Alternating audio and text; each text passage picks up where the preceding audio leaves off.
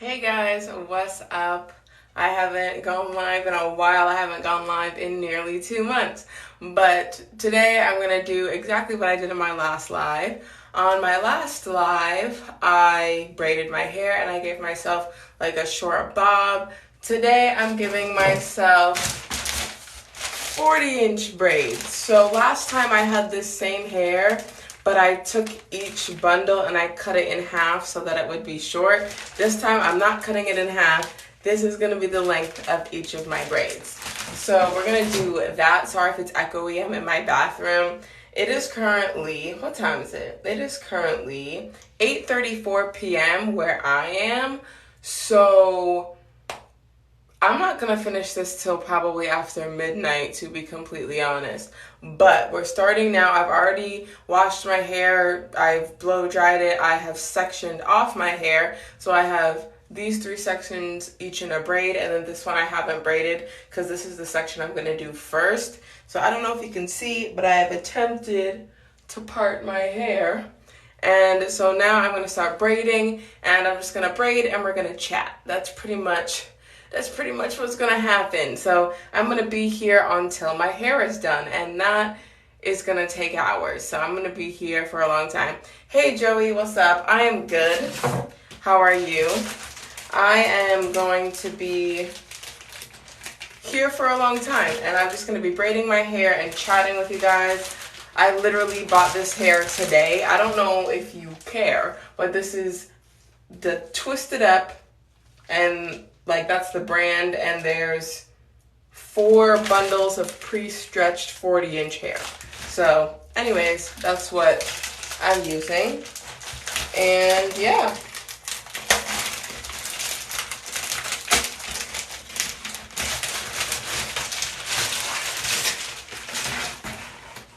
And here we go. So I'm going to be doing knotless braids. One, because I don't know how to do regular box braids. And 2, the knotless braids look better in my opinion. So they're easier to do and they look better. Also, I have this chair here because my legs are going to get tired. As I said, we're going to be here for a while. So there's going to be times where I'm going to sit in this chair, but I'm going to try and stand for as long as possible. So here's my hair, and just going to take out the elastic, and here we go. So take this hair elastic out of, I'm starting with this section of my hair. So I'm going to do the back first. So the back right, back left, and then front right, front left. This is going to take a while because last time when I only did like short braids, I was here for 5 hours. But anyways, let me start timing. I want to see how long this takes me. So I have my watch and I'm going to start the timer now and see how long it takes me to braid my hair. I'm not going to be doing perfect parts or anything like that. Like I really don't have the time. So I'm literally just using my finger to part it, and that's going to have to do. So let me move this section back out of my way. And literally, this is how I do it. So I am going to take my hair, and I'm going to take off like 3 relatively small sections. So like 1, 2, and 3. Then I take the piece that I want to braid, so I'm going to split this piece. Ooh, my bad, I hit the tripod. This is the piece I want to braid. Then I use Shine and Jam. I use the yellow one with extra hold because my hair does not like to do what I tell it to. And then I kind of just grease the roots of it and then work my way down so that my hair doesn't stick out of the braiding hair. And then I take the section, split it into 3, and just braid regularly.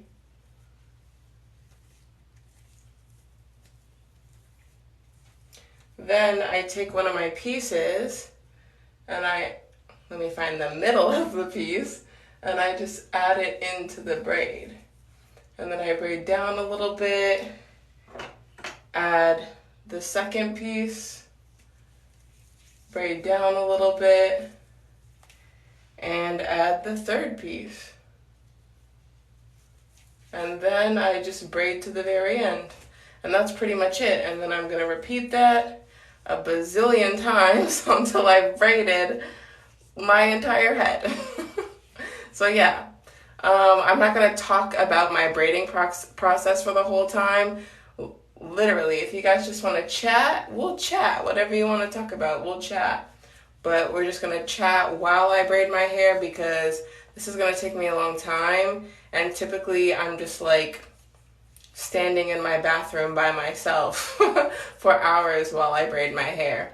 I have a friend who she says that when she braids her hair, she like sits in front of the TV, and I'm like, I wish, but the reason I can't is because I like to look at myself in the mirror. Like my bathroom mirror is there, and so I like to look in the mirror, so then I'm just in my bathroom by myself braiding away.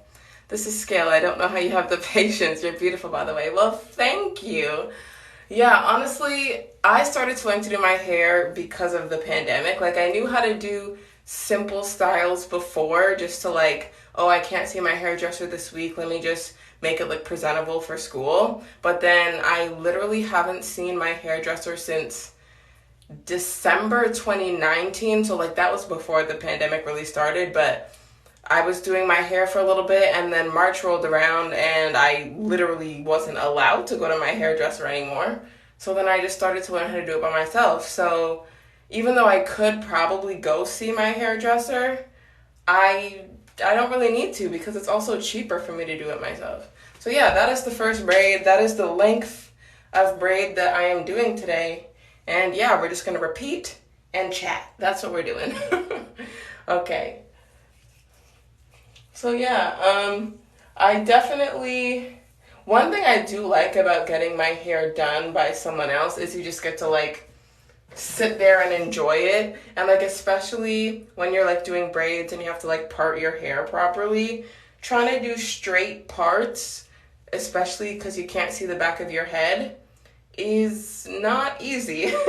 So I do like having my hair done by someone else. It's just, I don't know, a more relaxing process, but I like having the skills to do it by myself now. So yeah. What else? What should I chat about? So this is, I don't know if you guys know, how many braids does it take? That, it really depends. Like, I'm doing them rather small, so it's gonna take more. Honestly, there's probably gonna be over 100 braids on my head. So yeah, probably 100 to 120 maybe. I never really count. I just go till it's done. But yeah, so yesterday, I was gonna do my hair yesterday, but then my friends and I decided to go out. We didn't end up going out till the evening, but like, I am not an early riser, so pretty much right as I woke up, I had to like start getting ready. So then I just like kept my hair in the old style, and today I was like, I need to get it done because I haven't switched up my hair in a while, and if you know me, I like to change my hair a lot. OMG, that's incredible. Well, yeah, it takes a lot of braids to get it done, but in the end, it's definitely worth it, especially because if you like take care of your hair and you like tie it at night and stuff, it can last for like a month. So like, to take 5 hours to do your hair is a lot of time to just stand and braid, but then it lasts you for 30 days, so it's definitely worth it.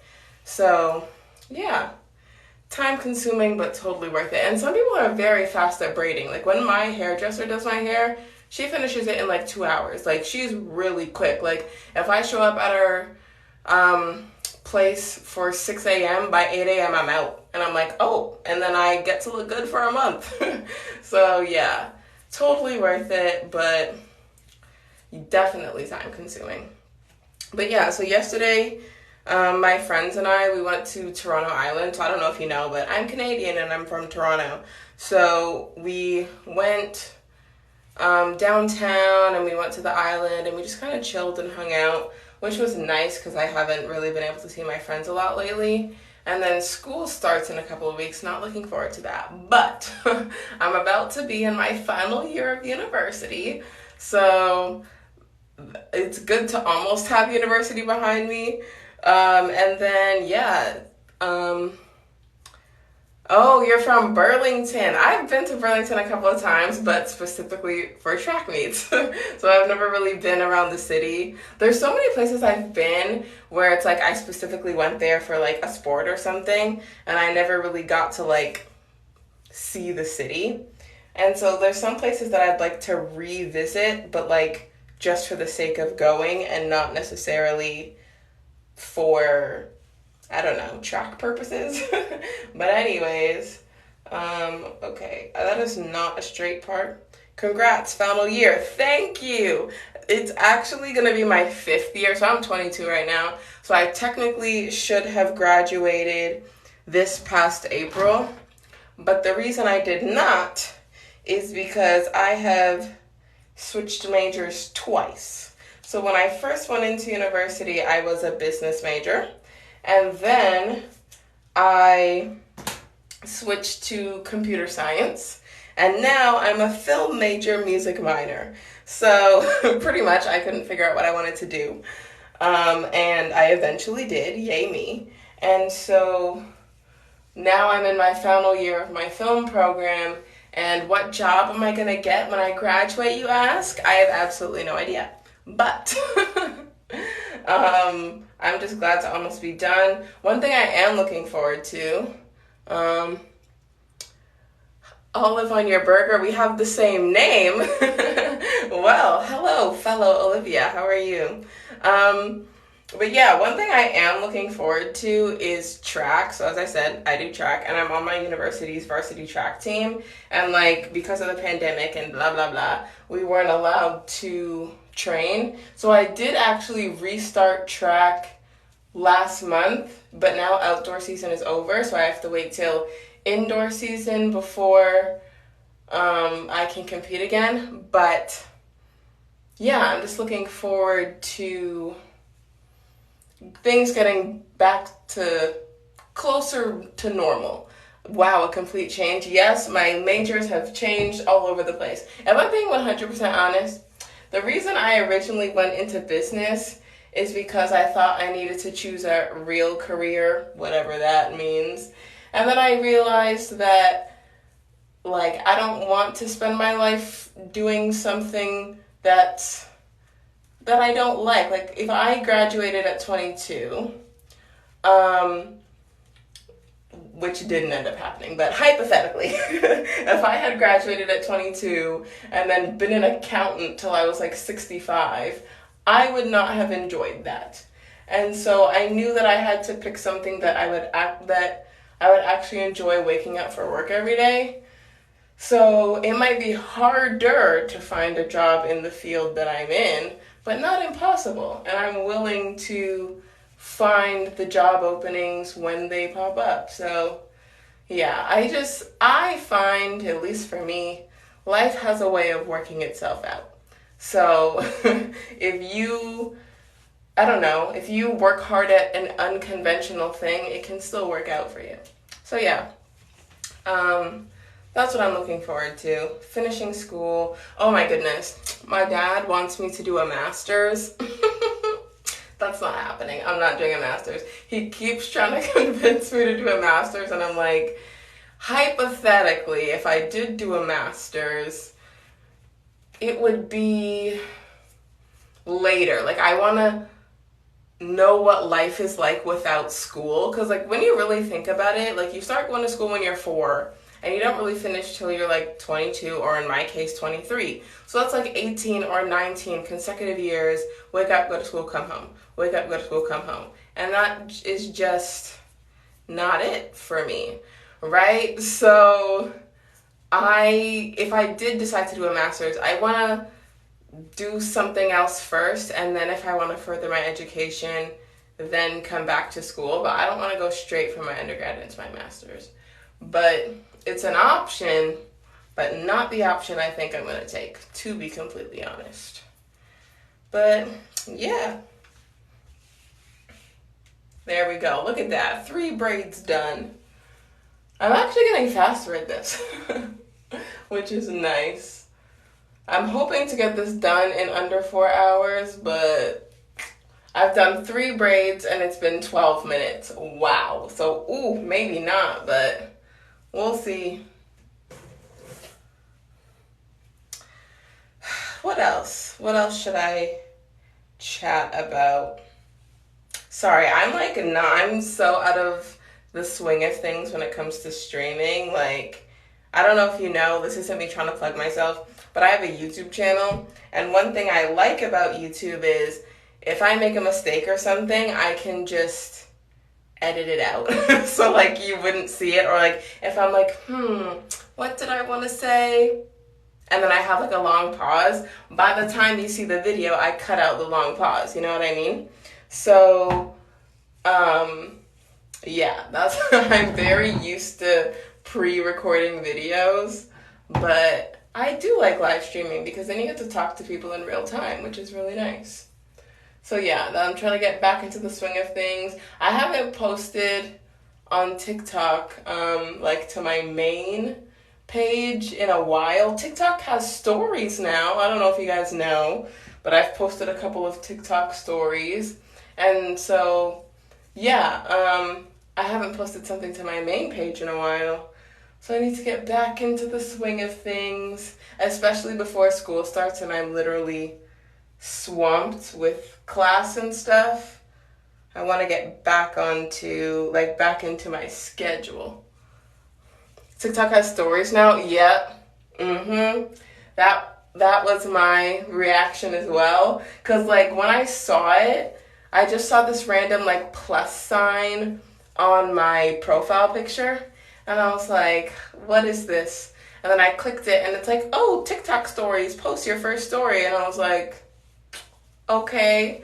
If I'm being 100% honest, I'm not trying to bash TikTok or anything, but they're a little late to the game. And at this point, everyone is just copying Snapchat. Like, I never had Snapchat, but I know that Snapchat was the original social media to have stories.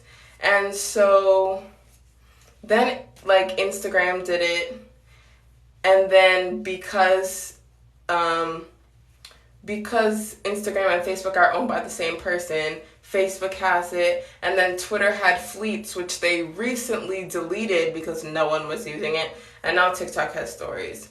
Yeah, all apps are becoming the same now. Yep, pretty much. Like, I feel like there's no original ideas anymore. Like, even, like, TikTok isn't, like, the first, like, short video platform. Like, you had Vine and Dub Smash and stuff, but in this era, like, Vine definitely had its era where it was, like, the most popular platform for short videos, but now I think TikTok is definitely the most popular platform for short videos. But, like, now everyone is trying to copy TikTok and, like, have the filters and have different trends, and oh, now you can lip sync to your songs and whatever. And it's like, it's just getting too much. So then Instagram, they had Reels.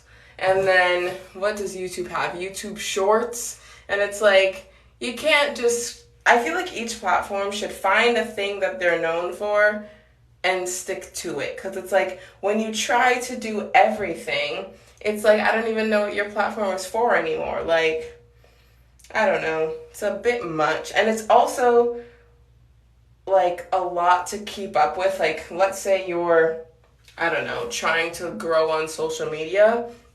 Then when it was YouTube, it's like, okay, I post a video once a week or something like that. But now it's like, oh, I have to post a video, and I have to make a community post, and I have to post a story, and I have to post a short. And it's like, well, now you have to post like 4 different times just to one platform. And then you have to do that for all of the social medias that you're trying to grow an audience on. And it becomes really hard to, I don't know, be an influencer, I suppose, if that's the route you're trying to go.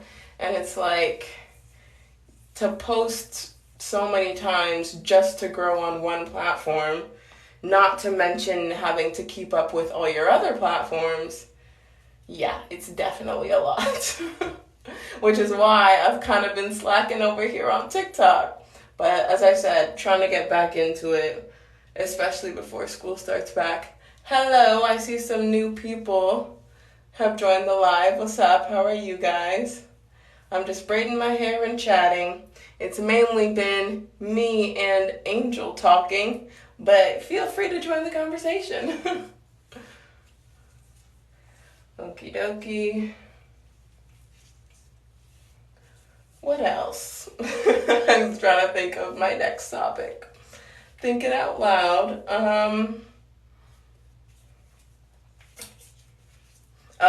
So one thing I'm trying to do, and something me and my friends are trying to organize, we're trying to make a very short trip out of Toronto, because we've all been stuck in Toronto for the past year and a half. And I don't know, we're not gonna go somewhere far, but we just want to go on a short road trip out of town, just to be out of town.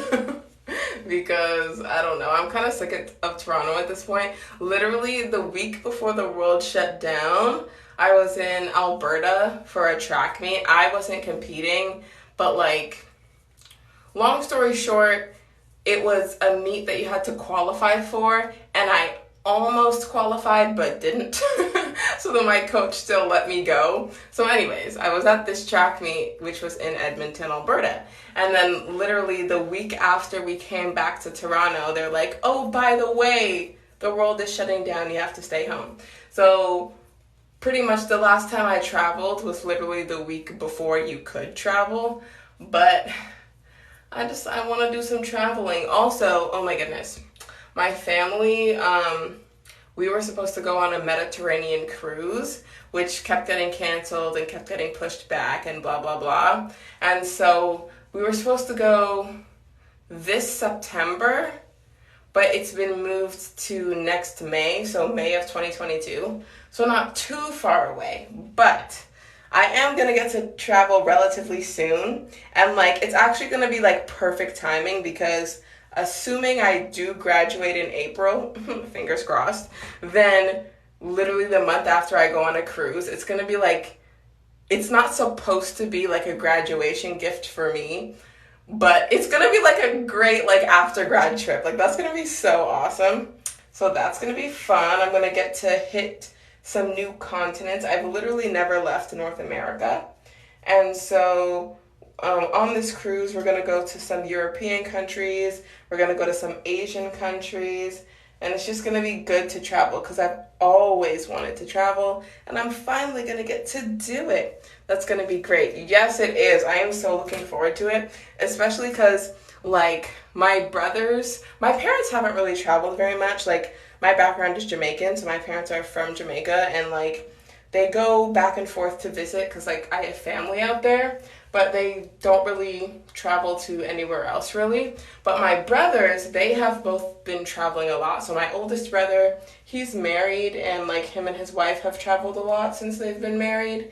And so my oldest brother has traveled. And then my other older brother, he's a musician, and he has traveled and, been on tours and stuff with different artists. So yeah, both of my brothers have gotten to travel. I have not yet gotten to, and I will soon. Another thing, I'm all over the place, but speaking of traveling and kind of tying it in with track, so we know that the Olympics just passed. I obviously was not in the Olympics, but to be in the Olympics one day is a goal of mine, and the next Olympics is going to be in Paris. And I know that I'm just I don't know, a basic girl, I guess. Oh, I want to go to Paris. I don't care if that makes me basic. I would like to go to Paris. And so it would be so awesome if, I got to go to Paris and, I didn't even have to pay for it. I don't know, Team Canada or whoever it is that pays for Olympic athletes would pay for me to go. So it's I would get to go to the place I always wanted to go to, and it wouldn't even be on my own dime. That sounds fantastic to me. So yeah, I'm working to make the next Olympics. It's 3 years away, 2024. By then I'll be 25 years old. So hopefully my hopefully my track abilities increase between then and now. But yeah, so oh no, I have a knot at the end of my hair. Ooh. But yeah, these are just some things I'm thinking about.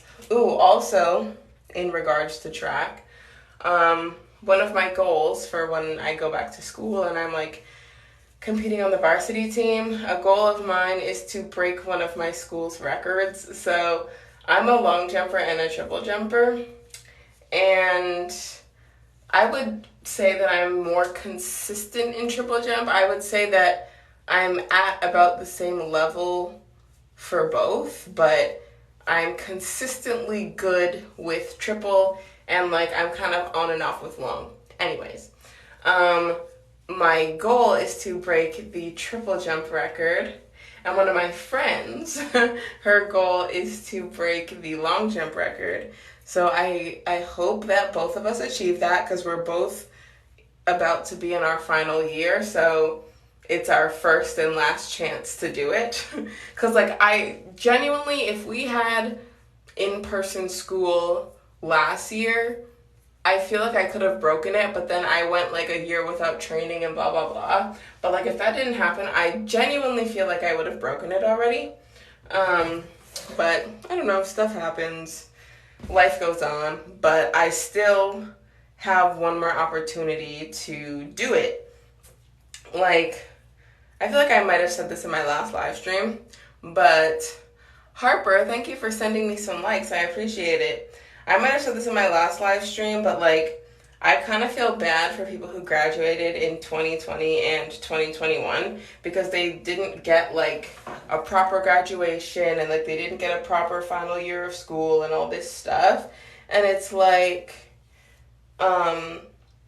for example, if I had graduated in April, like I technically should have if I didn't switch majors a million times, then I wouldn't have had the opportunity to break my school's record, right? So it's like,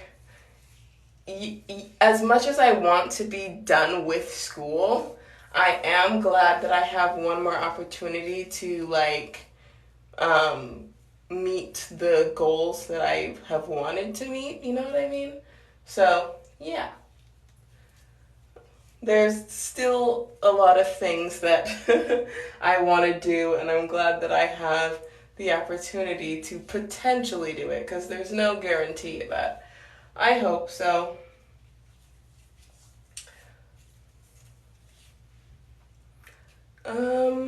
What else? What else shall we talk about? I feel like the only thing going, because the thing is, okay, when I used to live stream regularly, I would always just like start by, this is what happened today. Hi, Crystal, what's up? How are you? And then I'd probably like talk about my week or whatever. But the thing is, I really haven't been doing much. Like I've been waking up, watching TV, going to sleep. Like that's pretty much been my new routine. And because like I did have summer school, oh my goodness, I just finished summer school like last week or the week before. And so, because as I said, sorry, background information. As I said, I keep switching majors, so I need like more credits towards my current major in order to graduate in April of 2022. So I was taking summer school so that I would only have a certain amount of credits left to take starting in September so that I would realistically be able to graduate on time. Anyways, so yeah, summer school just ended, and since summer school has ended, I have been watching TV. Like that's literally it. That's it. Yeah. Also, technically I've been working, so I'm pretty sure you guys know this. I'm an Uber Eats driver, so I've been doing that, as well as watching a lot of television. So yeah, that's how I've been spending my days. And oh my goodness, my sleep schedule is so off. So as I said, I started this like after 8 o'clock, and so I might not finish this till like after midnight, but honestly, my sleep schedule is so off that that shouldn't even be a problem, to be honest. Like, last night, I couldn't even tell. Last night, I went to bed early. I went to bed at like 2:30 in the morning, and that's probably the earliest I've gone to bed all week. Like, I've been going to bed at like 5 a.m. and some foolishness. Like, I'd be seeing the sun rise before I close my eyes. Ooh, that rhymes. That rhymes. Someone put that in a song. Give me some writing creds. But yeah, my sleep schedule is a complete mess. I guess luckily for me, school is restarting in September, but not in person. It's gonna be online, and then it's supposed to go back to in person in January. Sorry, I'm gonna sit. Let me like scooch this down a little bit. Is that good? Okay, yeah. Oh, jeez. I literally just sat on the hair. Anyways, yeah. Sorry, my legs are killing me. You're gonna see this angle a lot. I'm gonna have to sit a lot. But what was I saying? I lost my train of thought.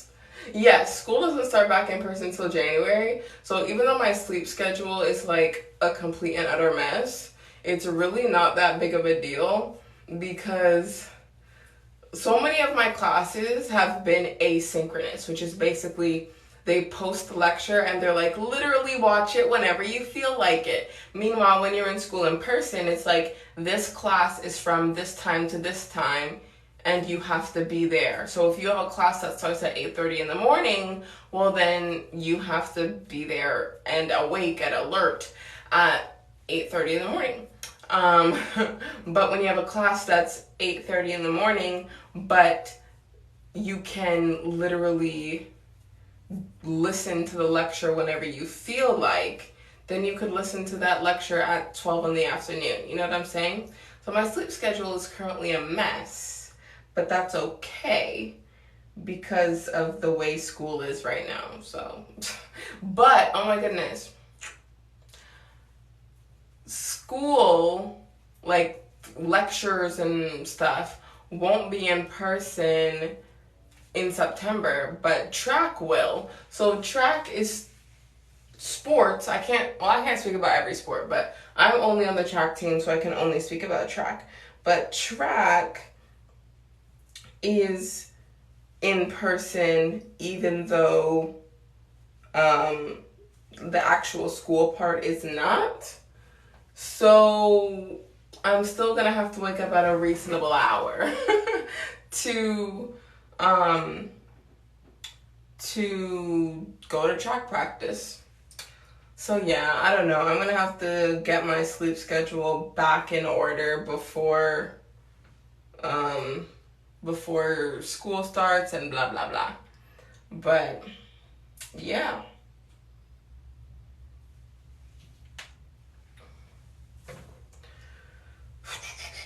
I think I'm almost done this section. But at the same time I still have this whole puff left, so yep, this is gonna take a while. But I do think it's coming out nice, and I do like the length. Last time I did it short because I just wanted to try it short. And also, which one, it did look good short, at least in my opinion. It looked good short. But also, track was starting back up, and something about me, so I do long and triple jump, and like the way I land is kind of like, I don't know. I haven't perfected my landing yet. And so a lot of times I kind of lean back in the sand And like, if you know how long or triple works, they measure from the closest indentation in the sand. So if you land and then fall backwards, they're gonna measure from where you fell, right? So anyways, I have a tendency to lean back. Romeo, how come no one is watching except for you? Honestly, it's because I have not been very active on TikTok lately, if we're being completely honest. Like, I used to post daily and get a lot of interaction and all that stuff. And then school kind of got in the way and work got in the way and all this stuff. But yeah, I'm trying to get back onto TikTok, and I just thought I'd do a live stream while I do my hair. But yes, so back to long and triple jump. I tend to like lean back when I land. And so when I have long hair, my hair tends to hit the sand, and then they measure from my hair and not from my body, right? Hi, ZZLO3. What's up? How are you? Yeah, so when I compete, I try to do one of two things. Either one, wear my hair short, or two, put my hair in a bun, not a ponytail. A ponytail will not work. It will still hit the sand because of the way I land. I love your transitions. Thank you. I work very hard on those videos. I'm glad you like them. But can I join your live? I don't really guest people on lives. I know that that's a feature that some people like to do, but I don't know. I feel like, I don't really know how to explain it, but I don't really like to add people on my lives. Sorry. But yeah, so like if I take this hair and I simulate a ponytail, it's still gonna be hanging like this far. So then if I lean back, it's still gonna like hit the sand. Anyways, long story short, 2 years ago or something, I was, 2 years ago, I was competing and my hair hit the sand, and that pretty much prevented me from going to nationals because I had a really big jump, but it didn't really count. And so from that point forward, I'm always wearing my hair short. So the last time I did my hair on live, I did it this short, and now I'm doing it long because I'm not competing right now. You have long, beautiful hair. I love it. Well, thank you. My actual hair is this long, but I'm adding extensions to it because I just want to switch it up. Yeah, so anyways, had a bad experience while competing with long hair, so now I try not to do that, or I put it up in a bun so that there's no mishaps. Because long jump and triple jump, it's a game of centimeters. And so if you could literally lose by 1 centimeter, and I don't have time for my hair to be the reason for that. So, but now it's just for the sake of looking cute because school starts next week, not next week, the week after, whenever, it doesn't matter. School starts in a couple of weeks, and even though the school part won't be in person, track will, and so why not look a little cute? And since like I'm not competing in track for a while, I can wear my hair long. Your birthday is coming up, September 10th. Well, happy early birthday. I know I'm about 2 weeks early, but happy early birthday. My birthday was a while ago. My birthday was in January. Now that I think about it, like it's half the year is done. So like it's technically getting close to January. I'm about to be 23. That's crazy. How old are you gonna be, if you don't mind me asking? But yeah. What else? What else can I talk about? What else is interesting? You're gonna be 10? Well, you're gonna be you're almost double digits. Yeah, so if you're turning 10 in September, does that mean you're going into the 5th grade? Am I right? I don't remember. For me, 10 years old was a while ago. But yeah, for me, I'm going into my 5th year of university. You are going to the 5th grade? Look at me, I remember stuff. But yeah, I'm going into my 5th year of university, which is a thing. It should be my final year, hopefully, fingers crossed. But yeah. Do you know if your school is gonna be in person or not? Because I know that mine is not going to be. Your birthday's on the 12th? The 12th of September? If so, you guys have really close birthdays. Nope, not the 12th of September. Or yes, the 12th of September. Okay, my bad. Well, look at that. 2 people, you have your birthdays. The only 2 people in my life have birthdays that are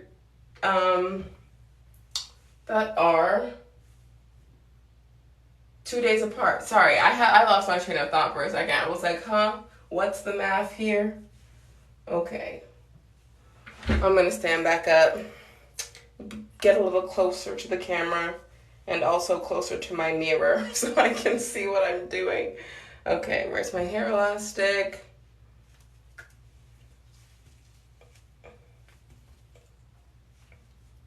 Okie dokie. Sorry, I want to take a drink of my Gatorade. This is not sponsored. However, if Gatorade did want to sponsor me, that'd be great. Romeo, I am Canadian. My background is Jamaican though.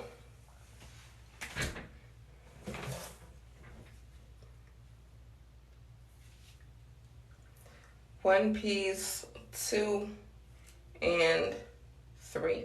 Ooh, one thing I want to get, super random, but one thing I want to get, I've seen like hair YouTubers do this. They have like a rack that you use that's supposed to be used to hold like spools of thread, but they use it to like hold the pieces of hair on so that they can just pre-separate the hair and then they can just braid faster essentially. I want to do that because having to split each section between each braid, I feel like I could be more efficient. So I might have to buy me one of those. But I was looking on Amazon the other day and it was like $45. So I'm like, $45 for that? I don't know if I want to spend that. Gots to save my money to pay my tuition.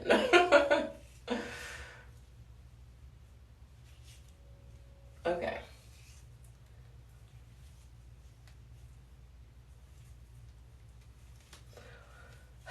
What else do I want to talk about? I feel like I've said that sentence like a bajillion times. What else should I say? What else should I say?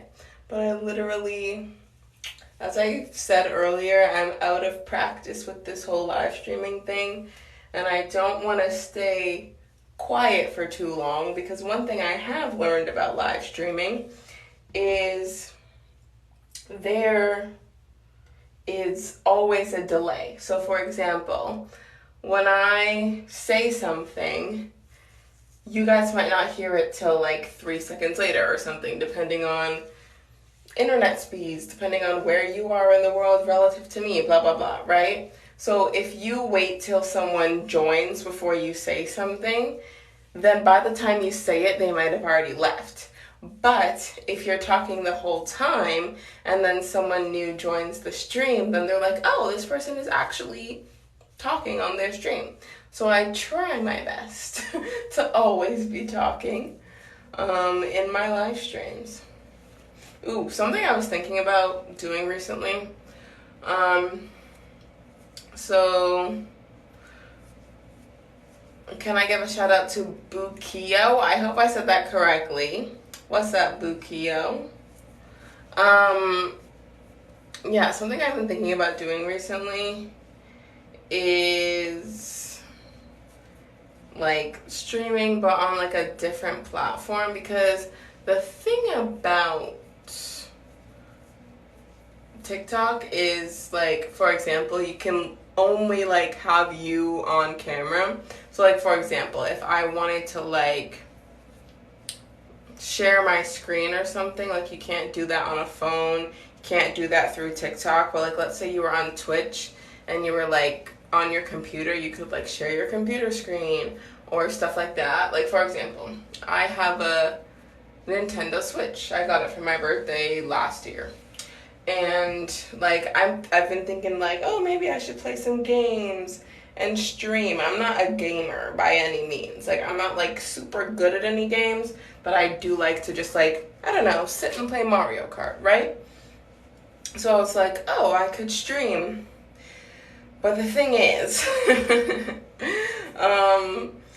I don't want to like commit to a new platform because I have already spread myself so thin, especially like I have my YouTube channel and I have my TikTok and I have school and I have track and I have my job and I have a lot of things that I have to do, so that I don't want to like start on this new platform and oh, I'm posting so regularly and then it's like, oh, by the way, you're not gonna see me for 3 months because I have school, you know what I mean?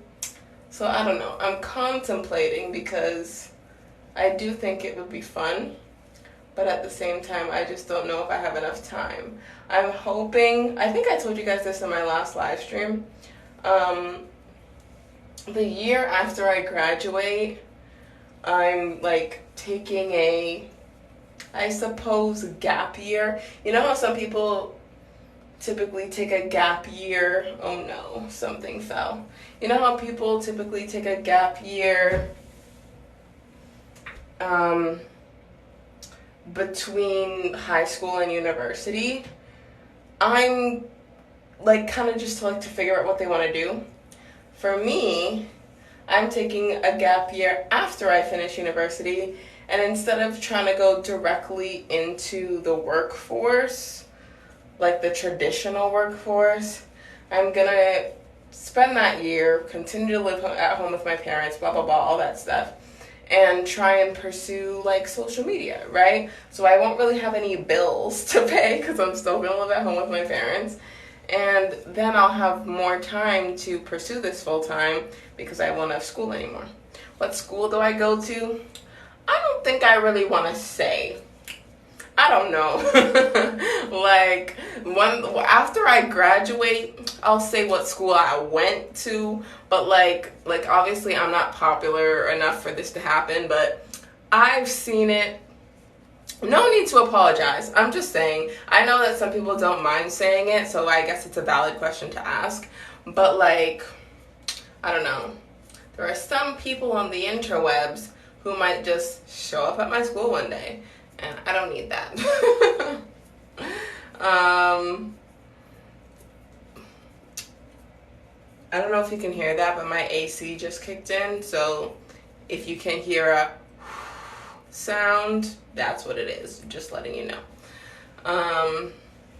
Okie dokie, look at that.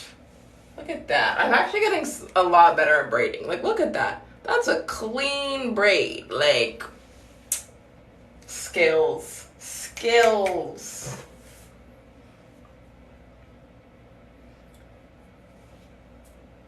You look stunning. Well, thank you. Thank you very much. I always feel like 100 times better when my hair is done. Like, legit. When I've seen people say this on Twitter, and it's like 100% true. Like, when my hair looks good, I look good. Like, period. Like, when my hair is done, nobody can tell me anything. Like, I be feeling myself too much when my hair is done. Like, I'm just telling you. Like, I be looking good, and you can't tell me otherwise. But yeah, it takes a while, but totally worth it. Confidence boost, for 30 days because this style is gonna last that long. I'm gonna make sure of it. I'm gonna take care of it. I'm gonna tie my hair at night. All the things.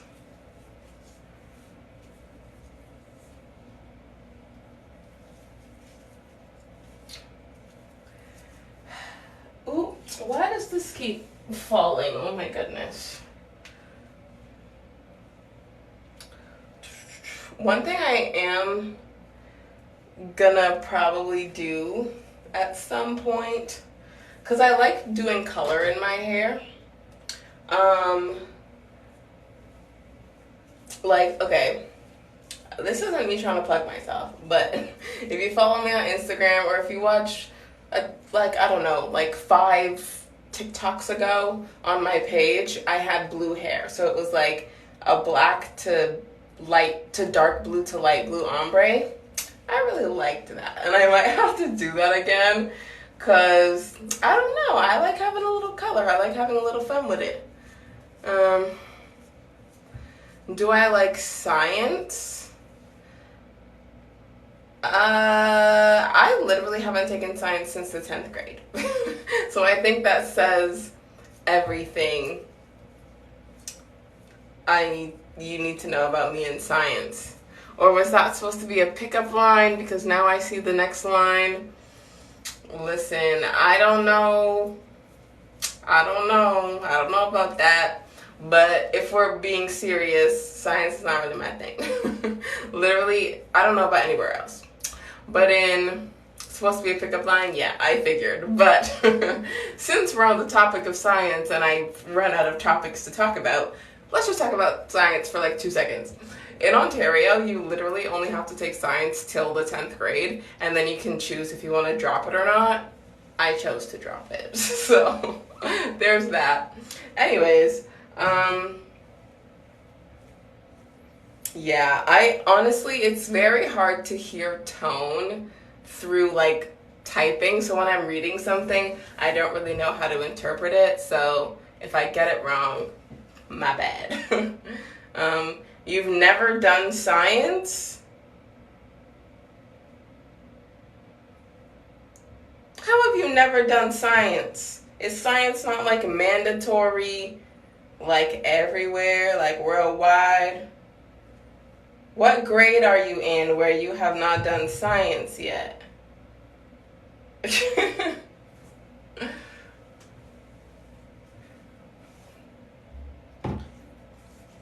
But yeah, ooh, actually, you know what? I just lied unintentionally.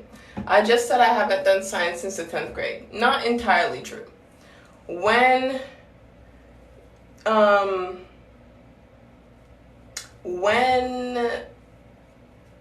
you, I can't speak for every university. At my university, you have to take like, what are they? Gen Eds, general education courses, to show that you're like a well-rounded student, blah, blah, blah. So everyone has to take a natural science and a social science, I think. Anyways, so for my natural science course that I did have to take in university, so I took that when I was like 18, it was weather and climate.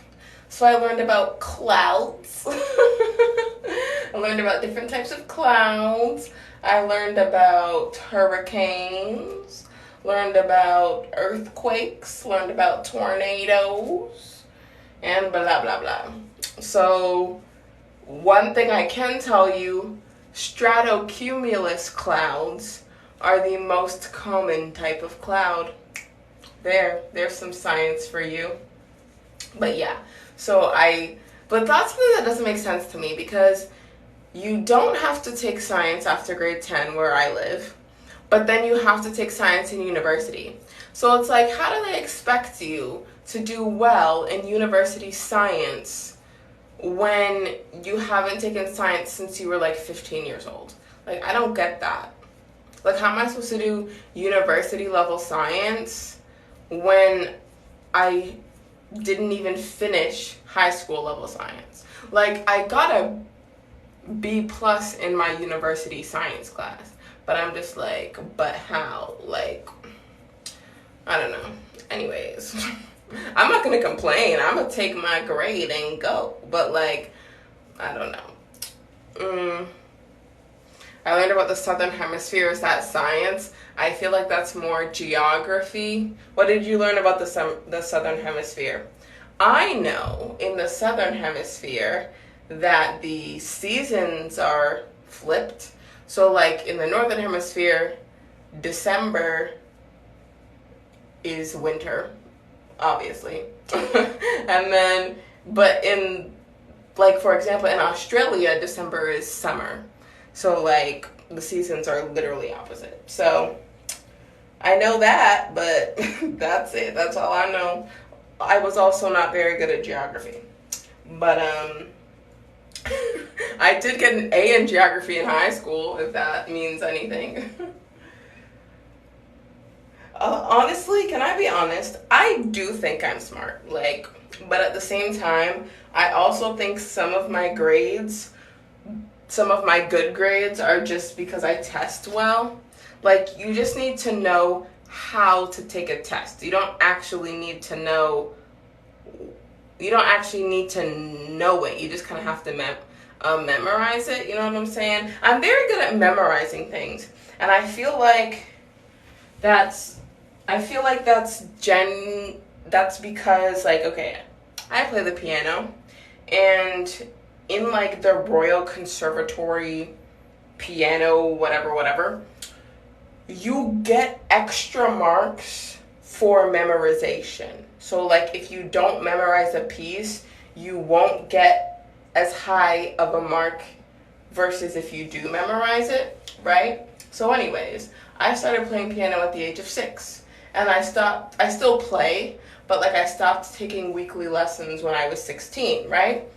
So anyways, from 6 to 16, learning to memorize things, specifically music, but learning to memorize things was a skill I literally had to have, because you couldn't ace a piano exam unless you memorize. This is the way it was. Even if you played the song perfectly, if you were reading it from the book and not playing it from memory, you couldn't get perfect. Which doesn't make any sense, but that's the way it was. So I feel like when it comes to like doing schoolwork and like memorizing facts and blah blah blah, I feel like I'm good at that because I literally had to memorize for 10 years of my life for piano. And also, I am a music minor right now, so my 10 years of studying piano have definitely helped me with my current minor in university, so there's that. Yeah, so I genuinely think that I just test well because I'm good at memorizing things. That's it. Like, if you figure out the best, I don't know, the best memorization technique for you, because like you have to figure out what works for you individually. Once you figure that out, school is not hard. Well, that's not necessarily true. I'm lying. University has been hard for me, I'm not gonna lie. Like, elementary school, high school, literally, I breezed through those. Like, it was nothing. Then I got to university, and university is a different ballgame. I'm not gonna lie. University is different, but it's doable. I'm doing it. I'm gonna graduate soon, hopefully, fingers crossed. And then I'm never going back to school ever again. As I said earlier in this stream, my dad wants me to do a master's. That is not happening. I will not be doing that. But look, we're almost done one section. Still have this much left, and I have this much hair left from the first bundle, but that's why we have 3 more bundles. And also, I still have 2 bundles left over from the last time I did my hair on stream. So yeah.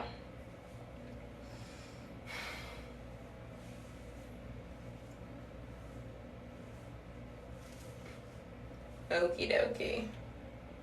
Also, super random, but if the stream temporarily pauses at some point, it's because like the 20% battery notification showed up. I do have my phone charger in here. It's just not currently plugged into the phone because I charged my phone before the stream started. So when I started the stream, my phone was at 100%. But obviously I'm going to be here for a while, so eventually the battery's going to get low. So if it temporarily pauses, that's what happened. But it's okay because I can just plug it right back in after. Just a little heads up. Ooh, oh my gosh, I actually have a topic to talk about. Okay, wait. So, for the past couple of weeks, I have been looking into getting new wireless headphones. So I used to have Beats. Technically, I still have them, but they're broken, right? And so I decided to look into AirPods Pros. Like, I like the, oops, sorry, I hit the tripod, my bad. I like the AirPods Max, like the new Apple headphones, but in Canada they're like $800. And I'm like, I don't want to spend $800 on headphones. Like, sorry, I'm gonna sit for a second. Like, even my Beats, I have the Beats Studio 3s. When I bought them, the retail price was $400, but I got them for $200 on a Cyber Monday deal, right? So I'm not really about spending all the monies for headphones, right? Anyways, so I like the AirPods Max, but they're way too expensive. So I was like, let me look into the AirPod Pros. But then the AirPod Pros are like almost $400. And I'm like, $400 for something that's this big? Hot? No. So then I started looking on like secondhand websites, like classified websites, like, you know, like Craigslist. So in Canada, we have Kijiji, which is a Craigslist alternative. Anyways, so I was on Kijiji trying to find well-priced AirPod Pros. And I found some. So then I bought them. And if you watch my most recent YouTube video, you will know that I am not satisfied with my purchase. On to bundle number 2. I am not satisfied with my purchase of my AirPod Pros because, as I said, I have a YouTube channel and like I don't have like an editor or anything. I film and edit all my YouTube videos, right? So when you're editing a video, you don't need the highest quality headphones or anything like that. You can literally use dollar store headphones. But something that has to be proper, you have to have the video and the audio in sync. Like, you can't be editing a video and like you say a word and then you hear the word after. Like, that's not gonna work. How are you supposed to edit a video like that? So anyways, I get the headphones, I make a video about the headphones, blah blah blah, all that jazz, right? Romeo, thank you for the likes, I appreciate it. So I make a video about the headphones, and from my initial first impression, they were good, right? And Romeo, thank you for all the likes, I appreciate it. And so I made my video, it was a pretty positive video, blah blah blah. Then it was time to edit that video. So then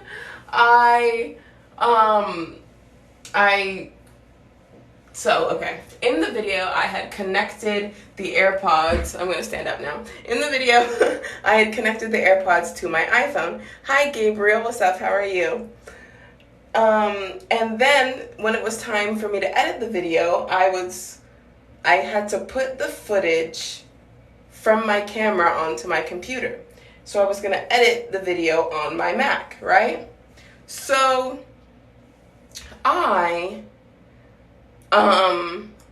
voice crack.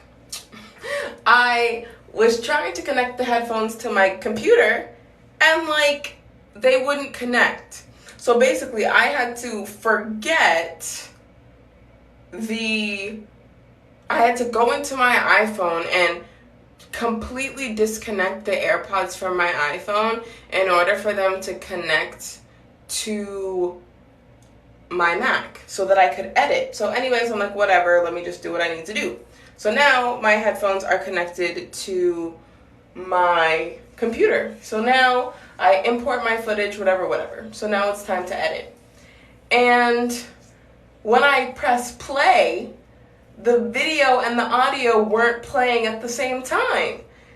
So then I'm like, okay, let me listen to my video through my computer speakers to see if it was a problem with the video. It was not. So when I played the video through my computer speakers, everything was in sync and fine. But then when I played them through the AirPods, everything just wants to be out of sync. So I was like, nah, this isn't it. And then I ended up having a bunch more problems, blah, blah, blah.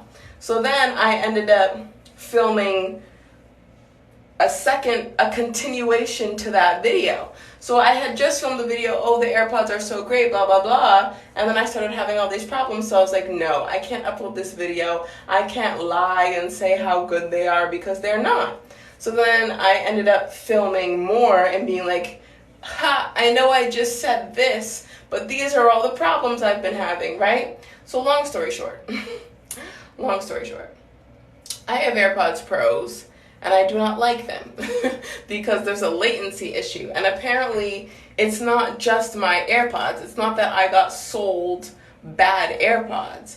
It's that AirPods have a latency issue. And like, for someone who just wants to like, oh, I'm going for a run and I'm listening to music, it's whatever. You're fine. But if you're trying to create your own media and not just consume other people's media, AirPods Pros are not gonna work. So anyways, I'm trying to sell my AirPods, and then I'm trying to sell my AirPods Pros, and I'm gonna buy the AirPods Maxes because I'm not content because my Beats are literally broken. If I showed them to you right now, my Beats, the left ear cup is just dangling by the wires. Like, it's not. 'Tis a mess. But yeah, so that's how my week has gone in regards to trying to get new headphones. I bought headphones. They technically work, but not for what I want them for. So now I need to buy new ones. So that's how my week has gone in regards to headphones. So yeah. In my personal opinion, I would not recommend the AirPods Pros. But that's just me. I don't like them. And also, to me, they weren't really comfortable. Like, I haven't worn earbuds, like, in my ears in years. Like, for example, the phone I have right now that I'm filming with right now is the iPhone 12 Pro. This phone did not come with headphones. It didn't come with a charging brick, and it did not come with earbuds, right? So, you know how people always used to say, like, the best part of getting a new phone is the headphones? Well, this phone didn't even come with headphones, right?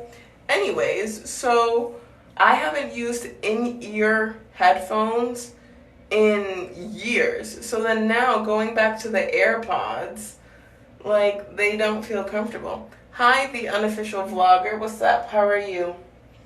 So yeah, I'm not a big fan of the AirPods. And I know that I sound like a, I don't know, total first world problem. Oh my gosh, I don't like my AirPods. I don't like my $400 earbuds. Like, I know I sound ridiculous, but I don't like them. And I want to get the AirPods Max. Because honestly, oh my goodness, listen. In the past year, in the past 365 days, Apple has gotten so much money from me. Like, so let's start with the first purchase. In November of 2020, I bought this phone, the iPhone 12 Pro. I have the 256 gig Pacific Blue version. This phone in Canadian dollars was $1,700. I'm out here pretending like I have money. Anyways, then in January, the excuse I gave myself was because of my birthday. So my birthday is January 24th. On January 28th, I was like, I want an iPad, and I'm going to buy this as a belated birthday gift to myself. So I bought an iPad Pro, and I bought an Apple Pencil, which both of them together ran me about $1,300. So I spent $1,700 on this phone, $1,300 on my iPad and Apple Pencil. That's $3,000 to Apple, okay? Okay, firstly, look at that. One section complete. Look, beauty. Now we move on to the second. How long did that take me? Oh my gosh. That took me 1 hour and 8 minutes. I don't know if you can see that. Come on. It's probably backwards anyways, but it took me 1 hour and 8 minutes. And if I have 3 more sections, and if each section takes me the same amount of time, I'm going to be here forever. Hi, Queen Maddie. What's up? How are you? So, yes. So I bought my iPhone, and then I bought my iPad in the past year. So that has been $3,000 that I spent on Apple products so far. Then, my MacBook Pro, my laptop, broke. It broke. So then I had to buy another one. This was a $3,000 laptop, but I got it for $1,500 because I bought it used. So my phone and my iPad and Apple Pencil, I bought them brand new, and then my Mac I bought used, right? So now that's $4,500 that I spent on Apple products. And then this past Sunday, I spent $150 on AirPods Pros. So in the past year, I've spent $4,650 on Apple products.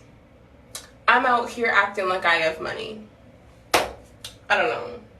Anyways, and now I'm considering getting the AirPods Maxes, and I don't know if I want to buy them new or not.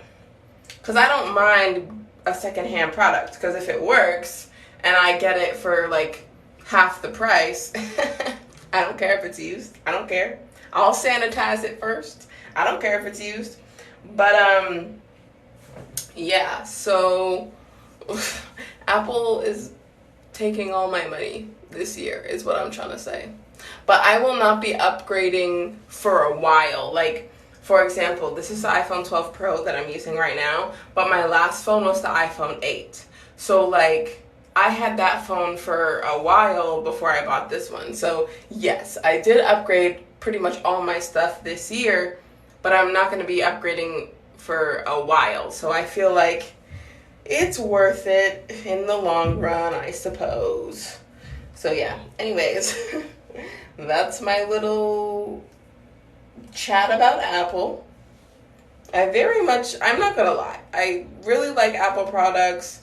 I like the ecosystem. I don't have an Apple Watch, I have a Fitbit, but am I considering an Apple Watch? Maybe.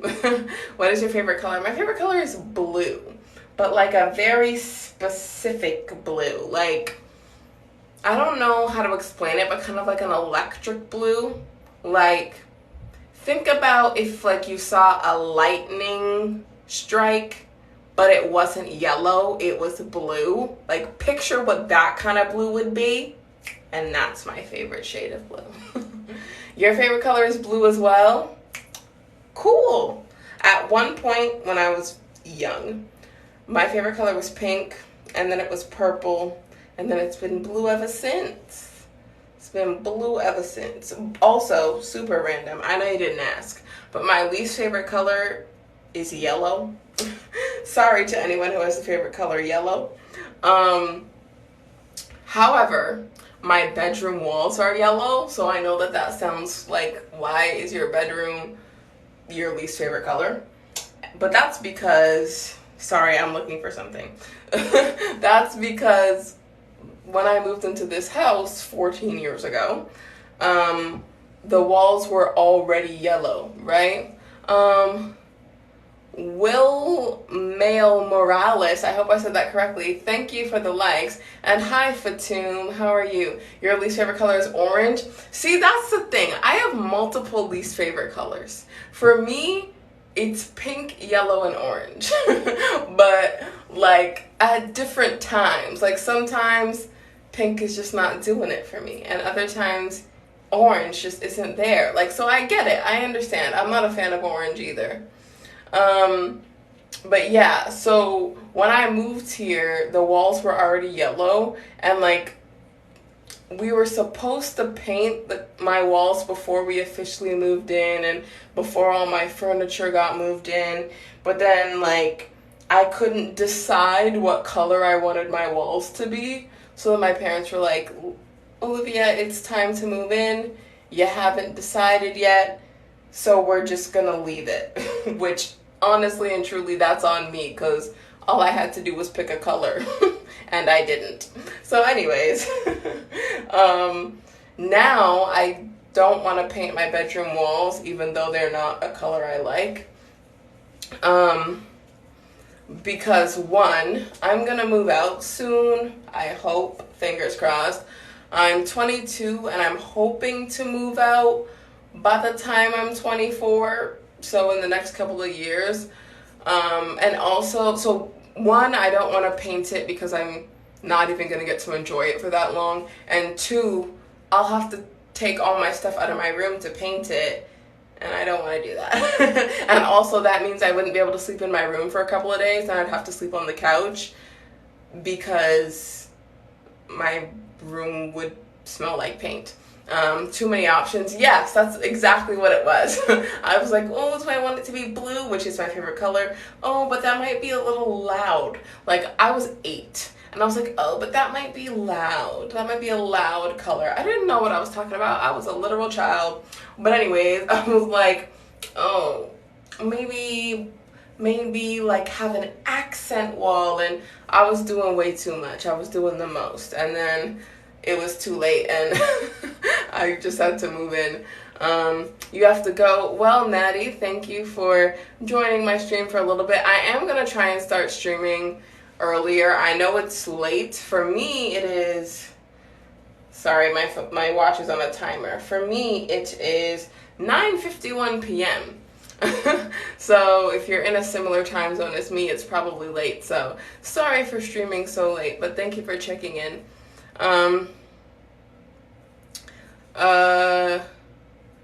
Love your videos. Thank you, Maddie. I'm glad. So yeah, my room is yellow, but honestly, can I be 100% honest? When I move out, whenever that may be, which could be in the next 2 years, maybe 3, maybe 4, I don't know. But when I do move out, I know that this is going to sound so boring, but I want my walls to be white. And the reason for that is because, like, not trying to plug myself, but I have a YouTube channel, and my YouTube channel colors are blue and pink, which I know I just said pink is one of my least favorite colors, but anyways, my YouTube channel colors are blue and pink. And right now, I like film all my YouTube videos in my bedroom, and like I don't have like, this is my bedroom, this is my office, whatever, have like separate space for filming. So I do all my filming in my bedroom, right? However, in the future, when I have like my dedicated filming space, I want it to be white. That way I can like use like, excuse me, I can use like LED lights and fairy lights and whatever in the colors pink and blue behind me, like as my background. Meanwhile, like let's say my walls were green and then I slapped pink and blue over top of that green, like pink and blue decor, it would clash and it wouldn't look good, right? So I want to just have like a blank canvas. That way I can decorate it with like lights and like small, maybe like a stuffed animal. This one's pink, that one's blue. These lights are pink, these are blue, whatever. Anything I want to put in my background, it won't clash with white because white goes with everything. You know what I'm saying? So I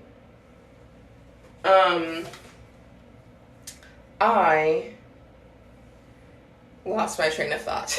Yes, in the future, I want my walls to be white so that anything I put on that wall, any shelf, anything I decide to put on the shelf, whatever, won't clash with the color of the wall, right? So, yeah. When I move out, whenever that may be, let's say I move into like a condo or an apartment or something, even though I'm gonna live alone, like I don't want to have a roommate. Like I want to have a point in my life where I just live alone. I just want the experience of living by myself. Anyways, so during the time when I live alone, I still want to have at least 2 bedrooms. So I want to use one bedroom as my bedroom to sleep in, and then I want to use the other bedroom as an office, and like a filming location for my videos and all that stuff. So, yeah.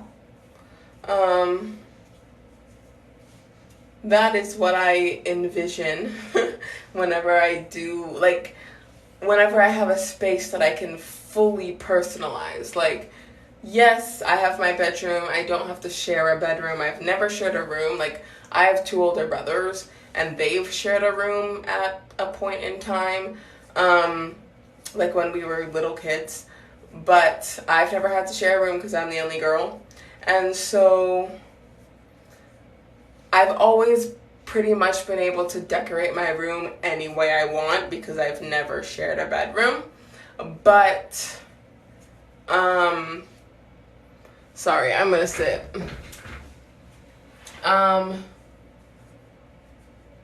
But still, I want to have like, this is my house, or this is my apartment, this is the way I want it to look, and like every single room, it's like, this is me, like, this is my place, this entire space is mine. And so, yeah, but like, I've been looking into like prices of like real estate because I live in Toronto, and when you live in a major city, owning property is expensive, okay? And so for me to own a house in Toronto, or a condo, because okay, back it up for 2 seconds. I never want to rent. I might have to, but I don't want to, because to me, renting is like throwing money into the abyss. You could literally pay rent from the moment you move out until you die. Meanwhile, if you have a mortgage, you'll eventually pay it off. It might take you 25 years, but you're still eventually going to pay it off, right? So it's like, there's gonna be a point in your life where you have fully paid off for the roof over your head. And that's what I want. I don't want like my shelter, my home, to be a subscription. Like, that's what rent is. You're subscribing to a roof. And I don't want to subscribe to a roof, right? So what I want to do when I first move out is I want to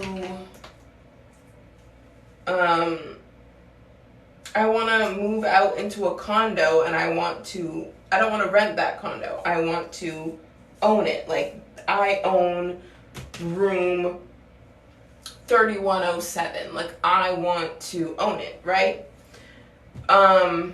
That way, like what I intend to do, so move out on my own into a condo, blah, blah, blah. Then when I'm like ready to move in with someone else, like let's say I get married, whatever, then I can keep the condo and rent it out and then buy a house with whoever I'm moving in with, right? That's what I want to do. Or I could sell the condo and then use some of that money as a down payment toward my future house, right? So when you own property, you have an asset. When you rent, you have a liability. I don't want to have more liabilities than I need.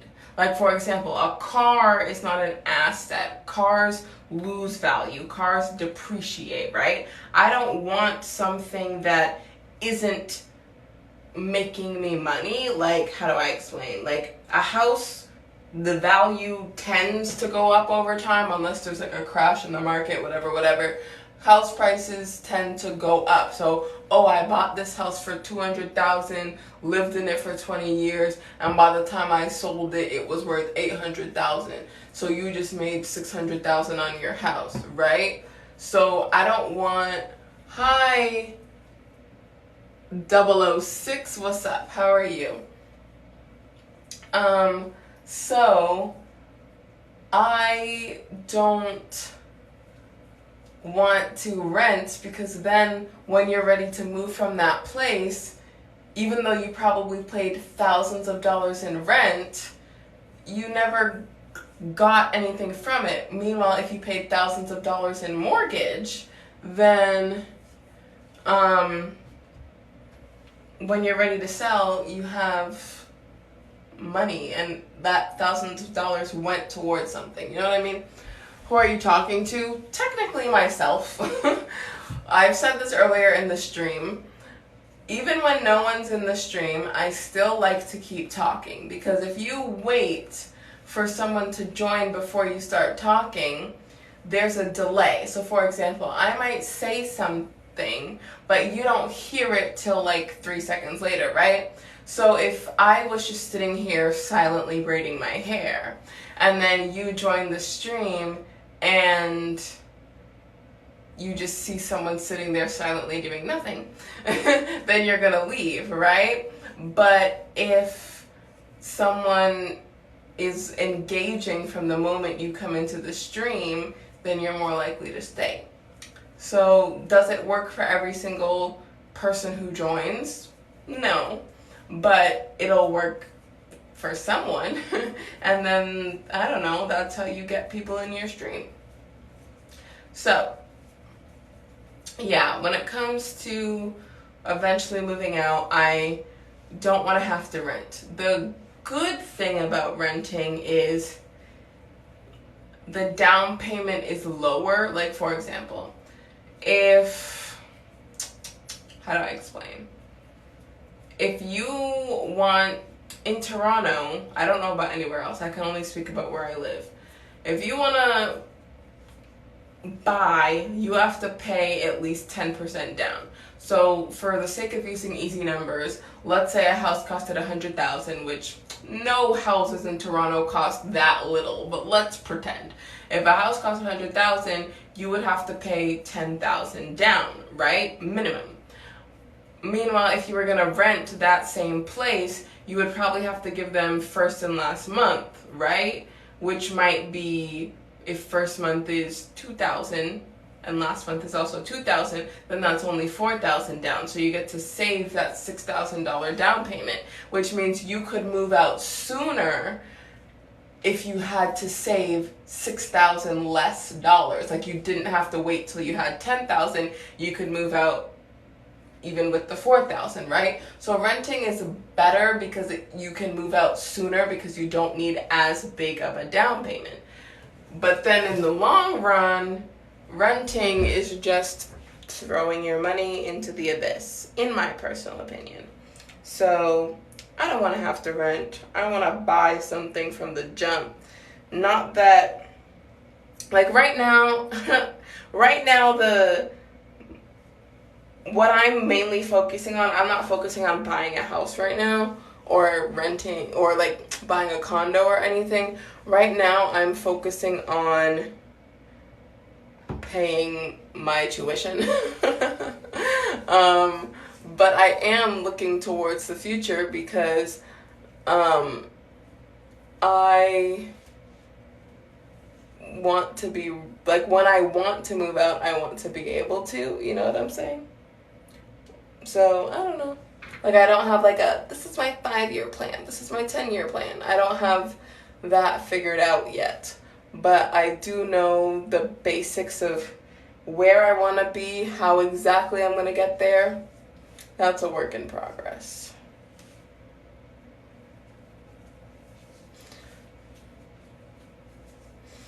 So yeah.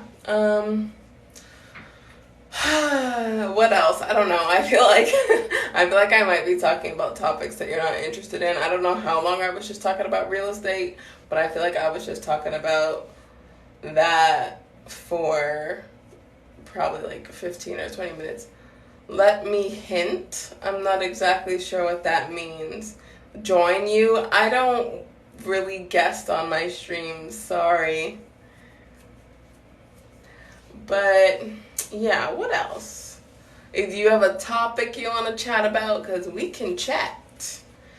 I'm literally just here braiding and chatting. And when I'm finished braiding, that's when the stream will end. And clearly, I still have a lot more to do. See ya, Anna. Thanks for checking into the stream. Yeah, so I will chat for as long as I have hair left to braid. So we gonna be here for a while. We're gonna be here till after midnight my time, because this is gonna take a while. Okay. Bye, 006.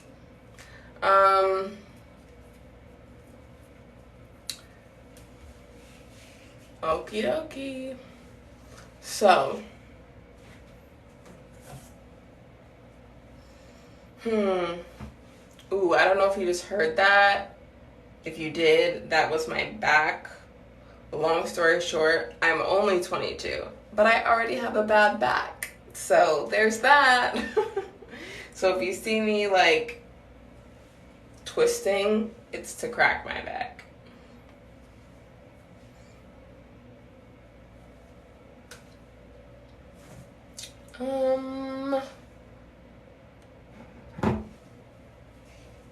I'm trying to think about what to say. So it is currently a Friday night, which means tomorrow is Saturday. I do not have much plans for the weekend, if I'm being honest. As I said, the past couple of days, Meadow, thank you for the roses. I appreciate it. Thank you very much. The past couple of days I have gone out to hang out with my friends, but I don't, okay, I feel like I keep repeating myself, but just to get my point across, I do Uber Eats, and like my friends have like traditional jobs, I suppose. So like there are times when they're busy with work, which I 100% understand. So it's like if my friends plan something, I can literally drop whatever I'm doing and go because my job doesn't have set hours. So I pretty much work around their schedules. When they're free, I'm free, pretty much. So beautiful. Thank you, Meadow. And thank you for the other 5 roses. So 11 total. Thank you very much. So yeah, my friends, I believe, are working this weekend. So yeah.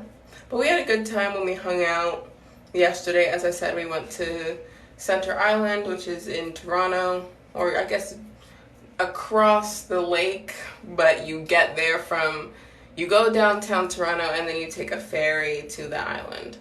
And so, yeah, we hung out there. They have this like maze that we went in, and the way this maze was confusing because, well, obviously mazes are supposed to be confusing, but what I mean is the way I think of a maze is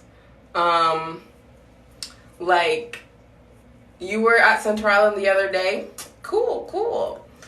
The way I think about a maze is you go in one side, you figure out the maze, and you come out the other end, right? That's how mazes are supposed to work. This maze, like, you're just supposed to try and find the center of the maze. So, like, you get into the middle and you've completed the maze, but then you have to go back through the maze to get out. So you basically have to go through the maze twice. So that was the first time I've ever experienced a maze like that, but it was fun and we got it done. Meadow, thank you for another 2 roses. Was it hard? I timed us doing the maze and we finished it in less than 10 minutes. So I don't think it was that hard, but we definitely did run into a lot of dead ends, I'm not gonna lie. So the maze wasn't that big, which is why even though we did get lost, we still finished it in less than 10 minutes. So it was, I don't know.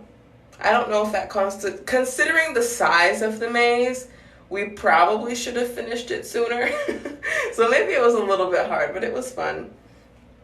And then we went out to the pier and we took some pictures. One of my friends was filming TikToks while we were there and doing some of the TikTok dance challenges. I cannot dance. But yeah, so she was doing some dancing, doing some TikToks. And yeah, it was a good time. And we also got there around sunset. So like we pretty much got to see like the sunset on the water, so that was nice. So yeah, it was a good time. We intended to have a picnic, but that part didn't really pan out, but I don't know, it was still a good time. Things didn't go exactly to plan, but like, since you're still with your friends, it was still a good time, you know what I mean? So yeah, we had a good time. And because of Miss Rona, we haven't been seeing each other that frequently recently, so it was just a good time to all hang out together, because like me and these friends, we all go to the same school, we all go to the same university. Some of them I knew before university through track, so we're all on the track team together. And so we met outside of school through track, and then we all ended up going to the same university and doing track. So anyways, these are all my friends from my track team, and oh, Meadow, thank you for following me, I appreciate it.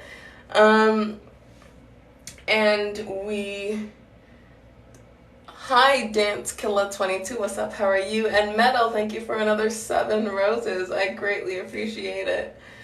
So yeah, typically we see each other every single day at practice, but like obviously there hasn't been practice. But this year track is supposed to resume as normal, so we should go back to seeing each other every day, and it should just be good. But it was nice to see them after a while. You have long hair. Technically, I do now. I'm adding, ooh, my bad. This is the hair that's currently going on my head. I'm basically adding some length to my hair, just for the style. You have to go, well, Meadow, thank you for checking into my stream, and thank you for the gifts. I do truly appreciate it, and thank you for following. And yeah, thank you very much for joining my stream. But yeah, so, and Meadow, again with the gifts. Thank you so much for another 3 roses. I truly appreciate it. You can make your hair. I can do my own hair. Yes, it is a skill that I have acquired through the pandemic because I haven't been able to see my hairdresser in a very long time. So I am a person who likes to change my hair a lot. And so, whenever I wanted to do my hair, I'd just call up my hairdresser and she'd do it for me. But then obviously I can't see her right now, so I was like, let me just learn to do it myself. You want to learn? I learned through YouTube. Honestly, you can learn so many skills through YouTube. Can you do mine? Can I be 100% honest? I've literally only ever done my own hair. Like, I don't, I'm like scared to do someone else's hair because like, what if it goes poorly? Like, if I'm doing my own hair and it goes poorly, it's fine. Like, I'm not gonna get mad at myself, you know what I'm saying? But if I do someone else's hair and it doesn't turn out the way they wanted, ooh. Do I do other people's hair? I never have. But I'm not completely opposed to it. Like, for example, I have a friend who, like, her and I are on the track team together, and a lot of the girls on the team, like, they like to, even if it's something simple, like, just do 2 braids straight back for, like, competition, just to, like, keep your hair out of the way. Like, you don't, like, I wouldn't leave my hair out like this while I'm running. I would, like, put it in a ponytail or something, right? But let's say some girls just want, like, a simple braid up before a competition. Like, they always go to, like, this one girl on my team who happens to be one of my good friends. So it's like, I'm not, like, if it's, like, something that's not serious, like, oh, this is the hair style you're gonna keep in for the next, like, 2-3 weeks. But if it's like, oh, I just want to do my hair for today, and if it looks bad, oh, well, who cares? I might give it a shot. But as of right now, I've never done anyone else's hair.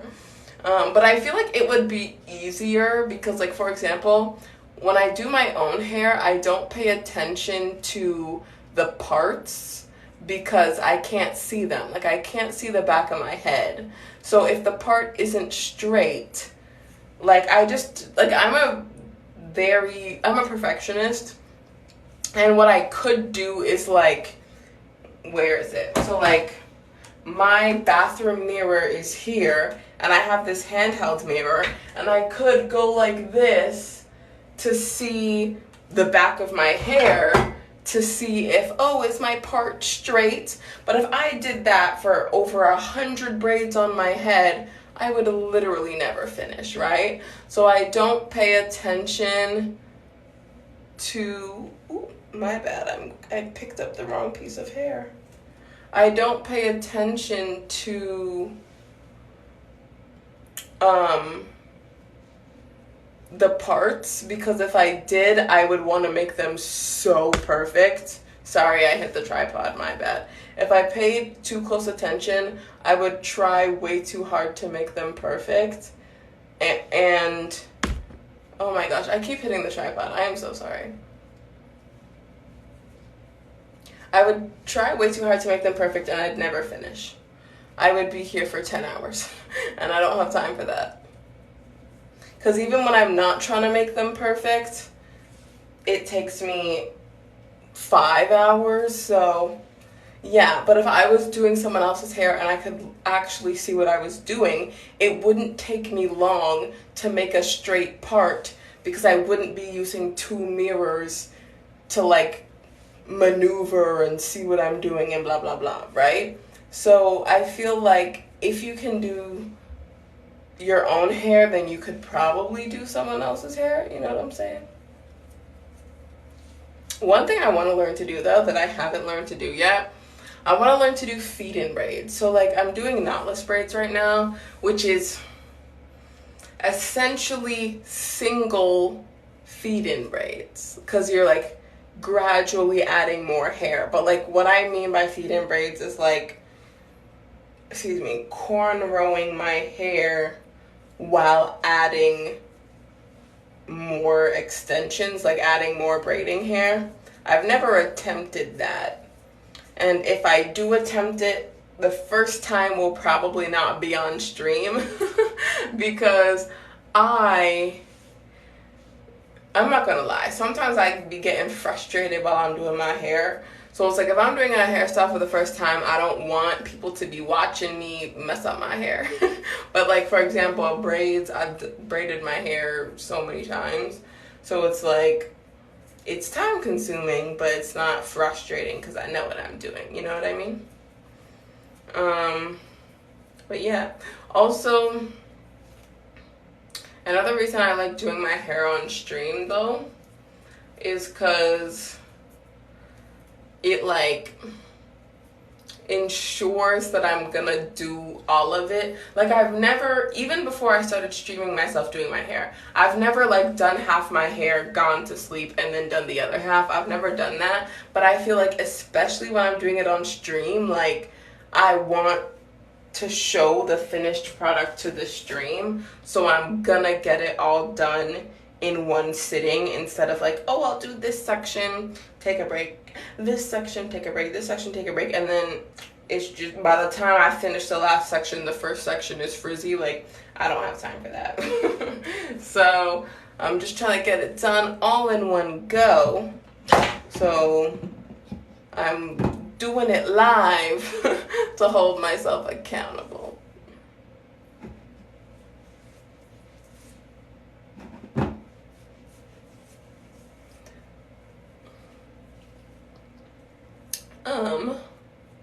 What else? What else? I don't know what else to chat about. I pretty much talked about my week already. And I talked about my non-existent plans for the weekend. I might, does anyone have any like show recommendations for me? Because I've literally just been home for days on days on days.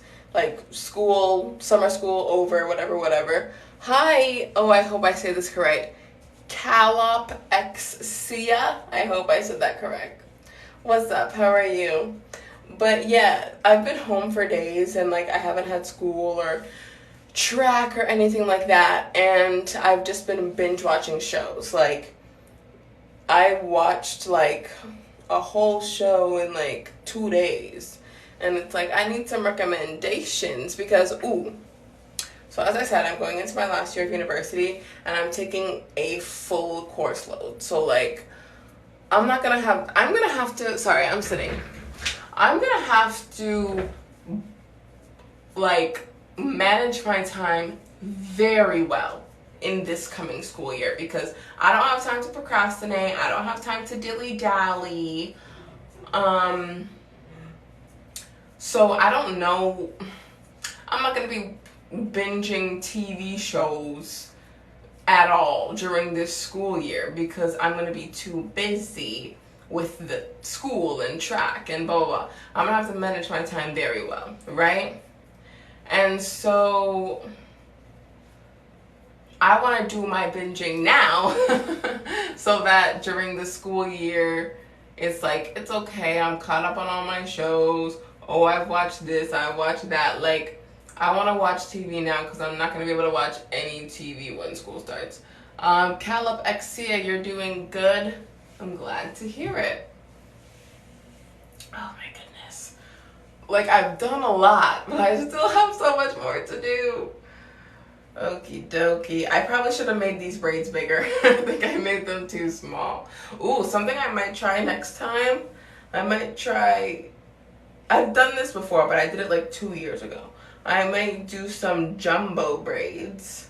That way I would only have like 12 braids on my whole head. So then it would not take a long time to do, right? But now I'm doing them like medium sized. So there's a lot of them. Okay, let me stand because I'm trying to do this part and I cannot see what I'm doing. Right now I'm parting with a comb. Typically I just part with my fingers because as I said, I can't really see what I'm doing, so I can't even see if the part looks good, but I'm trying. I really am. Because another thing, like, no one is going to be inspecting the back of my head top to see if my parts are straight. So the parts really only have to be straight at the front, because who's really staring at the back of your head that hard? You know what I'm saying? So it really only has to look good from the front anyways. So when I get to the front, I will start paying closer attention to my parts. But in the back, I kind of just don't care at this point, because I'm not trying to be here all night.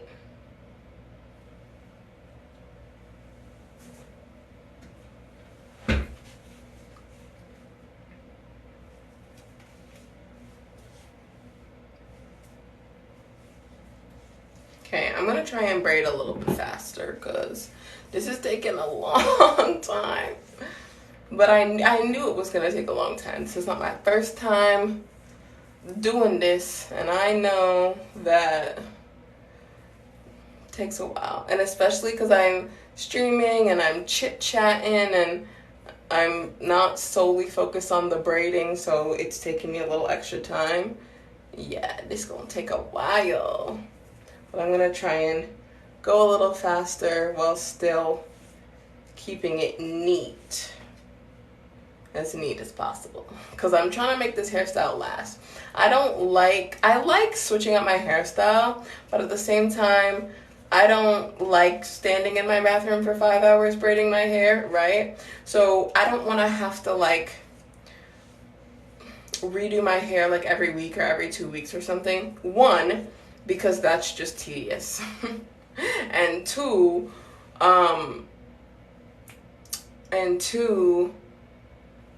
I'm trying to grow my hair, and my hair will not grow if I keep manipulating it every week. Where are you from and where do I live?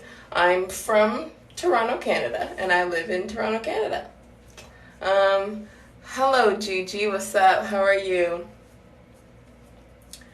So yeah, I'm born and raised in Toronto. Haven't really left. Like, I've traveled a little bit, but for the most part, I'm just in Canada.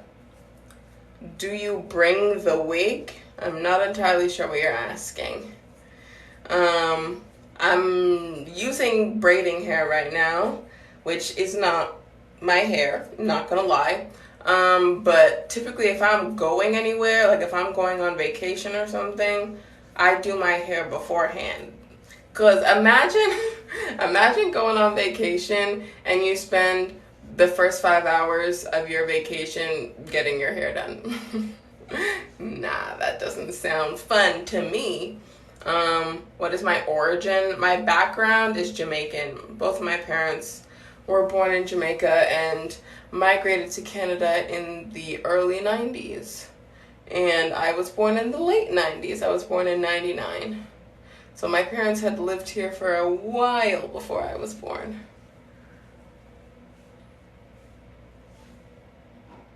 You love dancehall? I listen to dancehall. I'm not gonna, like, I don't know. I would say I'm very westernized. I'm not gonna lie. Like, as I said, born and raised in Canada. I have Caribbean parents, but I'm definitely, you can definitely tell that I'm a Canadian-born Jamaican, I suppose. Like, you can, like, for example, if I went to Jamaica, which I have been to Jamaica many times, but when I go there, it is very obvious I'm not from there. And not just because of my lack of accent, but just in general, like the way I carry myself. You can tell that I am not Jamaican. Like, directly, like, born and raised. You don't like dancehall? I didn't say that. I like me some good dancehall. But is it my go-to, like, on a playlist? I'm not gonna lie. It's not. You're from Montreal, Canada, and your background is Haitian. Cool, cool. Romeo, welcome back. Yeah, I've been to Montreal a couple of times. I was staying in a hotel in Laval, Quebec, 2 summers ago. But like the competition was in Montreal. So I went to nationals for track and field, And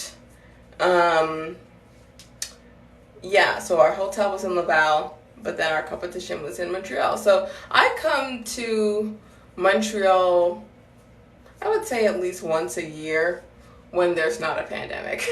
About once a year for track. Oh, also last year, no, it wasn't 2 years ago. That's not the last time I was in Montreal. I was in Montreal in January of 2020. I was actually there on my birthday, not specifically for my birthday. I was there for a track meet, and the track meet happened to be on my birthday. So in January, late January of last year, I was in Quebec. I was in Montreal specifically. I was at McGill University, if you know where that is. You're good at transitions. Thank you, Gigi. It's all like literally, I've been on this app for years. I've been on this app since it was Musical.ly, and I'm not gonna lie to you, my first transitions were not that great, but takes a little bit of practice, but I'm glad that you like them. You love Toronto. I love me some Toronto too, but obviously I'm biased because I'm from here. You were in Ottawa for a year. I've been to Ottawa. My brother lived in Ottawa briefly. He also lived in Montreal briefly. Well, not briefly. I would say he lived in Ottawa for a year and then Montreal for a year, and now he's back in Toronto. Gigi, you're from Alabama? Cool. I've never been. I was counting the other day, so random, but I was counting how many states I've been to, and it's not very many, but I've been to like 7 US states, and I didn't even realize that. I thought I'd been to like 3, but I've actually been to quite a few. I know 7 out of 50 isn't that much, but I've been to the states that are like close to Toronto. So like, for example, I can drive for like 2 hours and get to Buffalo, New York. Like, New York is not far from where I live, right? Like, I'm not close to New York. I'm not close to the city, but I can get to Buffalo, New York in 2 hours. Like, that's close, right? So it's like, I've been to New York a number of times. I've been to Ohio. I've been to Michigan. I've been to Missouri, and I've been to Kansas. And technically, to get to Missouri, I had to drive through Indiana, so I guess I've technically been to Indiana, and that's all the ones I can think of right now, but it's either 6 or 7 that I've been to, but I have not yet been to Alabama.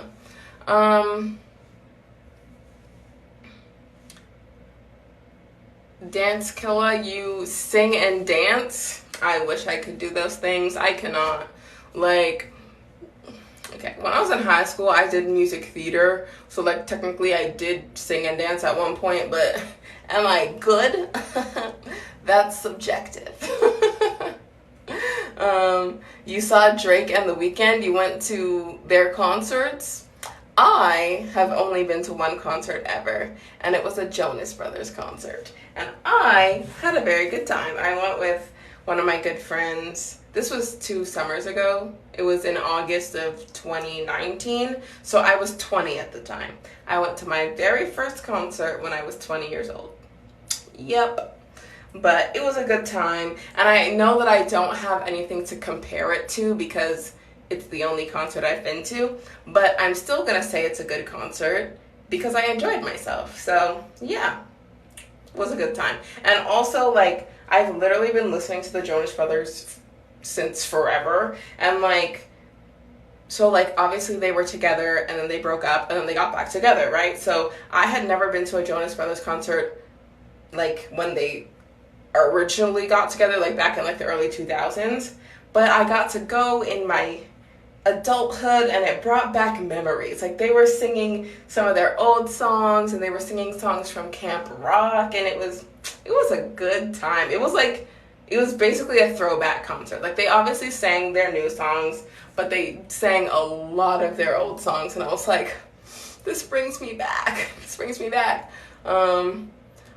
Oh, you've also been to a Tory Lanez concert, and you love Nick Jonas. He makes good music. Yes, he does. That's another thing. Oh my gosh. They also sang, like, you know how when they were broken up, like, Nick Jonas had his solo career, and then Joe Jonas was like part of like DNCE. So they sang songs that they did separately, but when they got back together, they still sang a couple of those songs together, which I thought was really cool. Like they sang Jealous, which is, I guess, I don't know, one of Nick Jonas's more popular solo songs. Anyways, so they sang that, but like Joe sang one of the verses. So I was like, oh my gosh, it's so cool, it's so great. Like it was like all the eras like coming together. Like they sang their old stuff for, like they sang Burnin' Up, like obviously, like that's probably the most popular Jonas Brothers song. Anyways, so they sang like old classic Jonas Brothers songs, and then they sang like camp rock songs. They sang songs from when they went their separate ways, and then they sang their new songs from their new album. Like it was just good. It was really good. It was like a throwback, yet not a throwback at the same time. It was very good. So yeah, I would definitely go to another Jonas Brothers concert. Cause like the thing is, that was their like Happiness Begins tour, and I don't know if they got to finish the tour because of COVID. I don't know. But they already, I don't know if they were gonna come back to Toronto again on a different leg of their tour, but if they do, I would go again. I really would. It was a good time. And like literally, oh my gosh, so much happened. Like they had confetti, they had like, you know those things like outside a car dealership, like those balloon things, they had those coming out of the stage. They had literal fire coming out of the stage. They had a hydraulic stage that like lifted them up, and like so much happened. Like if you want to see like some of what happened at that concert, if you go to my Instagram and you check my story highlights, the one that says Jonas Brothers or JB concert or whatever, I don't remember what I named it, but if you watch like that story highlight on my Insta, like that concert was crazy. Anyways, check YouTube if you want to learn to sing and dance. Listen, I'm not gonna lie, I have tried. I don't think I'm bad. Like, okay, no. I think I'm a bad dancer. Straight up, I can't dance. Like, I'm not gonna lie, that's just not a skill I currently possess. When it comes to singing, I don't think I'm bad. But like, I don't think I'm good either. Like, for example, if I went on like X Factor, does X Factor still come on? Let's pretend that X Factor still comes on. If I went on X Factor, I wouldn't get booed, but at the same time, I wouldn't go through to the next round. You know what I'm saying? Like, I'm not bad enough that people were like, you get off the stage, but I'm not good enough that I could win. You know what I'm saying? So, yeah. How am I Jamaican? I don't think I understand the question. I'm Jamaican because my parents are. But yeah, I feel like there are some skills that some people just naturally have, and some you learn throughout life. Dance is not one that I learned. Dancing, okay. The original dream for me was to be a tap dancer. That was the original dream. Now, like, I do track, and like I want to go to the Olympics, and that is something that I've wanted for like pretty much my whole life. But the original dream before that was to be a dancer, specifically a tap dancer. That did not pan out, and that's fine. But it's like some people, even without dance lessons, they can just dance. Like their body just moves like that. Mine doesn't. But I probably could learn to dance, because like from what I've heard and from like what I've seen from like my friends who have like taken dance lessons, like they are dancers, that is what they do.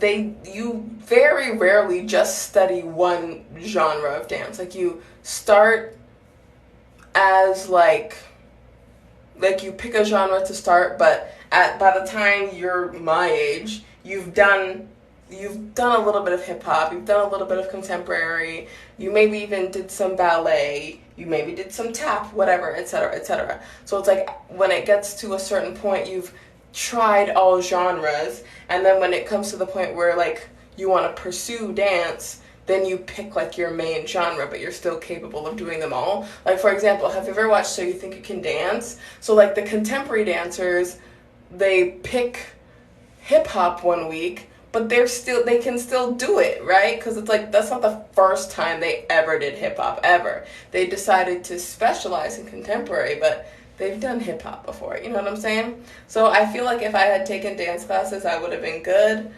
but that's not something that came naturally to me. You grew up around a lot of people who could dance. See, that's the thing. Like, sometimes it's like your family dances, so you dance with them. Like, for example, my mom can sing very well.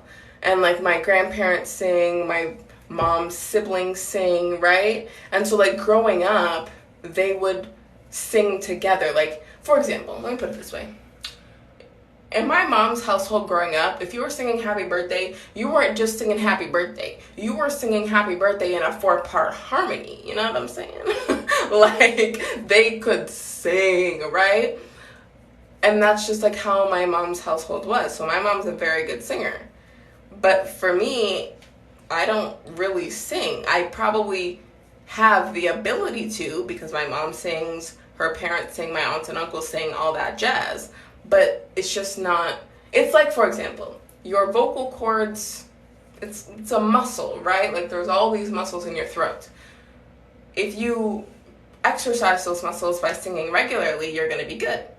But if you don't, then not. Like, for example, same with like your biceps. If you curl weights, you'll eventually get strong biceps. But if you don't, you won't. You know what I'm saying? So it's like, and obviously there's other ways to get strong biceps, but you know what I'm saying? If you don't work the muscle, it won't get better. And so I feel like I could be trained to sing well, but I just haven't done it.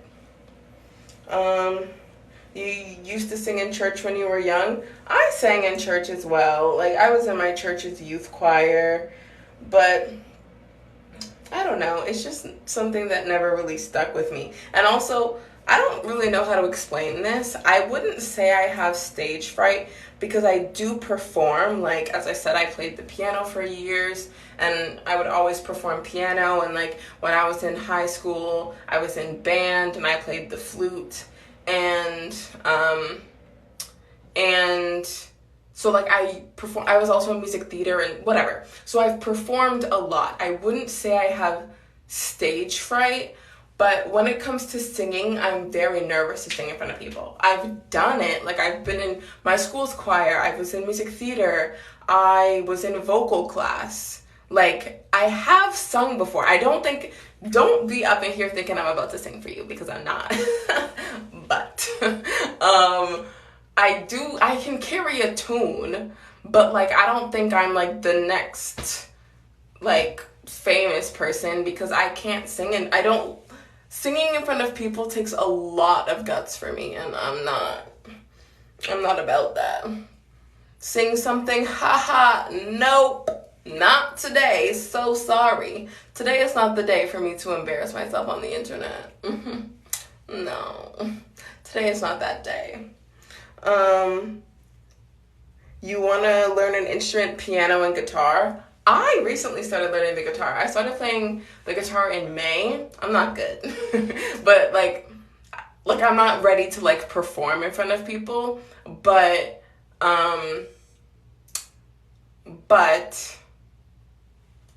I can play. You know what I'm saying? How old are you? I am 22. Lots of people on this app have been telling me that I don't look 22, but that is in fact how old I am. But yeah, so I recently took up guitar. It was actually a class that I took up in, it was actually like a university class. Like, I got credit for learning to play the guitar. So that was awesome because I'm a music minor, so that was great. And this year I'm gonna take a flute class. I already play the flute. I'm literally taking it because I need an easy A at this point. If I'm being honest, I just need an easy A. So I'm taking a class, like I'm taking Flute 101, even though I already play the flute because I need an easy A at this point. You young? Well, thank you. Thank you. Sometimes I don't feel young. Like, I'm not like, oh, I feel 84. But like, sometimes I'm like, wow, I'm 22 and I literally just go to school and come home every day. What have I been doing for 22 years of my life? But when I look at the bigger picture, I am aware that I am still young and I still have lots of dreams and lots of goals, and I know that I still have lots of time to achieve them. So, like, for example, like, sorry, I'm gonna sit again. You know how the Olympics just passed? And I've said, like, going to the Olympics is a dream of mine.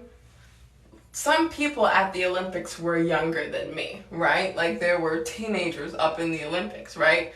Specifically doing track, which is the sport that I do, right?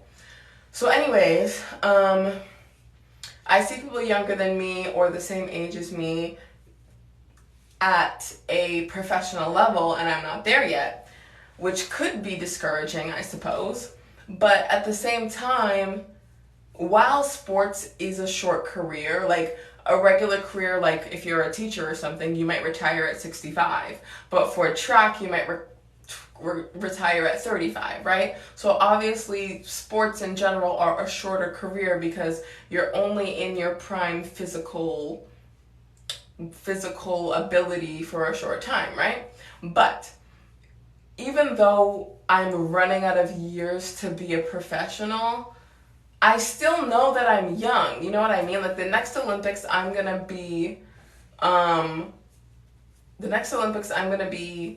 25. Like, that's still young. I'm still in my prime. I could still make the Olympics. You know what I'm saying? So I'm not gonna let that bother me just because other people my age have already done it. Okay, that's nice. I'll do it when it's my time. 30, 40 is done. Why? You mean like in sports?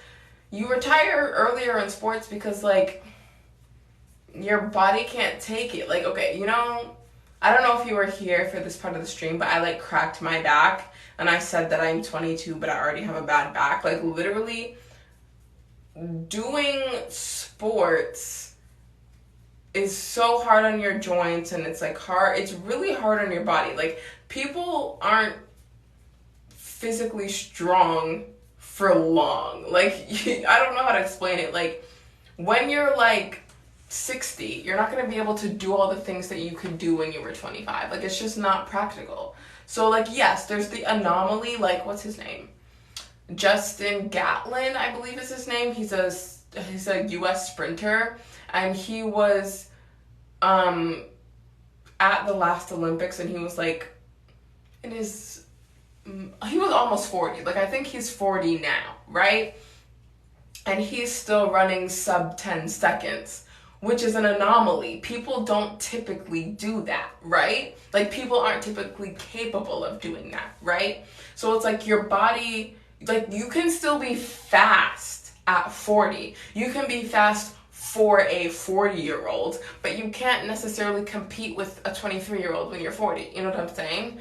So that's why you have, like, masters. Like, I don't know if they have this in every sport, but in track you have masters, which is basically a category for people who are over 40. So, like, you have 40 to 49, this is your masters category, 50 to 59, 60 to 69, etc. And so as you get older, you have a separate category. When you're 57, you're not going to be competing with the 27-year-olds anymore.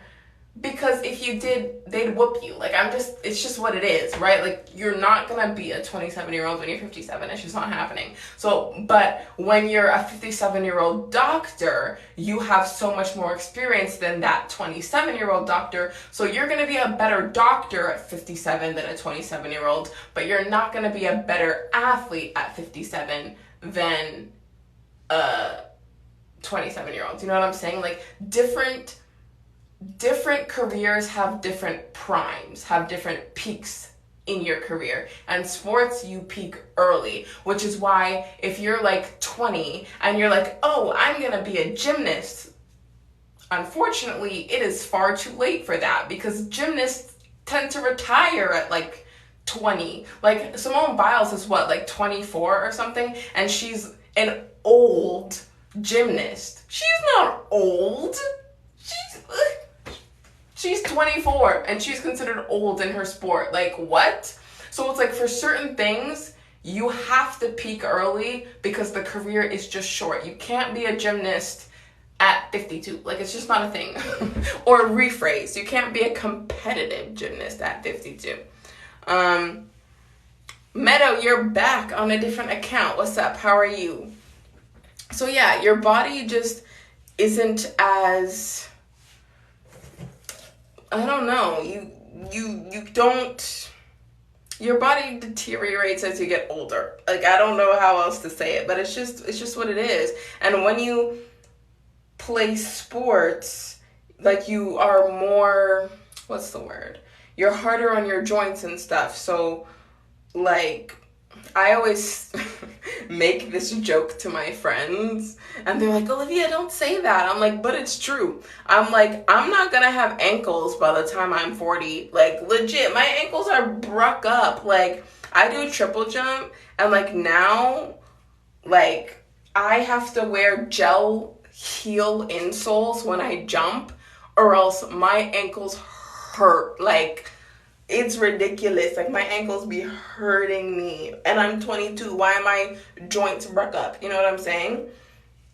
So it's like, you put so much stress on your muscles and your joints, and like, you're lifting. Like, I'm like 140 something pounds, and I be at practice with a 300-pound belt, like, bar on my back. Like, I'm out here lifting 2 times my body weight, more than twice my body weight, right?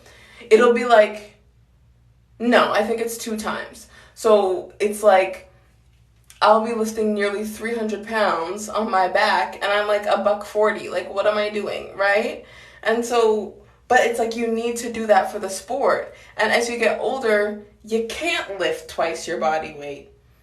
And so it's like, you can't keep in the shape that you need to be in to be a pro. Like, I don't know the science behind it, but you just can't keep it up the older you get. It's just what it is. So yeah, as much as I would love to play sports for longer, it's just not realistic. When I'm old, to feel my body tired, you literally, like, it's also like, you know how, like, you'll have grandparents and they like take a nap in the middle of the day. Like, just being awake is difficult when you're old. Like, it's just what it is, and that's just the circle of life. Like, think about it. Like, your heart has been pumping, boom, boom, boom, boom, boom. Like, when you're like, my resting heart rate is about 60 beats a minute. So, like, once every second, right? Think about how many seconds you've been alive. Like, do you know how many, your heart has beat millions of times. Like, your body in general is just tired as you get older. It's just what it is. You need cardio. I'm a track athlete. I literally do cardio. Like, every athlete does cardio, and you still can't do the whatever sport it is forever. Like, for example, how old is LeBron James? Isn't he, like, considered, is he almost 40? over 40 probably. He's considered an old basketball player. Like, there's this one pitcher in baseball, I don't remember his name, but he's like 40, and he's considered old in baseball. And it's like 40 is not old. Xavier, thank you for the follow. I appreciate it. 40 in the bigger picture of life is not old. But in sports, 40 is old. It's just what it is. 40 is old. So, I don't know. You have to go pro early, or else you're probably not ever going to go pro. I don't know. Or you're going to go to like one Olympics and then be done, because by the time the next Olympics rolls around, you're just not in shape enough for it. 40 is young. 40 is young in the bigger picture of life. But in sports, 40 is not young. Like, have you ever seen a 40-year-old gymnast? Probably not. Have you ever seen, I don't know, other sports that exist? Like, it's just not really a thing. Madonna is 63, J-Lo is 52. And yeah, they still look good. I'm not saying these ages are old. And I'm not saying that you can't still be in shape at, like, once you pass 40. I'm not saying that. But I'm saying Madonna can't be a professional athlete. Not because she doesn't have the dedication, the work ethic, whatever. But, like, if she woke up tomorrow and said, I want to be a pro athlete, it's not going to happen. Like, it's just too late. But if she's like, I want to go on tour, she's not too old to go on tour. You know what I'm saying? Like, there are certain, like, you're never too old to be a singer. Like, you know what I'm saying? You're never too old to be an actor. You're never too old to, I don't know, you're never too old to, some skills, there's not an age cap on. Others, there is. It's just what it is. It's just how life goes. Some things you have to start as a child. So, like, for example, if you want to be a ballet dancer, like you want to dance for a ballet company, and like you want to be a professional ballet dancer, and you didn't start when you were 3, it's not happening. It's not happening. Like, if I'm 22 and I'm like, oh, I want to do ballet, it's too late. It's not too late for me to do ballet for fun, but it's too late for me to do ballet professionally. Like, it's just not going to happen. And that's just what it is. Some things you have to start early. And I don't mean like, oh, start when you're 13, because 13 is obviously young. But still, starting ballet at 13 is probably still way too late. You know what I'm saying? Like, some things you have to start them young. So, I don't know. Like, even, like, for example, learning the piano, you can learn at any age. But learning it when you're a kid is easier. Because kids absorb, I don't know, information faster. I don't know. But, like, for example, most people I know started to play the piano at the age of 6. I don't know why that's the magic number, but my brothers both started at 6. I started at 6. Lots of friends I have started at the age of 6. I don't know what it is about the age of 6, but that's when people started. And so it's like certain things, it's either just easier if you start early, or it's just, like, for example, tennis. You can't start tennis and become a pro at 20-something. All those, like, Serena Williams, what age did she start playing tennis? Her daughter is like 2 or 3. Her daughter's already starting to pick up a racket. You know what I'm saying? There are certain things you have to start as, like, pretty much a baby. It's just what it is. It's just what it is. But the thing is, there's so many options for careers in life that there's something for everybody. Even if you didn't start right out the womb, there's still so many options that could still fulfill, like, for example, if you wanted to be a dancer, specifically ballet, but you didn't start early enough, there could still be a different genre of dance that could satisfy that itch, right? Or, ooh, someone just sent me likes. Thank you. I appreciate it. Or there could be a different performing art that could get you the same feeling. You know what I mean? So maybe you can't be a dancer, but you can be a musician, and you still get to go on stage, and you still get to share your art with someone. You know what I'm saying? So it's like, even if you, there's always, okay, I'll give you an example. I do track, but I used to be a sprinter. I used to do the 100, the 200. Now I'm a jumper. I do long and triple jump. Why? Because I just wasn't fast enough. Just straight up, I wasn't fast enough. I couldn't keep up with the girls my age. When I was younger, I used to dust people. I used to win every race, blah, blah, blah. Then I got to the point where I would make a final, but I wouldn't make the podium, blah, blah, blah, blah. Then it got to the point where I wouldn't even make finals anymore, right? Nice braids. Thank you very much. And so, like, that didn't mean I had to give up on the sport. I just pivoted. I went from focusing on sprints to focusing on jumps.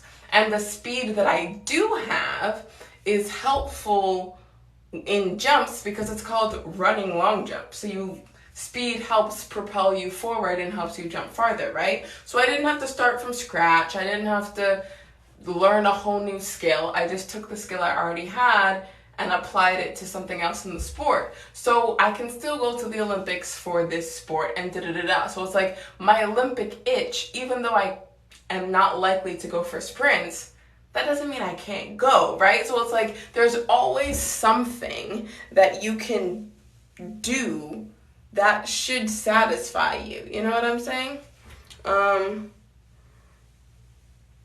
Yeah, so I don't know. I feel like I've been talking about this one thing for a long time. But look, I am done the back of my hair. I cannot see it. Ooh, wait, hold on. Let me hold up this mirror. Okay, Olivia Henry. These parts are not great, but as I said, it literally doesn't matter because who was out here inspecting the back of my head? But the front, where I can actually see what I'm doing. Caesar, thank you for the likes. The front, now that I can actually see what I'm doing, I'm going to make those parts look good. Hold on. Ooh, I am thirsty. I should have brought up some ice water because it is hot in this room. I don't know why. Okay. We're almost, it's been, how long has it been? Let me check my timer real quick. 2 hours and 24 minutes. Yeah, this is going, so I'm like half done my hair and it's been about 2.5 hours. So yeah, this is gonna take me 5 hours like I originally said at the beginning of this stream. Yeah. Okie dokie. We gonna be here a while. We still have 2.5 more hours to chat. What do you guys want to chat about? Okie dokie. I'm trying to keep this part as straight as possible. Okay. Ooh, I need to crack my back. Did you hear that? That was more my neck. Did you hear that? That was my neck. See? I'm old. My body is making noises that it should not be making. My body's out here. Okay. Time to open another bundle. So it looks like each one of these is about how much it takes for one section of my hair. So 4 bundles and 4 sections. It looks like that's how the math is working out right now.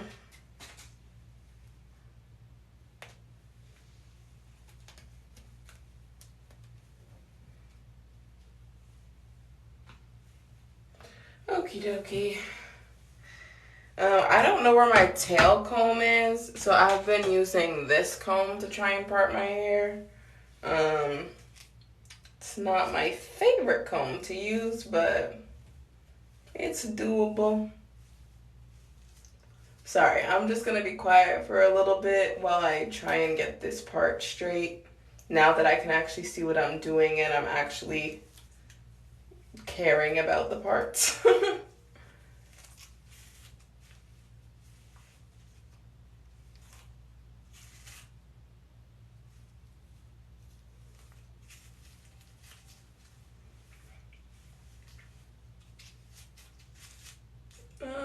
That is not the way I want that to look. Oh no. Ugh, okay.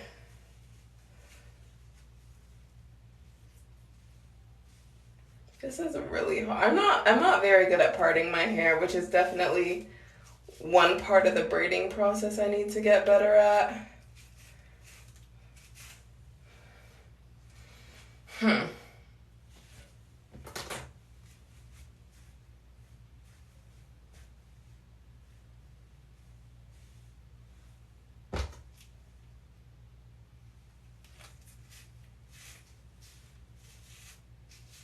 I'm literally just making it worse. I'm literally just making it worse. Oh my gosh. No, no, no, no.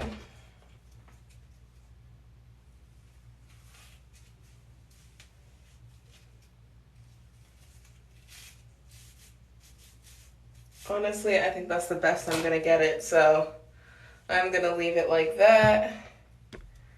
Tie off this part and go to work. Okay.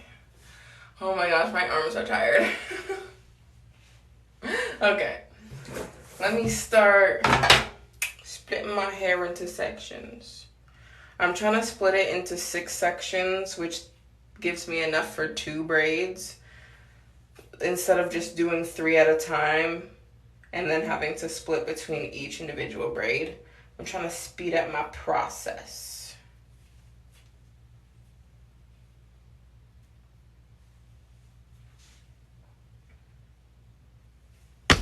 Oh my goodness, I keep hitting this tripod. I am so sorry. So sorry. Okay, so I need my comb again because these parts, we're trying to make them straight, okay? Hi, Dariel. Oh, I hope I said that correctly. What's up? How are you? Okay. There we go. That is a straight-ish part, right? Beauty. So you love my videos. Thank you very much. I'm gonna try and start posting more regularly. I've just been kind of exhausted, if I'm being honest. I had summer school, and then once summer school ended, I was just watching TV, if I'm being honest. I finished summer school 2 weeks ago, or last week or the week before, and I've just been watching Netflix. I'm not gonna lie. I need to get back on TikTok. So that's what I'm trying to do today. Trying to come back with a stream.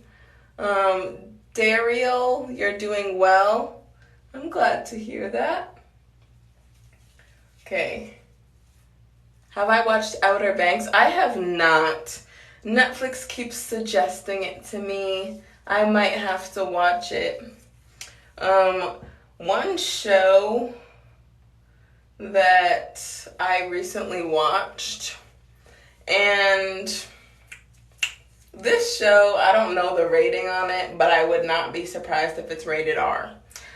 So if you're too young, don't watch it. But I watched a show called Control Z, and the show is in Spanish, but it had like an English dub over it, and it was really good. I really liked that show. What other show did I watch recently? Like, I've been binging so many shows, I can't even remember. Oh my gosh. Oh no, you want to know what I've been binging recently? It hasn't even been a show. I've recently been binging Spider-Man movies. So I just watched like the original Spider-Man trilogy with Tobey Maguire. And then I've already watched the Andrew Garfield one. I think that's his name. The one with Emma Stone. I watched that one. I watched that one years ago. And then I did watch the one with, what's his name? Tom Holland. I watched the first one, Spider-Man Homecoming. If I'm being honest with you, I didn't like it. I didn't like it, but I decided to give the second one, Far From Home, a shot. It's alright. Like, I don't know. My favorite one is the Andrew Garfield one, if I'm being honest. If that's even his name. If I'm getting that wrong, I apologize. I should watch Riverdale. From what I hear, that show gets very confusing very quick. Like, first thing. So it's based on the Archie comics, and the Archie comics are like comical. Like it's a comic strip.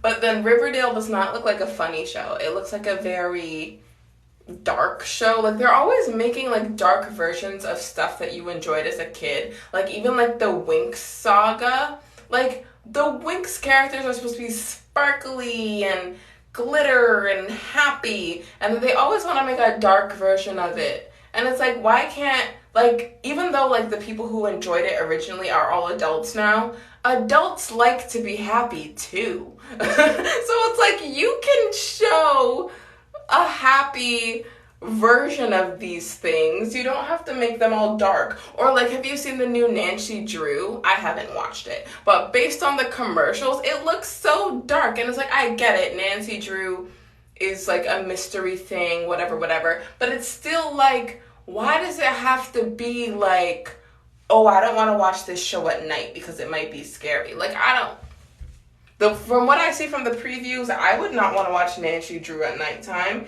Nancy Drew is not supposed to be a horror. You know what I'm saying? I don't know if it actually is. As I said, I haven't watched it. But, like, these are, like, books and stuff you used to read as a kid. And now as an adult, I can't speak for other adults, but for me, now I'm even too scared to watch it. And it's like, huh? I don't know. I might give it a shot. I really might. But as of right now, I'm like, I want to watch a happy show. Like, why don't they make happy shows for adults? That's the real question. Adults want to be happy too. So anyways, because even like the show I just said, Control Z, that is not a happy show. That show is dark. And yes, I did enjoy it. But I would also, like, okay, oh my gosh, have you watched The Good Place? I know that show isn't new, but The Good Place is just like, yes, there's drama, character conflicts, whatever, but it's just like, I don't know, it's just a show.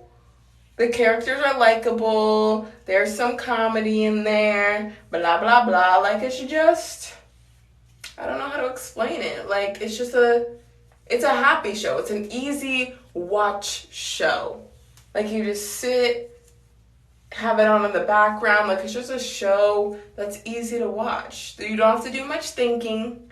You know, like, some shows, you're like, I'm confused. What just happened? Like, there's so many plot twists and you can't even keep up. The Good Place was not like that.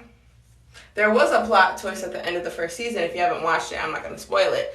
But it wasn't like, well, now I'm confused kind of plot twist. Like, it was just like, oh my gosh. And then it makes you want to continue watching the show, right? But The Good Place is probably up there in one of my favorite shows, not going to lie. But, yeah. I'm trying to find some happy shows to watch. When you do your transition videos, how long does it take for you to make the video? That depends.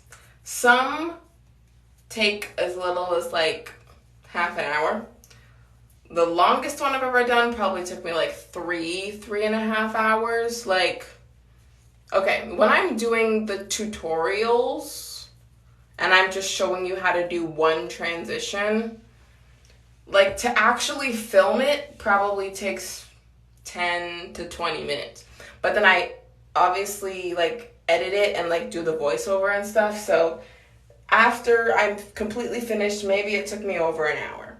When I'm doing like just a straight transition video, transition into transition into transition, it depends on how hard a transition is. Like sometimes it takes me 3 hours, but it's because I got stuck on one. Like I just couldn't get it right. Cause like the way a transition works is there's no editing. You just have to start and stop the music at the right time, right? So it's like for each clip, you're doing 2 transitions because you're doing the end of one transition and then the beginning of the next one, and then you stop. And then you start again, do the end of the one you just started, and then go into the beginning of the next one, etc., etc. So if you're doing a transition and you get the end right, but you don't get the beginning of the next one right, then you have to delete the clip and film it again. So it's like I'll be filming one part of a 15-second video. I'll be filming one of those seconds for like an hour. Like it just depends on if it's a good day or not. If I'm being 100% honest. Like I refilm one part over and over again until I get it the way I like. And considering that I'm a perfectionist, it takes a long time for me to get it the way I like. Why did I start making TikToks? So I started back when it was Musical.ly, I started in 2016. So I was 17 years old at that time. And the reason I started is because I make YouTube videos, but YouTube videos take a lot longer to make than a TikTok, right? So I make one video a week, and I very much enjoy creating content and all this stuff, right? And so I wanted to find a way that I could make more content throughout the week and not just my weekly YouTube video. So I was like, do I want to make 2 YouTube videos a week, or do I want to try a completely different platform? So the reason why I tried TikTok is because since it's short form video, I can make more high quality videos versus only one high quality video on YouTube. So I still do YouTube, but that's where I do my once a week, like long form video. And then TikTok is where I can do like a bunch of mini videos in between. And I didn't start with transition videos. I used to, like, you know how in Musical.ly people had their phone and they'd be like,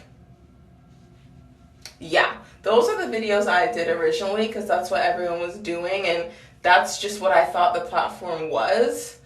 And so I was like, I'm going to do what the other people do.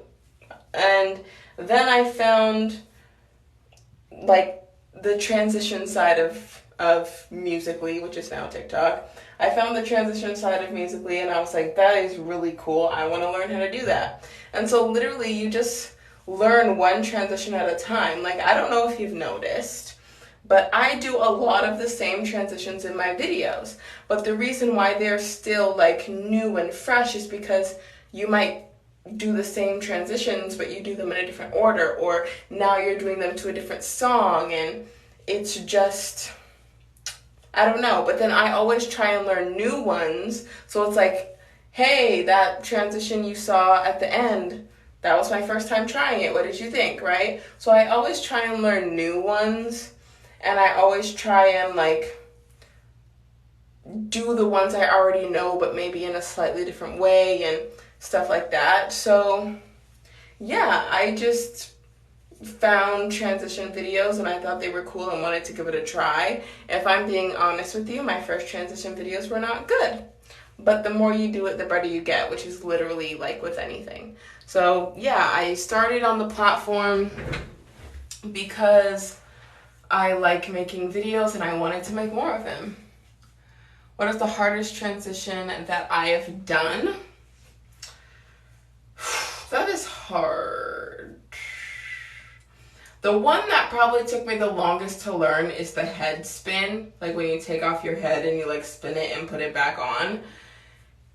Excuse me. In all honesty, love your hair. Thank you. In all honesty, the head spin isn't hard. Once you get it, you got it. But like, okay, this is another thing. So I make transition videos, but I also do tutorials. So obviously I didn't make the transition. I'm not the original maker of it, but I just show you how to do it in case you want to learn it, right?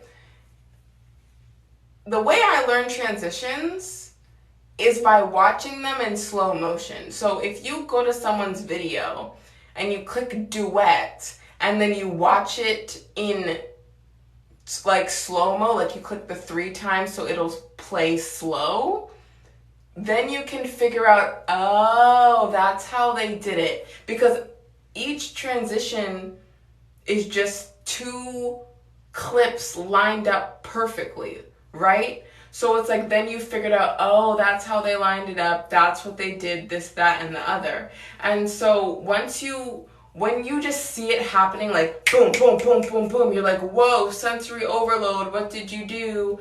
I'm confused. That looks so hard. But then when you watch it in slow-mo, you're like, oh, it's literally just this, right?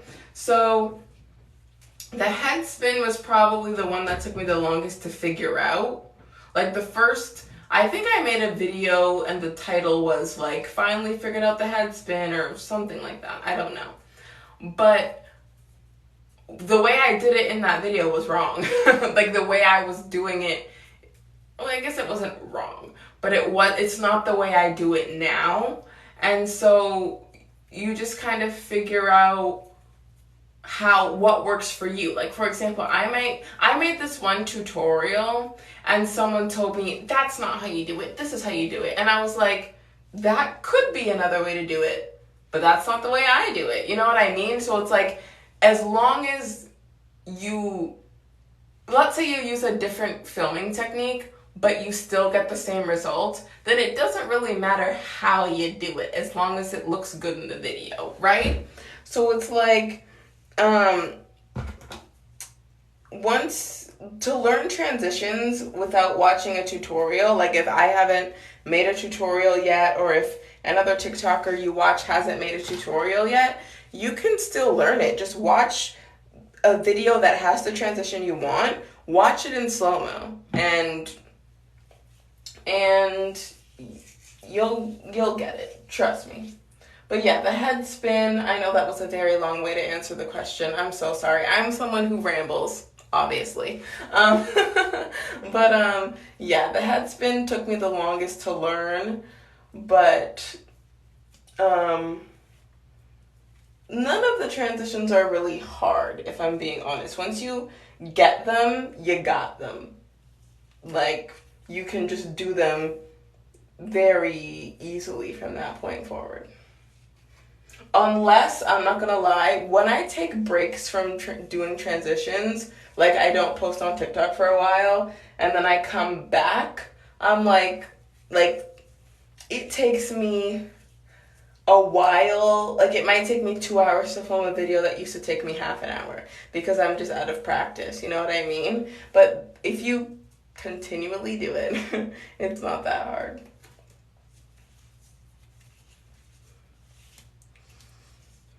But yeah, any other questions? I'm here to answer them. We're gonna be here for a while. I am staying on stream until my hair is done. So, as you can see, I still have this whole section left and still most of the section I'm currently working on. So, we're gonna be here for a while. Well, we've already been here for probably 3 hours at this point. Let me check. Hold on. 2 hours and 46 minutes. So, yeah.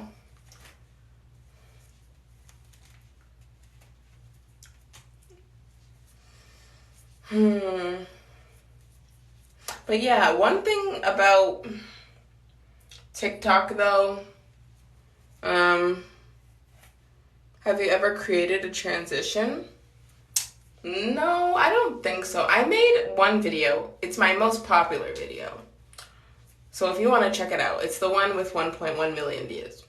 It's not too far on my page. Anyways, I made a video doing a transition tutorial of the infinity bow, which is basically you like bow your head towards the camera, stop recording, put your hand in front of the camera, move your hand, bow your head, repeat, right?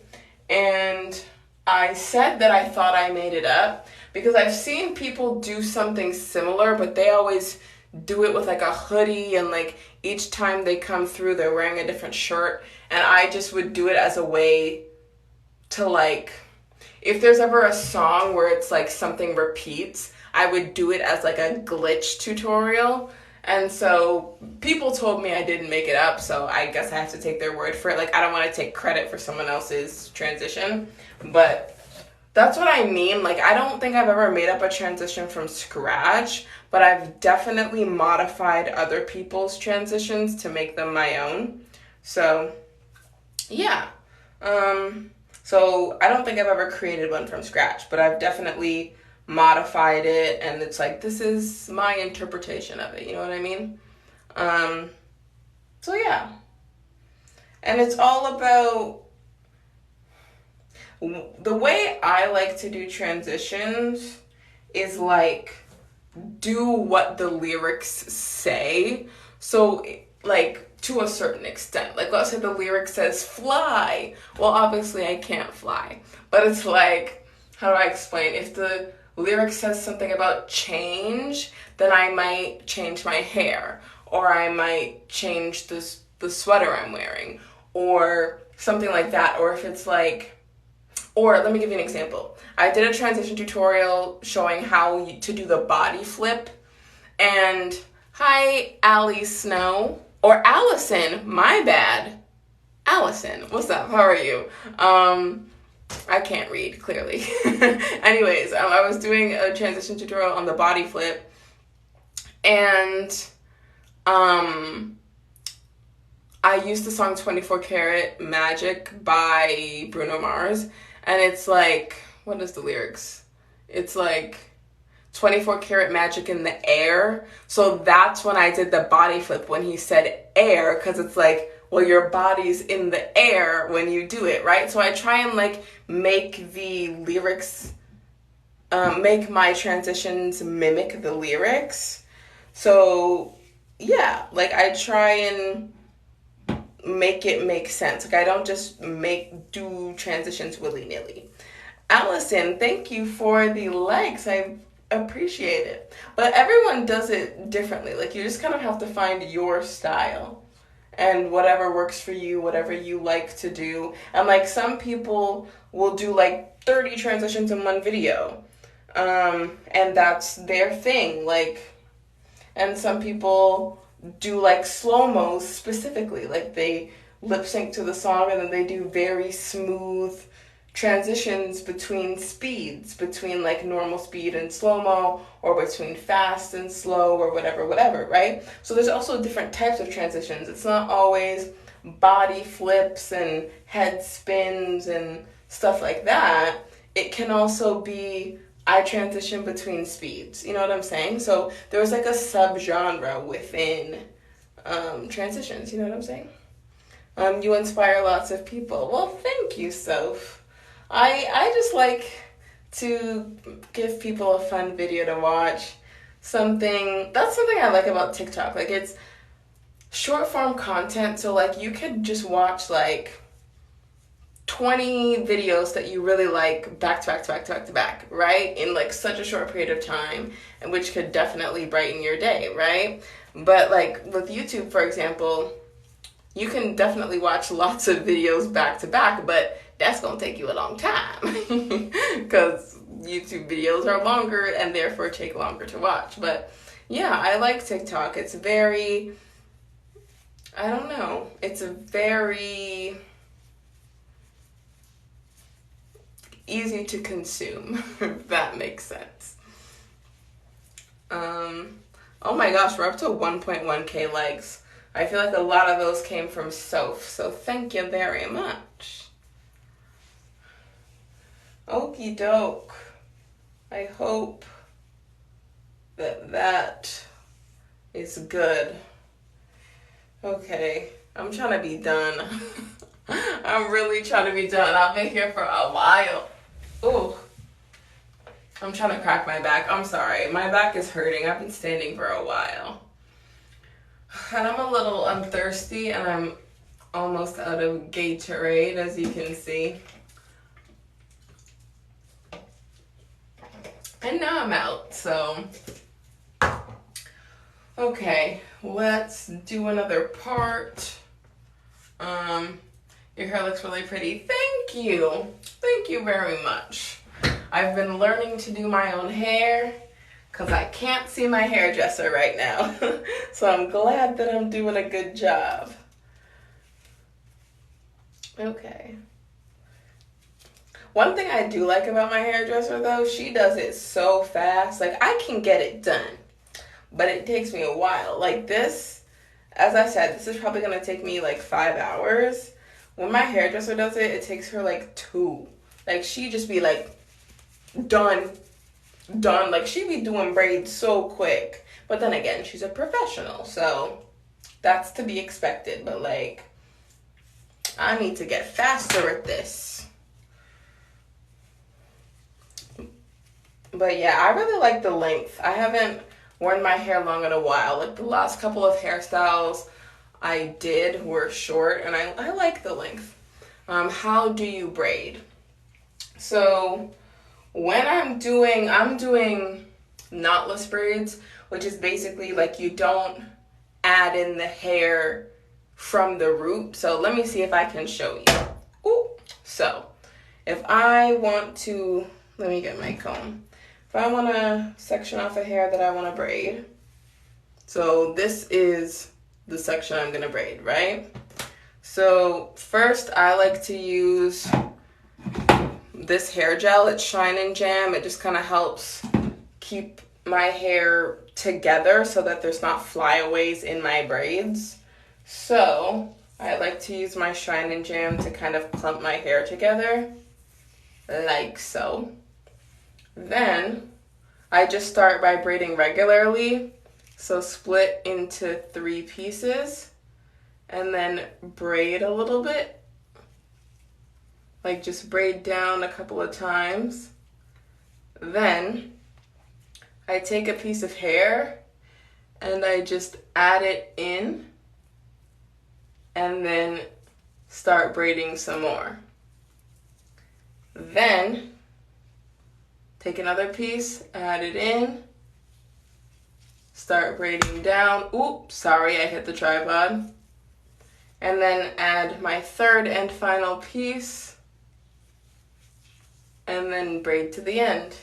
I don't know if you could see what I was doing, but there's so many tutorials on the internet. If you look up like knotless braids tutorial, that's how I learned to do it, because I like putting my hair in braids because it's the style that lasts the longest.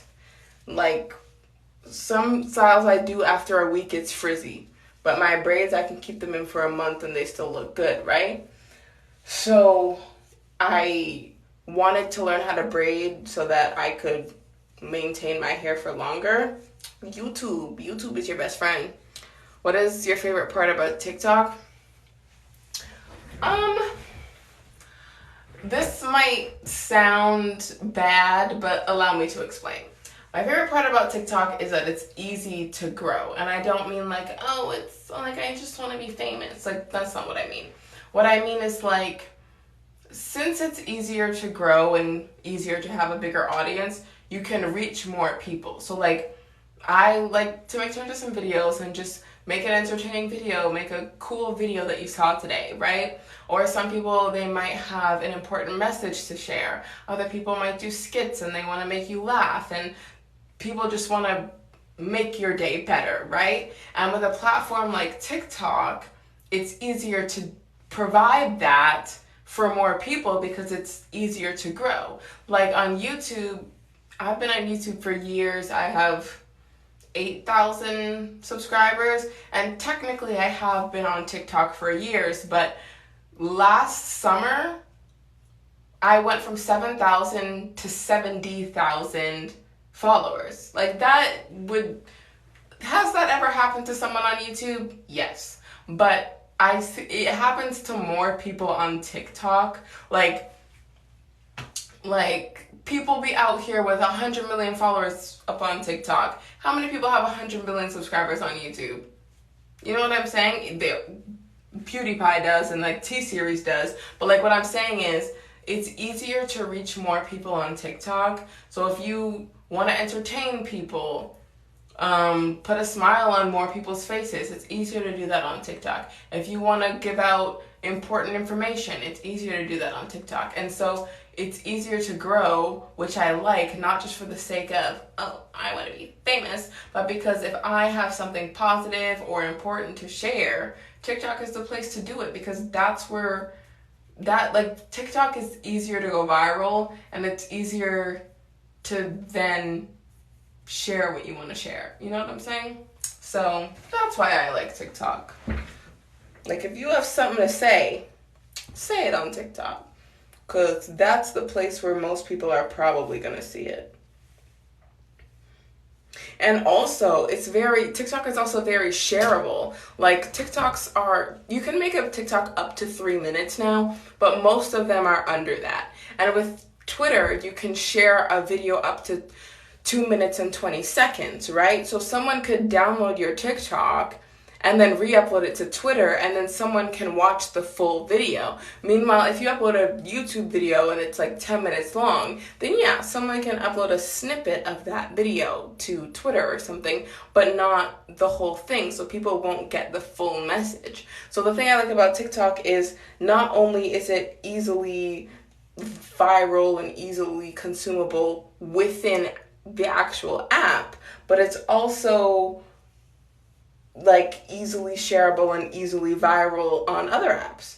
So like something you say on TikTok could end up on so many other places, and the message you wanted to get across or the joke that you wanted a bunch of people to hear can reach so many more people. And I like that. Like, I was never really on Vine, but TikTok is like Vine, bite-sized content that's easily shareable. How long did it take you to grow your account? So technically I've had my account since 2016, and between 2016 and 2020 I got 7,000 followers, and that was just from posting sporadically. So like I would post 3 videos in a row and then not post for 6 months, and then post 10 videos in a row and then not post for a year. Like, I was not consistent, if I'm being honest. But then in the summer of 2020, I was like, I'm going to post every day. And so I did. And after about a month of posting every day, there was one point where I was getting like 3,000 followers a day. Like, I remember I was at 7,000, I got to 8K. Then I think a week later I got to 9K, 2 days later I got to 10K, and 2 days later I was at 15K, and by the end of the month I was at 70K. So it's like literally from July to late August of 2020, I gained 63,000 followers. So my account is 5 years old, but literally most of that growth happened in like 45 days, like, to be completely honest. Like, the reason I stopped posting every day is because school started back up, and like I'm in university and school takes up a lot of my time, right? So I honestly feel, so my page blew up a year ago. If I had been posting every single day for the past year, I could probably be at 1 million now, if I'm being honest. I could, but at the same time, school takes priority. I'm trying to get my degree. So, like, you have to prioritize, to be honest. And so I just have to do what I have to do. So I still want to maintain my social media presence, but I'm paying 5 figures a year for school, so I can't just not pay attention to my schoolwork, you know what I mean? Romeo, you said CN. I'm not entirely sure what that means. Asks, is this your only account? This is my only account that I regularly use. I have one other account, but there's like 4 videos on it. Like, it's not, and that account I've never shown my face on it. So, like, trust me, you don't want to check out that account. But, yeah, my other account is pretty much, like, for example, so recently TikTok implemented stories, right? So I posted a story on my main account, and then I signed into my other account to see what it looks like from the outside. So I know what the TikTok story looked like from the poster perspective. Like, I posted it, so this is what it appears like to me. But then when I want to see it from the perspective of everyone else who's going to be seeing it, that's what I use my other account for. I use my other account when TikTok comes up with new features and I want to know how the audience is going to see it versus how I'm going to see it. That's what I use my other account for. I don't really use it to post, if I'm being honest. So, yeah.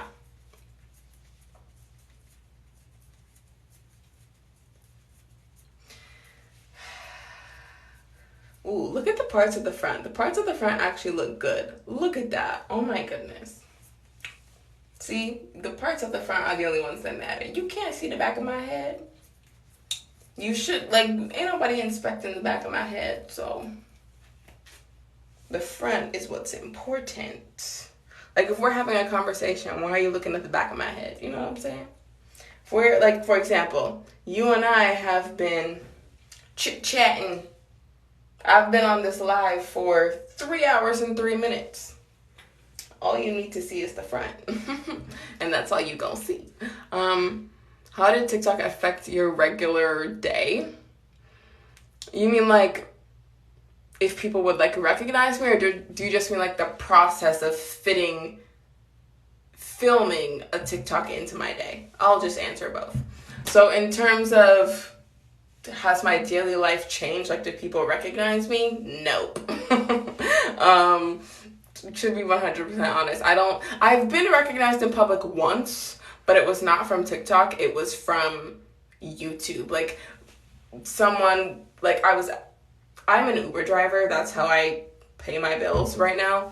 And so I make videos like this day in the life of an Uber Eats driver, right? And so I was out doing Uber Eats and I was waiting in a store for the food to be ready, and someone was like, they didn't know my name, but they were like, aren't you that girl from YouTube who's always making, like, Uber videos? And I was like, yes, it is me, right? This was back in either late January or early February, and I know that because it was around my birthday, which is late January, and I know that it was around my birthday because my hair was blue at the time, so I'm like, I'm kind of hard to miss because my hair is literally blue.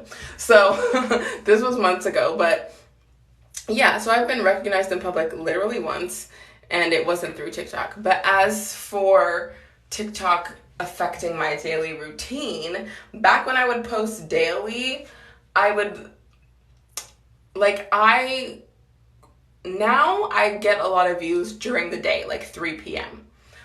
A year ago, my audience was online at like 11 p.m., like midnight, right? And for me, something I probably should do that I don't do, but I probably should just, like, pre-film a bunch of videos and then just, like, release them daily, but I literally, when I post a video, I just finished filming it. So it's like I would start filming a TikTok at 9 and then post it at 11:55 because that's when I finished it, right? So I'd post them like right before midnight pretty much. And that's when my audience was online. So I would get a lot of views. So basically I used to just film them at the end of the day when I was finished everything that I needed to do. But then the reason why that didn't work for school is because I would come home and I'd have like homework, or I would just be so like tired from the day because like, I don't know, I would have track practice and all this stuff, and so it's like I had 3 classes today and I also had a 5-hour workout today, and I just want to come home and go to sleep. And so with school, doing TikTok is quite exhausting. I don't know if you were here when I said this earlier in the stream, but I'm supposed to graduate in April, and the year after, so it's like if I graduate in April 22, from then until April of 2023, I'm taking a gap year. So I'm going to use that year to focus on social media, because that's genuinely what I believe I want to do. Like I'm currently, hi, Michaela, or is it Michael or is it Michaela? I can't tell. I don't know where the A goes. I don't know if it goes with the first name or the last name, but what's up? How are you? But what was I saying? Yes, I'm currently a film major, music minor, and so obviously I'm Michael and Addison. Okay, there we go. So what is up, Michael and Addison? Or is your last name Addison? Oh my goodness, now I'm confusing myself. Sorry. Anyways, sorry. I keep getting sidetracked.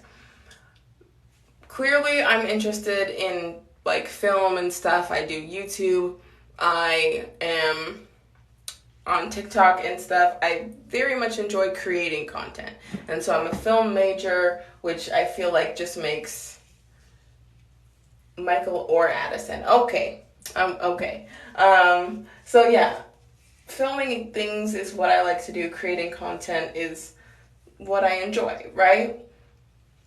And so I would like to pursue social media full time, but right now I have to split my time between social media and school and track and other things that I'm pursuing with my life.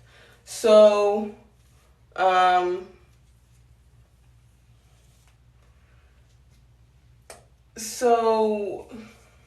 I lost my train of thought. Yes, so I started on YouTube and TikTok when I was in the 11th grade. So ever since I've done social media, I've been in school. So I've always had to split my time between school and social media. And school has to take priority because it's school, right? So I want to have a point in my life where I can put 100% of my efforts into this to truly see where it can go, right? So right now, like I spend all my days at school and I come home and I'm tired, or I come home and I have an assignment and blah, blah, blah. So I'm really only active on social media during the summer, except for my YouTube. I post on YouTube every single week regardless. Like I'll stay up till 4 o'clock in the morning editing a YouTube video. Like even if I have school the next day, I'm staying up and I'm getting it done. But when it comes to like maintaining my Instagram and okay, trying to be like a social media personality, I suppose, is a lot of work. Like I know it just looks like, oh, I did a brand deal in this 5-minute video and look, I made $10,000. Like I guess it looks easy, but I'm obviously not at that point where I'm making that kind of money. But it's not. It's like, because you're not just on one social media. Like you're not just on YouTube. You're also posting on your Insta on your main feed, and you're also posting on your story, and you're also tweeting on Twitter, and you're also posting on TikTok, and you're also going live. And there's so many things. Just because you're a YouTuber doesn't mean you only post on YouTube. You still have 3 other social medias to maintain. And it's literally a full-time job. And it's just a full-time job that you actually like, right? So it's like I could do 9 to 5 in an office, or I could do 9 to 5 on the internet. You know what I'm saying? So it's still the same amount of hours, if not more hours, because it could take me like 6 hours just to edit a video, but then you also have to film it, and you also have to make a thumbnail, and blah, blah, blah. So if you work 9 to 5, which is 8 hours, filming one YouTube video can take more than 8 hours, right? But then you have all your other social medias to do, right? And so it's like, you're still putting in 40 hours a week or more while doing social media, right? But it's just, it feels worth it because you're actually doing something you enjoy. And another thing, you don't have to work from 9 a.m. to 5 p.m. You get to choose which 8 hours you want to work. I could work from noon to 8, right? Or I could work from noon to 4 today, but then work from noon to midnight the next day. You know what I'm saying? Like, you don't have to work 8 hours every day. You can, like, this day I'm going to work 7, this day I'm going to work 9, and, like, you know what I'm saying? So it's more flexible, but it's still just as many hours, if not more. It's just the hours that you actually enjoy. But I don't have time to put in full-time hours when I'm a full-time student, and I also have my part-time job of Uber so that I can pay to be a student. I have to pay my own tuition, right? And so it's like, I am gonna take a year to just focus on social media to see what I can realistically do, is what I'm trying to say. Okay, yeah, sorry. I know that I take a very long time to answer questions, but I'm a very thorough individual, so that's just what it is. I like to, like, okay, when I'm filming a YouTube video, I ramble so much, but I edit it out because I'm like, okay, Olivia, you've been talking a lot. They don't need to know the whole backstory. But on live, obviously I can't edit it because it's live. But yeah, so sorry for the rambling, but this is just kind of who I am and what I do. So yeah, you can literally ask me a simple question. Like, someone asked me earlier, what's your favorite color? And instead of being a normal person and saying, my favorite color is blue, I was like, blue. But you know, a very specific blue. Like, you know, da-da-da-da. And I talked probably for about 5 minutes about the color blue. Like, I cannot answer a simple question in a simple way. I really cannot. So yeah, I am a person who rambles.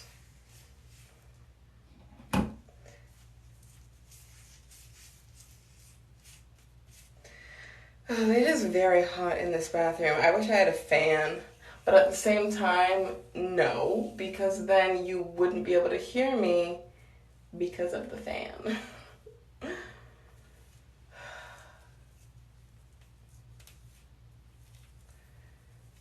I'm almost done this section though.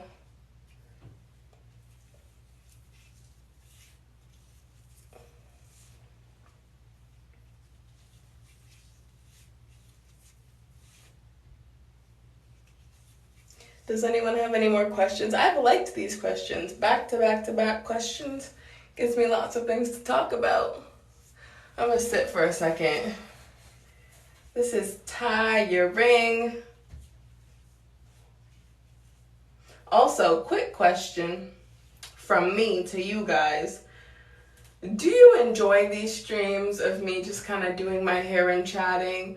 Or like, what do you want to see from me during a stream?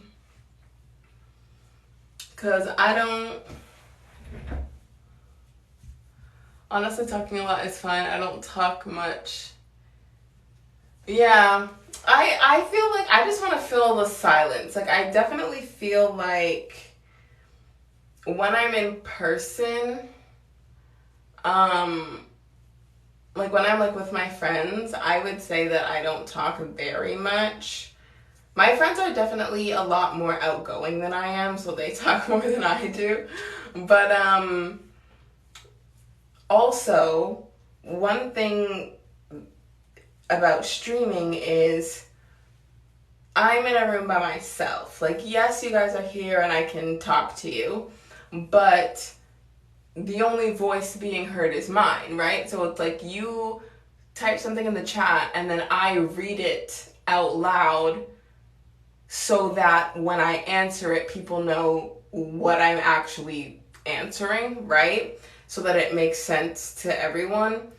And so I'm saying both sides of the conversation. I'm saying your side to give context, and then I'm saying my side to give the answer, right? And so it's literally, for example, this is the way I like to put it. If you and a friend are having, you and your friend spoke for 1 hour, right? You were probably talking for half of that time. You spoke for half an hour, they spoke for half an hour. But like not straight, but like back and forth, back and forth. You probably did half an hour of talking, and they did half an hour of talking. But when it comes to a stream, if I stream for an hour, I did 1 straight hour of talking. You know what I'm saying? So then it can like come across as like, oh, you're talking too much. And it's like, well, that's kind of how this goes. Like, oh my goodness. So as I said, I have a YouTube channel. And I remember I uploaded a video. It was like 14 minutes long, which for a YouTube video isn't that long. Anyways, so someone commented and they're like, oh, you talk too much. I'm like, well, yeah. Did you think it was going to be 14 minutes of silence? Like, if you see a video, you see the length of the video. I would assume that you would expect speaking for the whole duration of that video. So when someone is like, oh, I can't believe you talked that whole time, it's like, well, did you want a video of 14 minutes of silence? Because that doesn't sound very pleasant to me. Like, imagine me sitting here silently, not braiding my hair or anything, just sitting here staring at the camera for 14 minutes. That does not sound entertaining, right?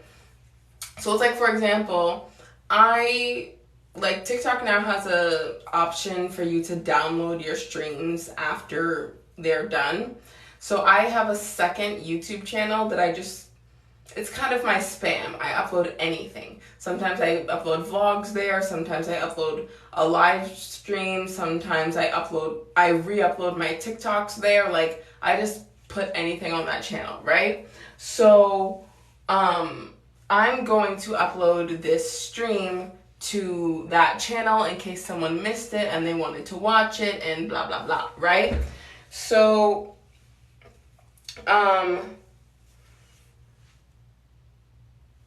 they're gonna see that this stream is probably gonna be like 5 hours long. They're gonna see a 5-hour time code and then be confused as to why I'm talking for 5 hours. Like, that don't make no sense. That doesn't make any sense. Ooh.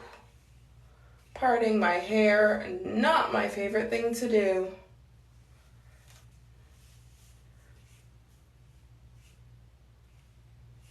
I don't know what I parted this so weird. Like, I'm so confused. Okay, let me just...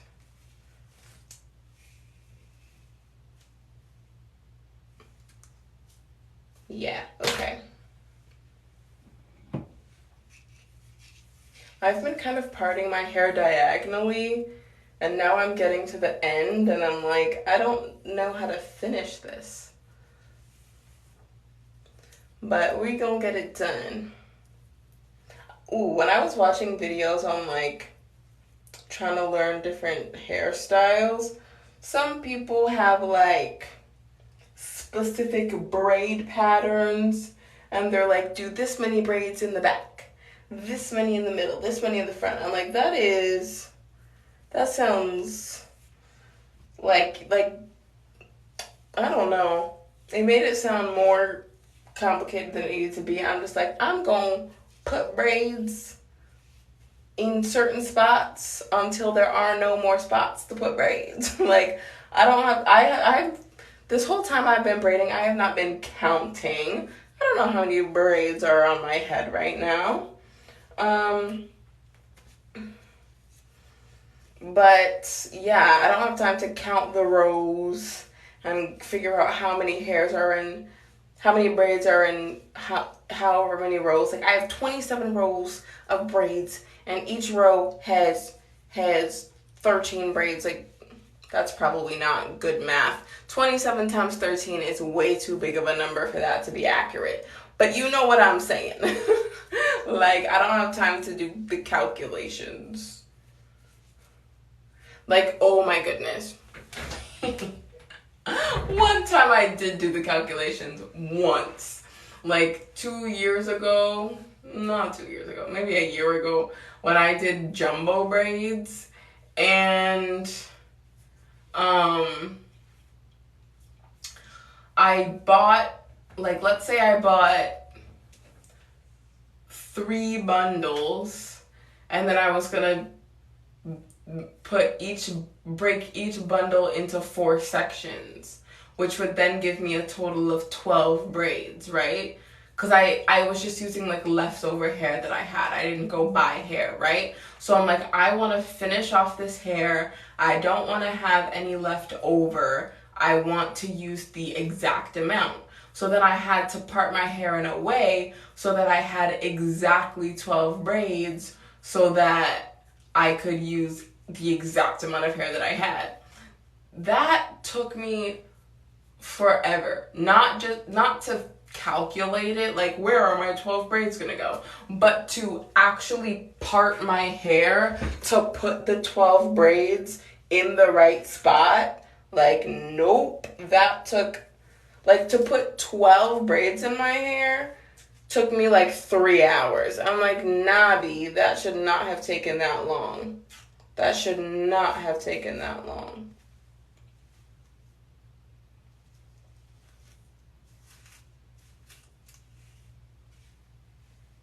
That looks straight, right? I'm gonna go with that.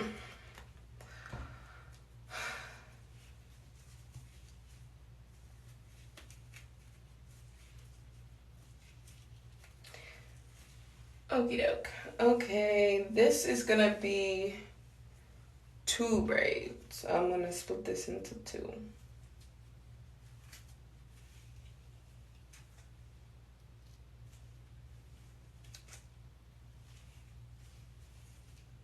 Okay. More hair. I don't think I'm gonna use this whole pack. Like, I have quite a bit left in this bundle, and I still have one full one left. And I don't think I'm going to use all of this for this section. So I'm going to use some of this over here and then some of that one. And I'm probably still going to have some left over, which is fine.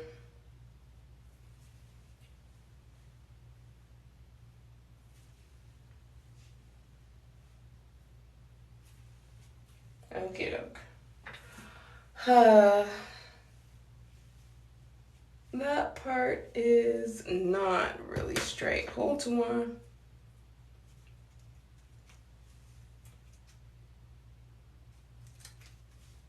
Okay, that's the best it's gonna get. Okay.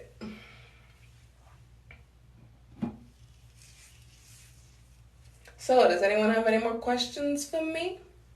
It can be TikTok related or social media related or anything really.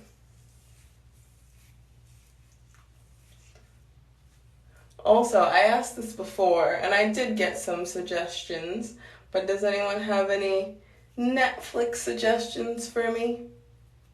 Ooh, sorry, speaking of Netflix, you can still give me recommendations or ask a question, but in the meantime, I'm considering getting Disney Plus because I don't have Disney Plus, but I'm considering it because I feel like it has a lot of the shows I want to watch. Like I've been, like you can like say, okay, I have a type of remote where you like click a button and then you can speak into the remote, right? So I can like, for example, if my dad wants to watch a Blue Jays game, he can press the remote, say Blue Jays, and if a game is on, it'll automatically change to that channel, right? or if a game isn't on, it will bring up the Blue Jays schedule, right?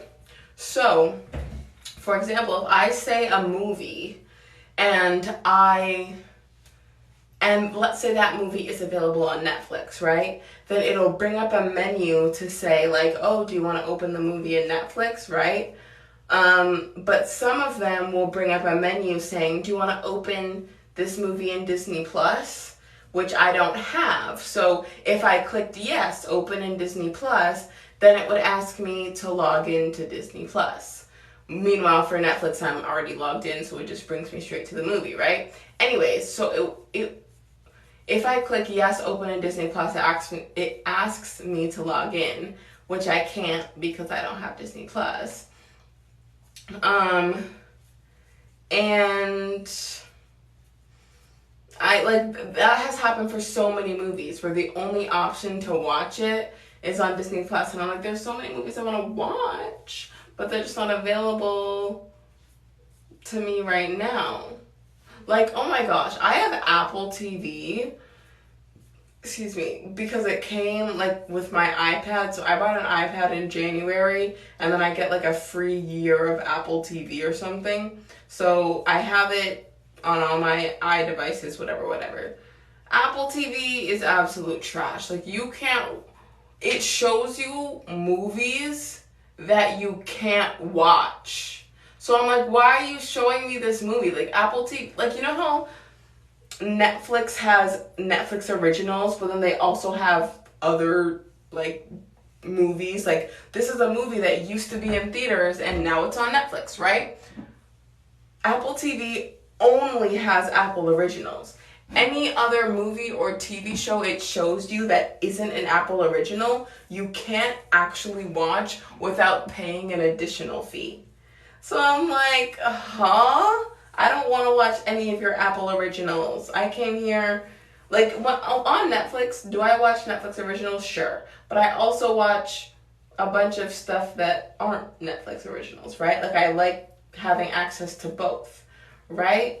I would never pay for Apple TV. When my year runs out, I am not renewing because Apple TV is trash. Anyways, so a lot of the shows I want to watch and a lot of the movies I want to watch are on Disney Plus. So I'm pretty sure my brother has Disney Plus, so I could literally just like ask him to log me in. Like, he probably wouldn't tell me the password, but like if he came over, he might just like log into his account for me. I might have to ask him to do that because I don't want to pay for it. Like, I don't know how much it is. It's probably not that expensive. Let's say it's $10 a month. I already, like, I subscribe to Amazon Prime because, like, for my packages, because I want to get them sooner. And in the long run, if you order a lot of things off Amazon, Amazon Prime is actually cheaper than paying for shipping every single time. So, like, if I don't even know how much Amazon Prime is. Let's say it's $100 for the year, right? If you didn't have Prime, the shipping on something might be $5. So if you order more than 20 things a year, then that means you would spend more than $100 on shipping. So then you might as well get the Amazon Prime to only pay that one flat rate and then never have to pay for shipping, and then it will save you money in the long run. Anyways, so I got Amazon Prime for my packages, but then I also ended up getting Prime Video along with my subscription. And so I have Netflix. I don't pay for it. My brother does. It's his Netflix account. And then I have Prime Video, which I pay for, not because I care about Prime Video, but because I care about my packages, right? And so, yeah, I don't want to pay another subscription just for videos. Like, if I'm going to pay $10 a month, it can't just be for Disney Plus. Like, it can't just be for a video library. Because in all honesty, you can can find any movie on the internet in some way, shape, or form, right? It's just easier to have access through it, like directly through your TV. But is $10 a month worth that little bit of convenience? Especially since I just said I'm not going to be able to be binging much shows after summer's over because of how much schoolwork I'm going to have to do. So it wouldn't even make sense for me to pay for Disney Plus when I'm not even going to get to enjoy it because I'm going to be too busy with school. So, yeah. If I get access to Disney Plus, it's probably going to be my brother's account, but it's not going to be me paying for it. None of that. None of that. Okay. We're almost done this front right section. Then we move on to the front left, and then we are complete. Fully complete. Okay. Let me just separate enough hair.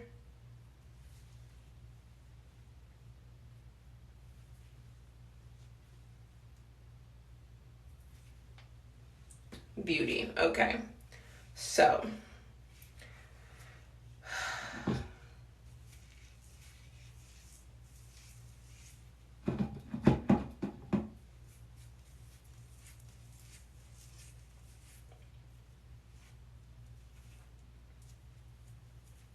Also, super random question.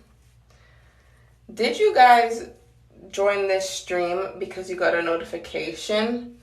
Or like, were you just like scrolling through your For You page and this stream came up? Because I know that live streams show up on the For You page now. So I'm just curious. For You page? Okay, that's what I figured because like, I also stumble upon people's streams through For You page. So yeah, I think it's a good thing that TikTok implemented that because obviously not everyone's stream is going to be For You, but like it's a good way to find it that you wouldn't normally. Like back when TikTok was Musical.ly and they had Lively, it was like a completely separate section. So the only way that you could the only way that you would see a live stream is if you were specifically looking for it. And when people come to TikTok, yes, they know that you can watch streams, and maybe if their favorite TikToker is live, they would join, but I don't think they come specifically for streams. But then if you make it so like the streams are more accessible, then I don't know, I think it's a good thing that they implemented. So yeah, that's interesting. I also figured because like it's saying that a lot of people are joining, but then like the overall number of people doesn't increase. So I kind of figured like someone swiping through their For You page so they automatically joined, and then they just swipe to the next video, which is why the number didn't change. So I ain't mad at it because, as I said, I've seen it on my For You page. I've scrolled past some streams as well. But I'm just curious. But yeah. Because, like, I did get a couple of new followers in this stream. So I was like, clearly you didn't get a notification because you weren't following me before this stream started, so maybe the For You page. So yeah. Oh, Megan. Thanks for following me. I appreciate it.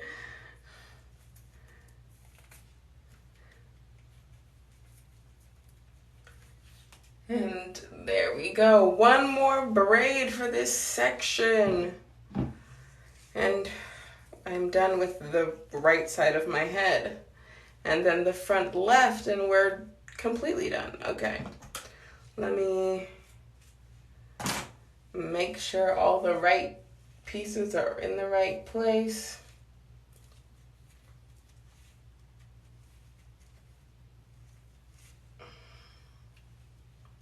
whoever figured out how to do knotless braids, they are very smart. And I am so happy that that person exists because literally before, not feed-in braids. Well, yes, feed-in braids. Feed-in braids are awesome and look great. But what I meant was knotless braids. Because I couldn't do single, like, braids on myself with braiding hair. Because I couldn't get the grip. Like, I couldn't figure out how to add it in with, like, the traditional method that, like, every hairdresser I've ever had has done on my head. But this way, I don't know what it is. Like, it's more steps because you're adding more pieces of hair, but it's easier. I don't know exactly how to explain it, but trust me, it's easier. So, yeah, like, I literally would not be able to do this hairstyle right now if I had to do it the traditional way. And so I am happy that I can do my own hair now. But that I can do one more style, because you guys have only seen me braid my hair, because I've only done 2 streams with me braiding my hair, or with me doing my hair in general, and both times I was braiding. But I might do a stream where, like, I do my crochet hair, because that's also a style I like to do. It just doesn't last very long. Can you do one slowly up close? I can never figure out how people do it so fast. The adding hair. Okay, I will try my best to show it up close. Let me just finish this one real quick. And then I'll start on this section and I'll try my best to show. Honestly, I learned through YouTube. There are some very good tutorials. So if I don't end up being the best person showing, you can find some videos on YouTube. Oh my gosh, that looks so good. Like, I did a good job. Oh my goodness, look at that. Even the parts look good. Oh my gosh, Olivia Henry. And it feels really light. Like, I'm not sponsored or anything, but Twist It Up, it's obvious it's flipped backwards, but this brand, like, this hair is so light. Like, typically when I do my hair, and this is 40 inches. Typically when I do my hair, it's so heavy, but this is so light.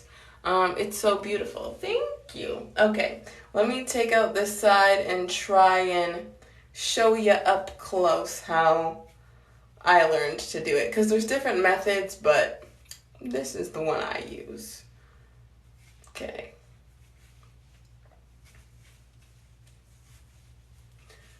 Okie dokie, one last section.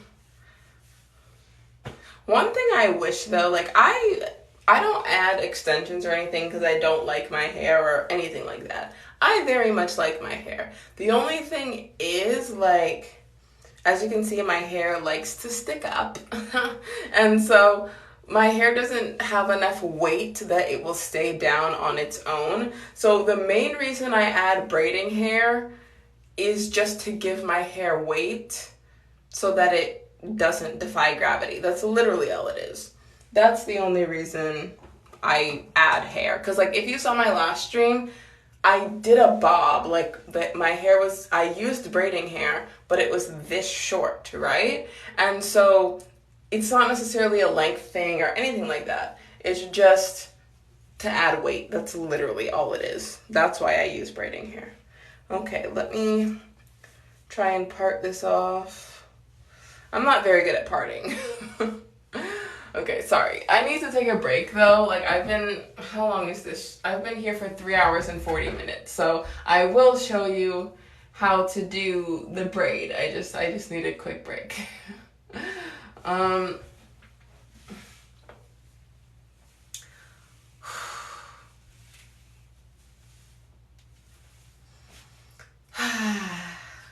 Since this is taking me so long and since it looks so good, I might have to take some Instagram pictures. Whenever I redo my hair, I always take pictures for Instagram.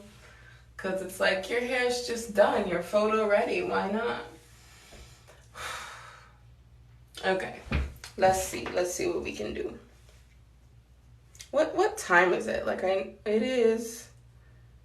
Oh my gosh, it's 12:18. It's after midnight. Oh my gosh. Oh my... I knew I was going to be here till after midnight, but I didn't realize it was already after midnight. Okay. Okay, let me stop stalling. Let me part this.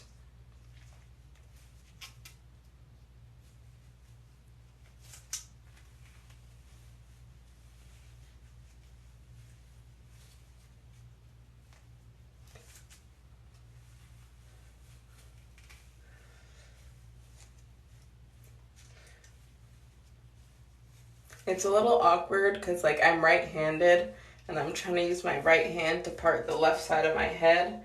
So the feeling is a little awkward, but we're gonna get it done.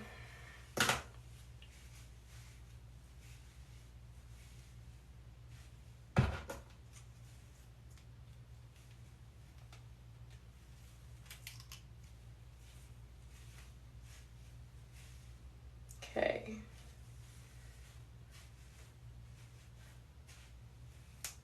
I have a part. Did I temporarily freeze? Are we good? Are we good? I temporarily froze, probably because my phone, just the pop-up said that it was at 20%. So let me plug it in real quick. I have my phone charger here. Let me just move up my phone slightly so that there is room for me to plug it in. Sorry, I have a lot of things on my counter, so that's what the sound is. So here I have my charger. Let me plug in my phone. Hello, Leo. What's up? How are you? Just plugging in my phone so the stream doesn't pause again. Okay. Leo, thank you for the follow. I appreciate it. Okay. Back to parting my hair, the part that I'm not good at. The braiding part is easy. The parting part is not. Leo, you're doing well. I'm glad to hear that. I'm just braiding my hair, trying to switch up my style.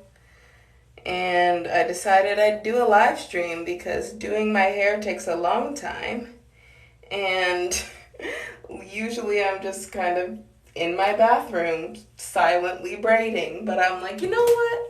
Let me stream it. Look at that. Oh my gosh, that's actually such a good part. Wow. How about you? I am good. I've had a lot of free time on my hands. I just finished summer school. And so, yeah, I've just been sitting at home watching Netflix, and today I decided, why not do my hair? I'm trying to figure out something, though. I think this part is straight, and it's beautiful, but this section is too thick. So I need to split this section into two. Because then the braids won't be the same size on both sides. And that is not what I want.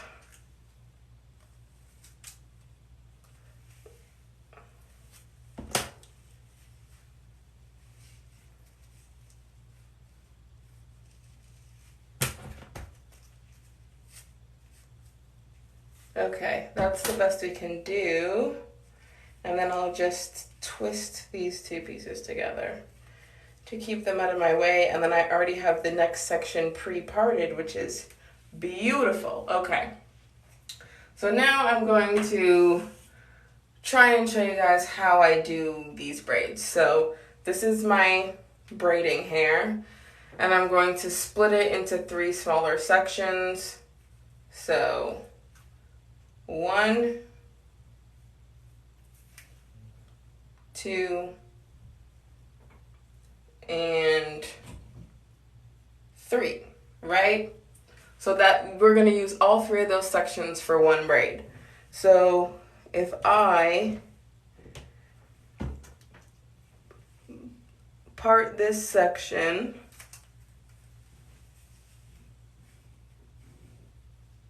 this piece is going to be my braid. So I use my Shine and Jam just to kind of prevent flyaways. So I grease that section of hair. And then I just braid down with just my natural hair for a little bit. So I hope you can see that. Split it into 3 and then just braid regularly. Then you take one of your pieces and you see this piece. This side is gonna go there. So here, and then grab with the other hand, and then, then braid down as normal. Sorry, I think I messed that up. Sorry, I grabbed wrong. I'll show you again. So, starting over, my bad. Braid down regularly with just your natural hair.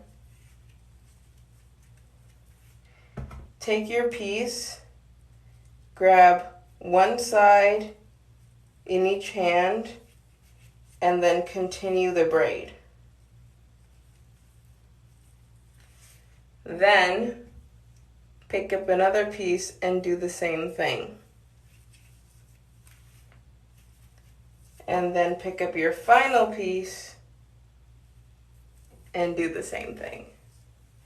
And then you just braid to the end.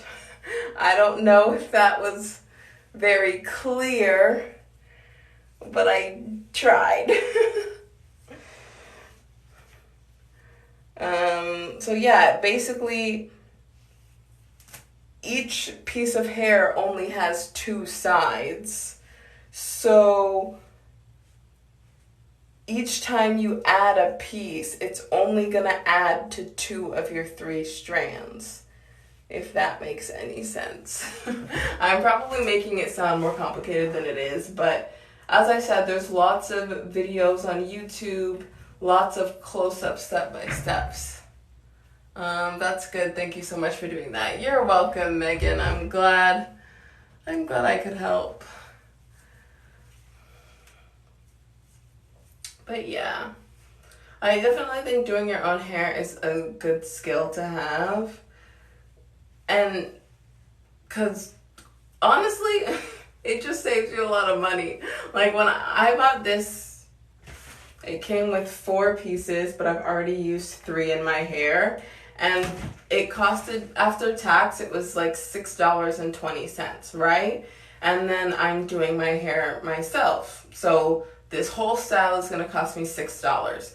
Meanwhile, if you go to a hairdresser, you have to pay them for their time, right? Like they're a professional, so you pay them to provide you a service, right?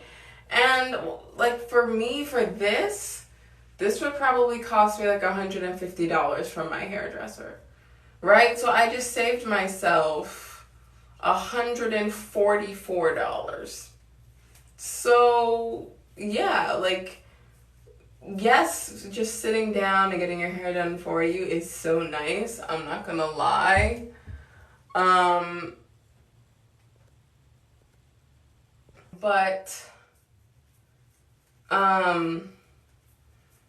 Yeah, like one reason, so as I said earlier in this stream, I haven't been to my hairdresser since December of 2019, even though the pandemic didn't start till March. So I didn't go to my hairdresser even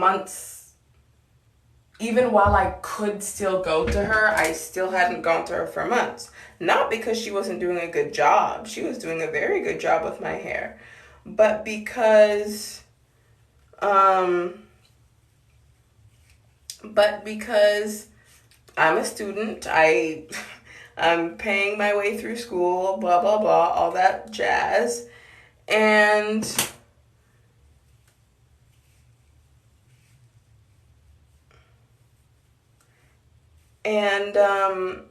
yeah, like I wanted to get my hair done, but it just wasn't a good way for me to spend my money at the time.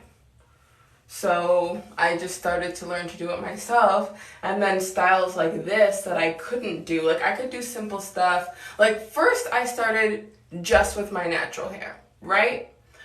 So I would just do natural hairstyles. So it's like instead of going to my hairdresser every month, I'd go to her every other month and just maintain my natural hair for that 1 month, right? In between. But then it got to the point where I'm like, I want to be able to do the styles my hairdresser can, but on myself.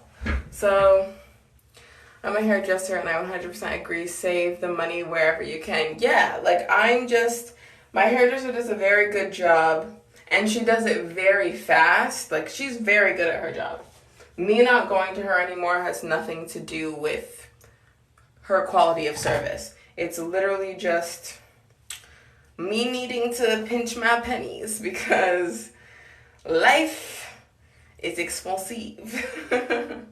So yeah. I definitely think it's a good skill to have. Even if you're not gonna like go out and do like your whole head and some next level intricate style, even if it's just like learning about your own hair type so that you can take care of it. Like I went natural in 2018. I went natural for a year, right? And during that year, I learned so much about my hair because I've literally been wearing like extensions and braiding hair and blah, blah, blah since I was like 6 years old, okay? And so like I didn't really learn how to take care of my hair because my hair was never out, right?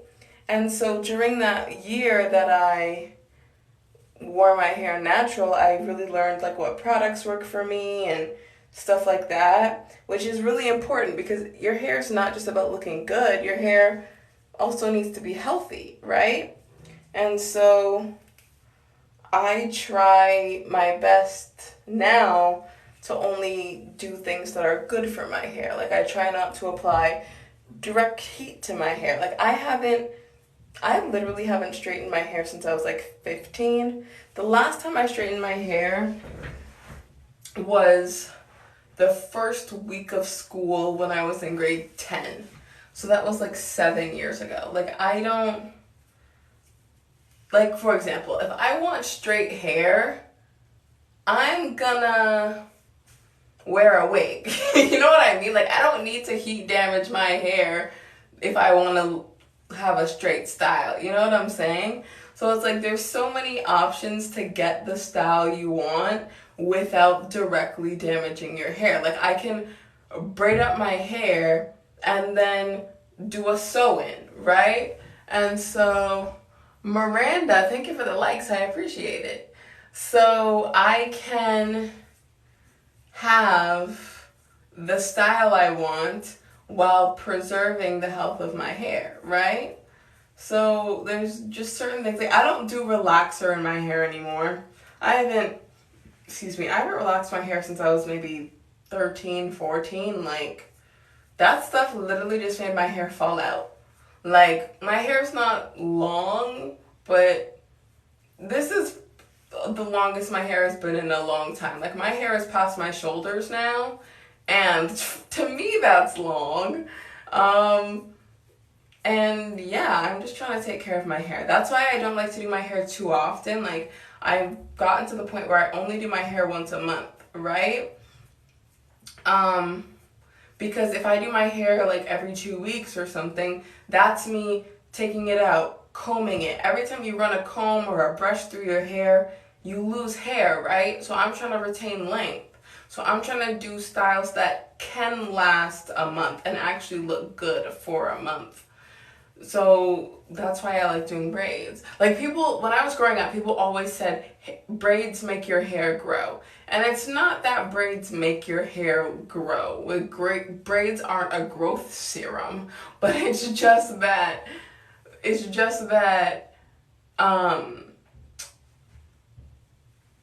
when your hair is in braids, you're not constantly running something through it. You're not constantly manipulating it.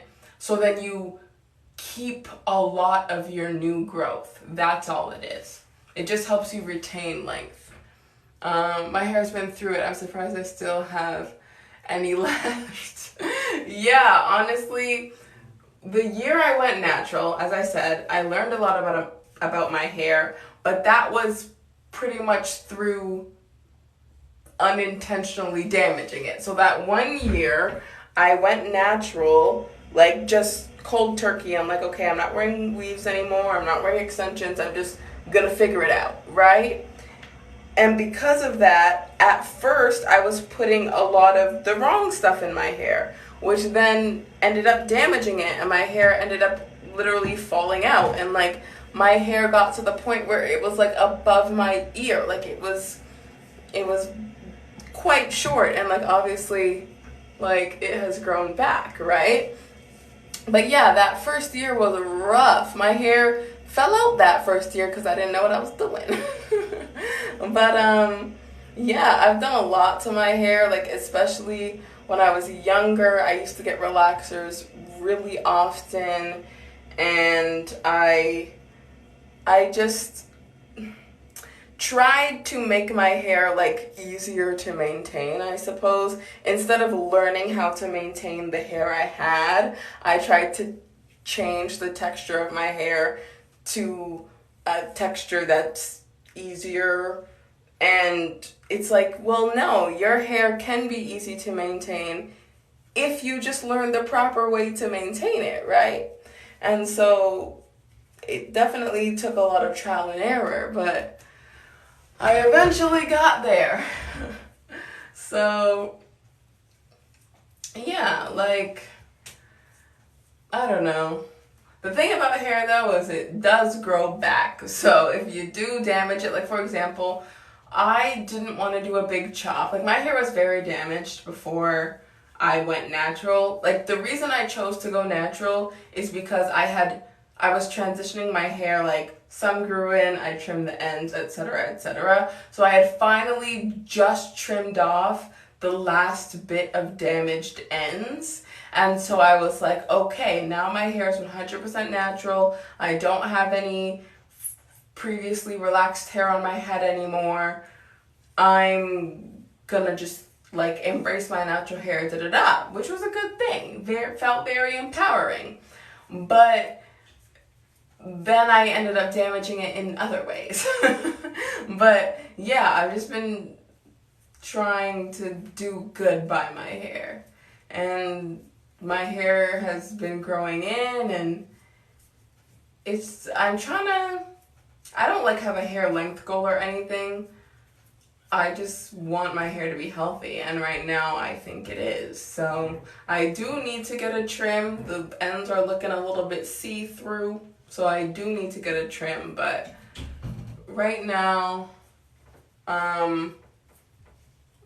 I think that my hair's doing pretty good. I think it's doing pretty good.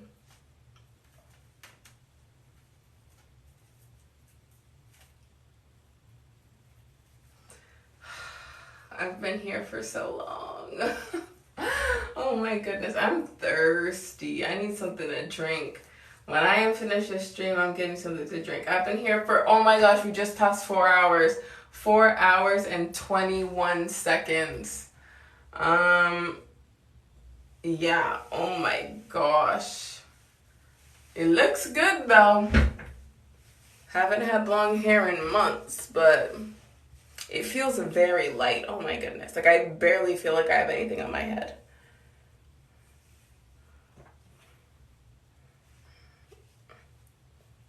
Okay.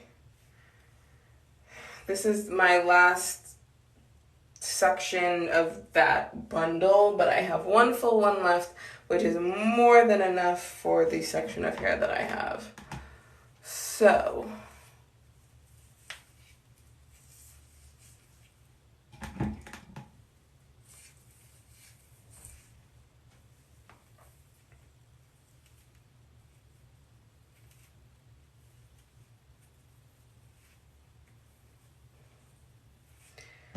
okie doke.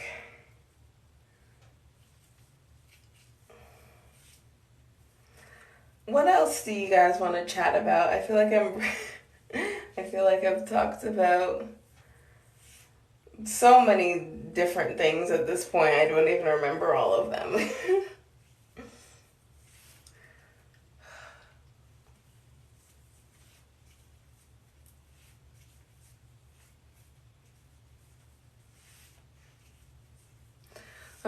Do you ever do this style with colored hair? I think a maroon burgundy would look amazing on you. I have done it with colors. Back in January for my 22nd birthday, I did like a black to blue ombre.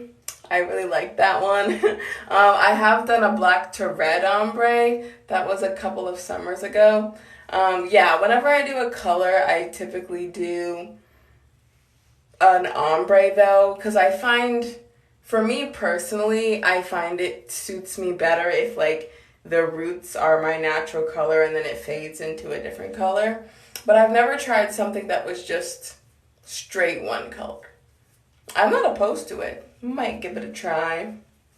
But yeah, I've definitely done some loud colors, because like if I'm gonna do a color, I want it to be like boom in your face. Like when I had the blue hair, it was like a black to like royal blue to sky blue, so it was like 3 different colors, and like literally everywhere I went someone said something about it. Like I remember I went to like a bubble tea place and the cashier was like, your hair looks like a waterfall, and I was like thanks.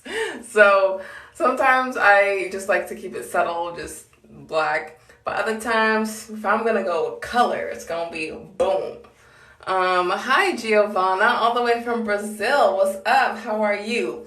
Just out of curiosity, what time is it in Brazil? Because for me, it is, hold on. Come on, watch. For me, it is 12:40 a.m. Yeah, that makes sense. I bet it looked awesome. I felt like it did. If you go to my like TikTok profile, probably like 4 videos down, you'll see a video of me with blue hair. And yeah, it's 1:40 a.m.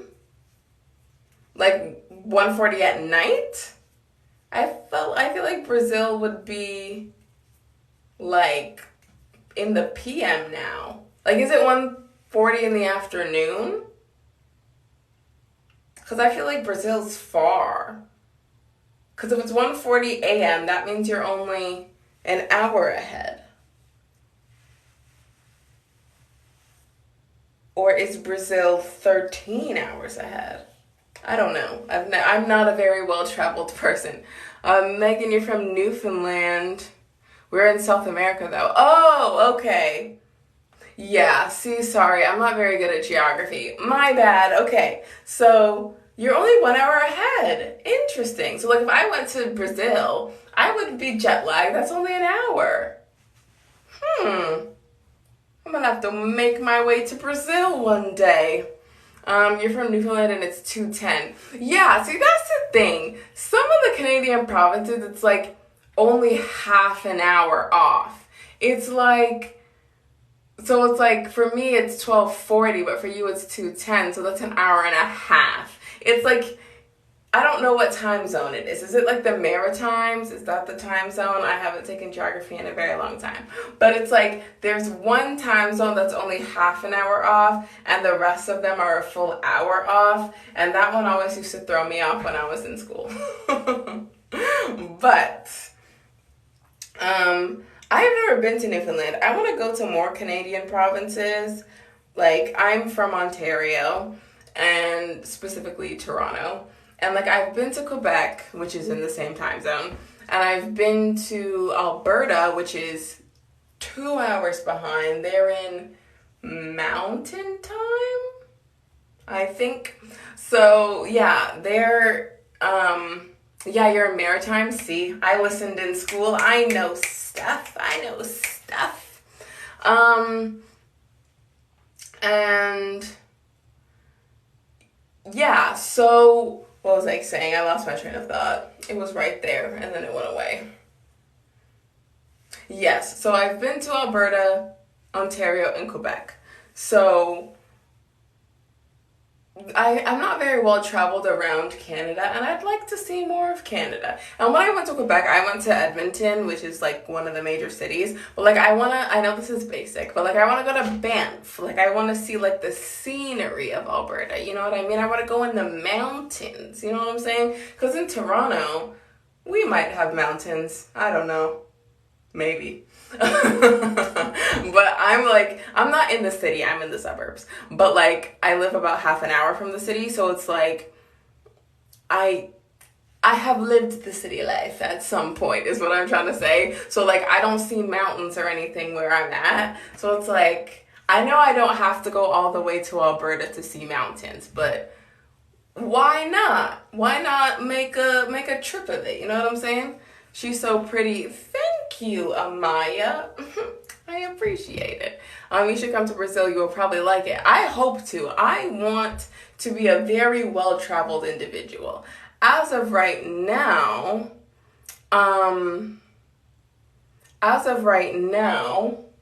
someone just said they saw something on my wall. What is on my wall? I am confused. Some sort of bug. If anything, there's like flies because it's summer, but I don't see anything.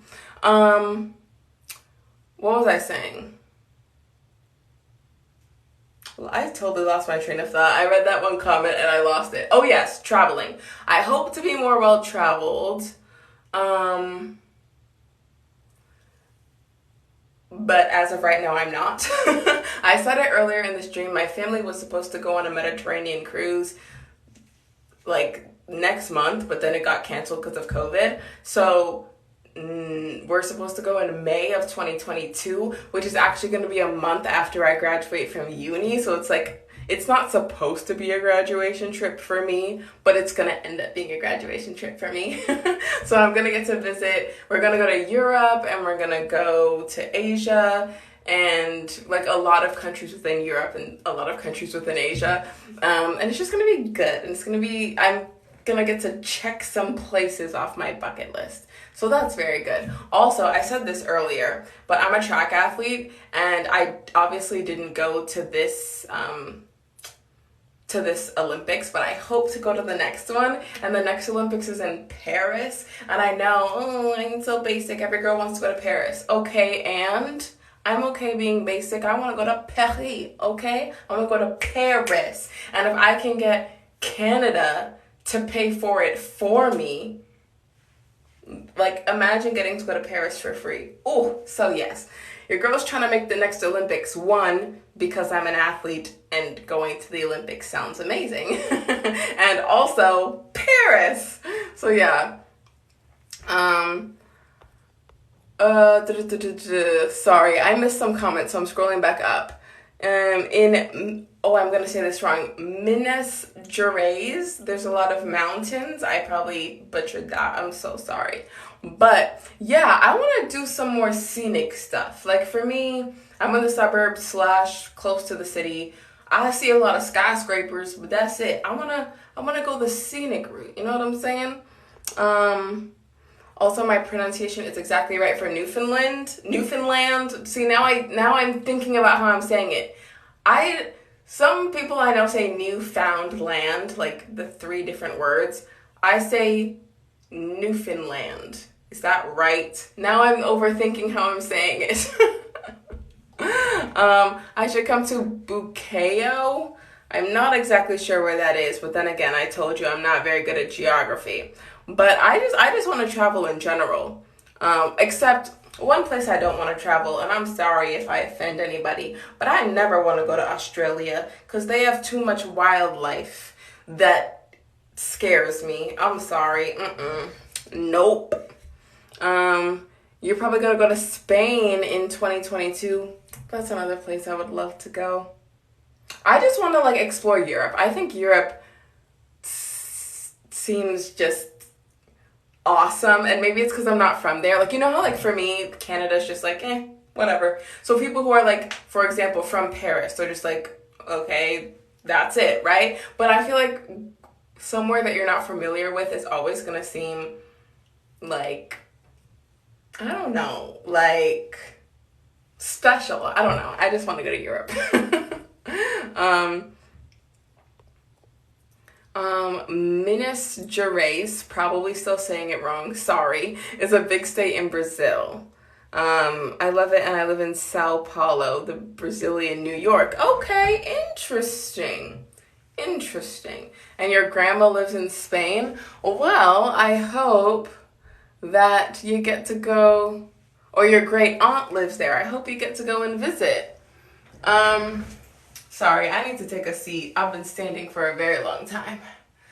I've been streaming for I don't know how long, but I've been braiding my hair for, hold on, 4 hours and 12 minutes.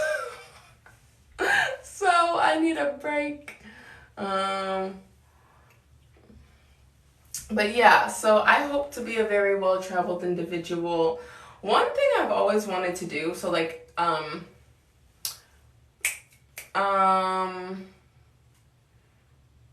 I lost it. I'm losing my train of thought. I think I'm just tired. No, it's gonna come back to me. The thought is there. Oh yes, okay, I remember. So Canada's second language is French, right? And I don't speak French. I took French for 8 years, grades 4 to 12. Your girl is not fluent, and I want to be. So like, I want to become immersed in French to like force myself to learn it. So like, I want to like live in Paris for a year or something. And I know that I don't have to go all the way to France. Like, I don't even have to live in Paris specifically, but like in France. I know I don't have to move all the way to France to go to a predominantly French speaking place, because I could literally just go to like Quebec or something, which is like right beside where I live. Like, I can drive for like 4 or 5 hours, get to Quebec, right? Get to Montreal, Quebec, right? But like, if I'm gonna move somewhere for a year, why not France? You know what I'm saying? Why not? Why do I have to stay within Canada? You know what I'm saying? So if I'm gonna learn French, I'm gonna go to France. You know what I'm saying? So I don't know if I'm actually gonna do it, but that's definitely something I've thought of, like just living for a year in France. Like, obviously that costs money, but like, obviously if I could afford it, I would love to. You're learning French? Ooh, are you any good? You're probably better than me, legit. Bonjour. That's all I got in 8 years of French class. I speak my mother language, English, and the basic French. Well, I only speak English. Oh, you want to know something that my friend told me the other day?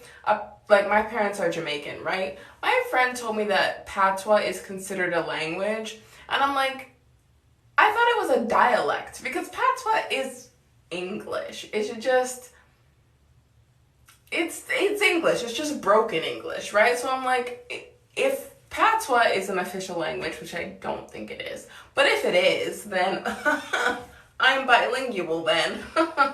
So I wouldn't mind if patois became an official language, because that turns me from only knowing one language to 2, and I didn't even have to do anything, because I technically already know patois. So don't ask me to speak it.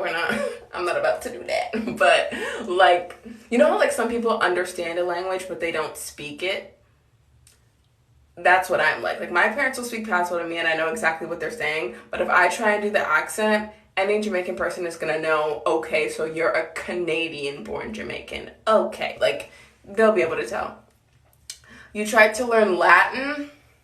Well, if you learn Latin, that could help you with a lot of other languages, because a lot of languages are derived from Latin. So I've been sitting here for way too long and not doing my hair, so let me do that.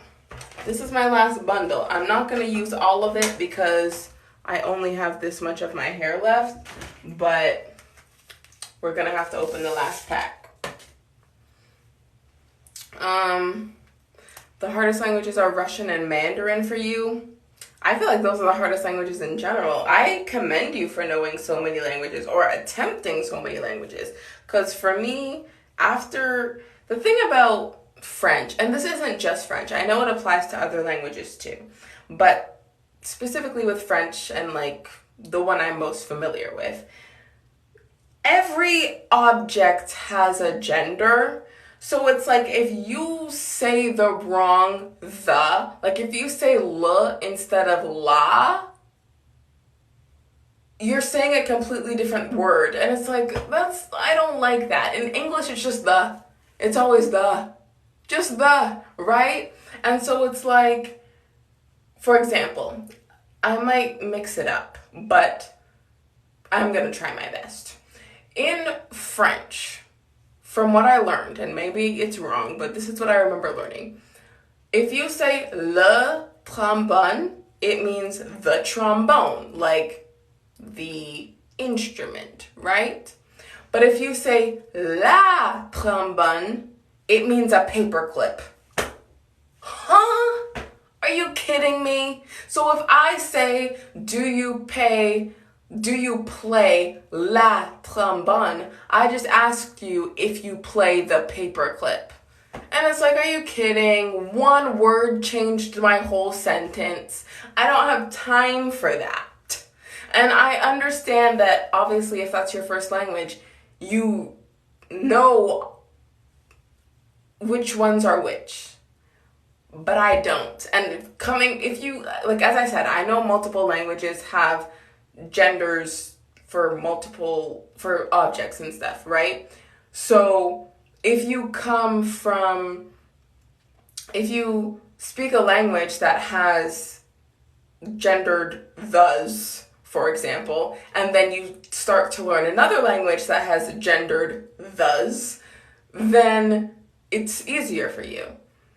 Although from what I've heard, like for example, in French, a word might be feminine, but then in a different language, that same word is masculine. So then you might use the wrong the because in your language, it's the opposite. Like, languages are just so confusing. Yeah, it's like in Portuguese, we don't say she/he is beautiful. It's bonito and bonita. See? It's... Because like in French, it's also like... How do I explain it? Like, if there's a different... Like, if someone is happy, for a man, it's heureux. And for a woman, it's heureuse.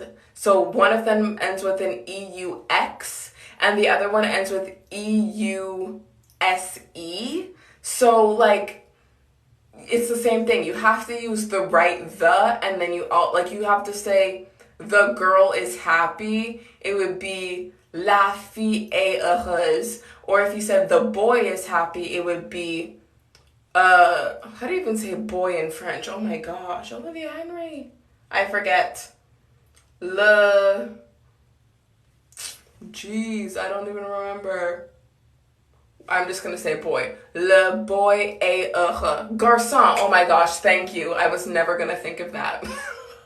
So in French, it would be la fille est heureuse or le garçon est heureux. So you have to use the right the, and you have to use the right conjugation for the adjective. There's too much. In English, it's always the, and it's always happy. The end. Like, no, I can't. Like, I would love to learn the language. I genuinely want to learn it, but at this point, it's just so overwhelming for me. Like, I couldn't even remember the word for boy. Like, at this point, any French knowledge I did have, it's gone. I would probably have to like pretty much learn from scratch at this point.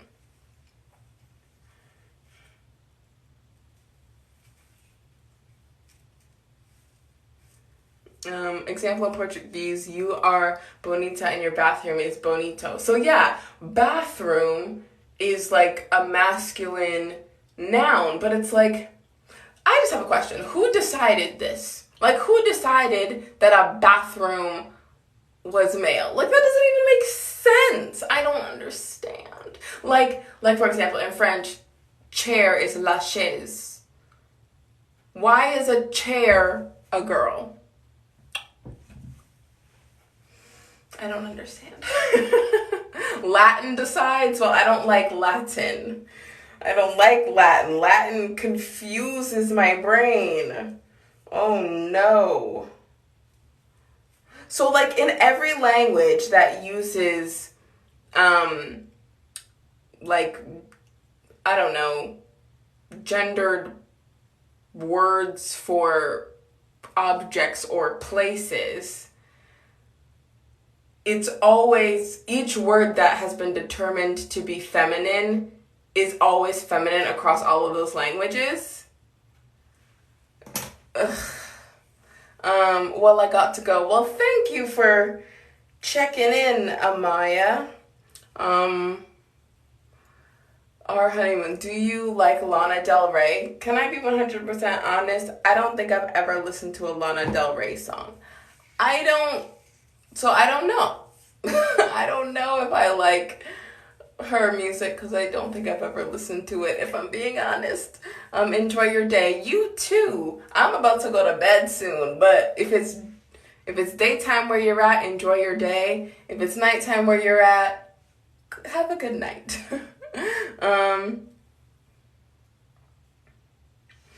Your hair is a boy in Portuguese. If I talk about him, you have to say he and not it. Yeah, see, that's the thing. In French, I think the spelling of it changes depending on if you're talking about a girl's hair or a boy's hair. Like, I don't remember. Like, this was a very long time ago that I took French. I took French, like, the last time 4 years ago. You're so sweet and gorgeous. Thank you. I appreciate it. You should come to New Zealand. I have a question. As I said, I'm not very good at geography. Is New Zealand at all close to Australia? And if yes, do they have some of the same wildlife? Like, do they have giant spiders like Australia does? Because if so, I don't think I want to go to New Zealand. Let me tell you something about me. I'm literally afraid of, like, everything. Everything. And so, like, for example, in Canada, we have, like, little house spiders, whatever. But, like, Australian spiders, boom! Bigger than half your face. Couldn't be me. Could not be me. No, thank you. Not interested. No. What kind of mutant spiders do you have on your continent? Olivia is a normal name here, though. Yeah, see, my name is very, I find that, I wouldn't say universal, but, like, a lot of places, like, Olivia is a common name. But, like, some places they spell it different. Like, I think in Poland, it's spelled, like, Oliwia, but it's still pronounced Olivia. So I have a very common name, and I'm very aware of it. Like, everywhere I turn, there's another Olivia. Like, even my full name, like, if you look at, like, my TikTok name is my full name, Olivia Grace Henry. Do you know how many Olivia Grace Henrys, like, people with the exact same name as me are on this planet? Too many, I can tell you that. Like, I've tried to get the username Olivia Henry on, like, several social media platforms, and it's always taken. And I'm like, even on TikTok, it's taken. Which is why I had to use my middle name. Olivia is a unique name here in New Zealand. Interesting. For me, even though my name is very common, I've only ever been in a class, like in school, with one other Olivia ever. And that was in grade 11 English. But like all throughout school, there was never like, oh, I'm Olivia H and you're Olivia T. Like that only happened once in the 11th grade, which I'm very surprised about because of how common my name is.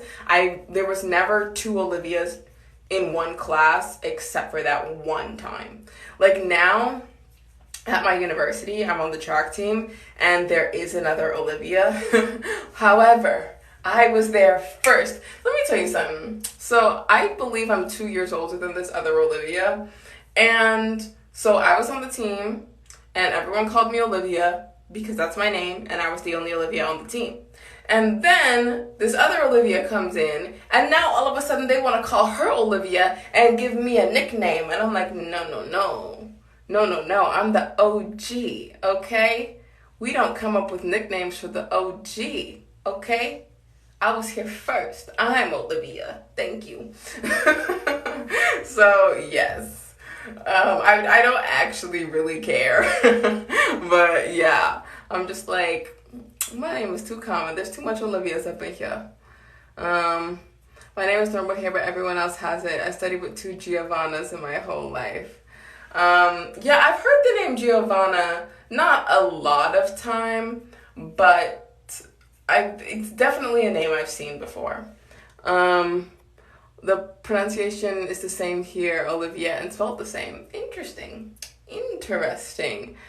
What is your nickname? A lot of people call me Livy, which I don't mind. It's like the typical Olivia nickname, so nothing unique, just Livy. Giovanna is Italian. It means Joanna. Oh, interesting. I did not know that. You learn something new every day. Ooh, did you hear that crack? That was my back. I'm old. But anyways, yeah, I have a common name, but I don't mind it. Like, as I said, I don't run into Olivia's in my daily life. Like, okay, when there's two people, like, in the same room with the same name, it gets confusing because you're like, oh, which one are you talking to, right? But, like, I haven't really had that problem very much. How old are you, by the way? I am 22.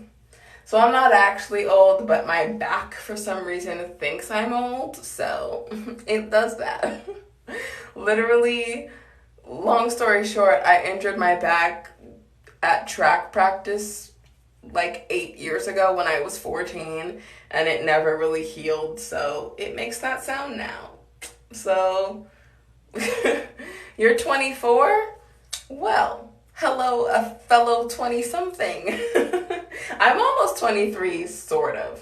Not really. My birthday's not till January. But I'm technically closer to my 23rd birthday than I am to my 22nd birthday. So my birthday's January 24th. So when I do turn 24, it will be my champagne birthday. I'll be 24 on the 24th. But that's not until 2023. But yeah. I don't know how I feel about being in my 20s though, if I'm being honest. Like for me, like so far, like obviously I haven't lived that much life. I'm still pretty young, but for me, are you in college? Yes, I am in my last year. Well, technically I'm going into my 5th year. So university should be 4 years, but long story short, I kept switching majors, so it's going to take me 5. So I have 1 more year, so I'm going to graduate at 23. I technically should have graduated this past April, but it's fine. 1 more year won't kill me. But, yeah, for me, Giovanna, thank you for following me. I appreciate it.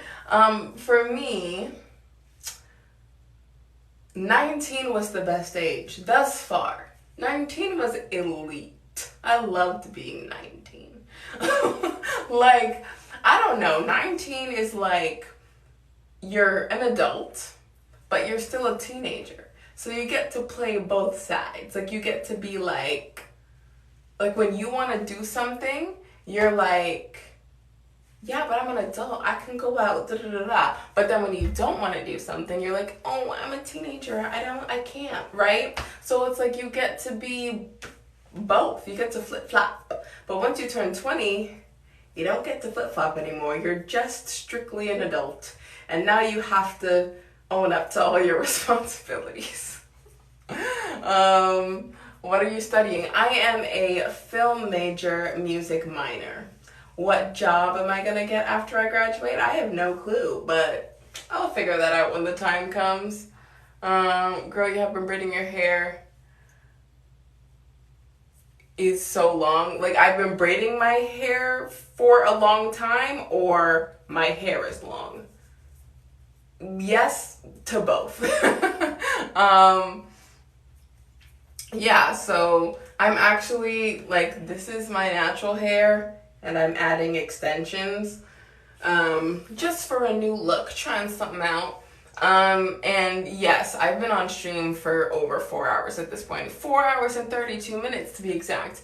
Do you live by yourself? No, I wish. It's too expensive for me to move out right now, in Toronto. Toronto houses are even like renting an apartment, expensive. But yeah, I still live at home with my parents. I'm just in my bathroom right now, braiding. Yeah.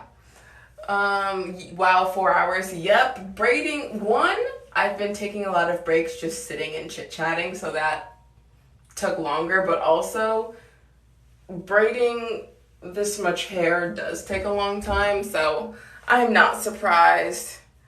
It's so expensive here as well. Brazil is an expensive country. Yeah, honestly, I don't feel like Canada in general is expensive. I feel like if you live near any major city, it's not happening. Like, for example, I live in Toronto, which, like, if someone says they're from Canada and they specifically say they're from Toronto, I feel like that's one of the countries that most people, not countries, that's one of the cities that most people know, right? And so if you live near Toronto, it is nearly impossible to get a house for under $1 million.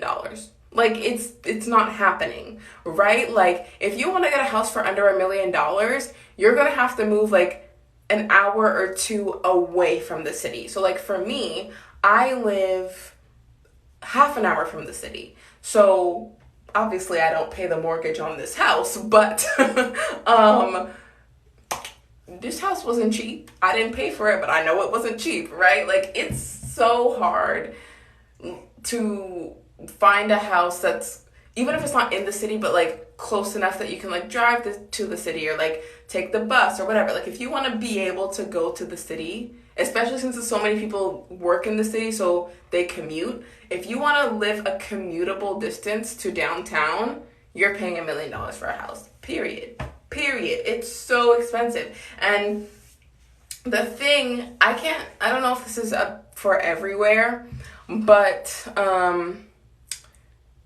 in Toronto, if a house is under $1 million, you have to pay at least 10% down as a deposit. So like if a house is $900,000, you have to pay $90,000 down, right?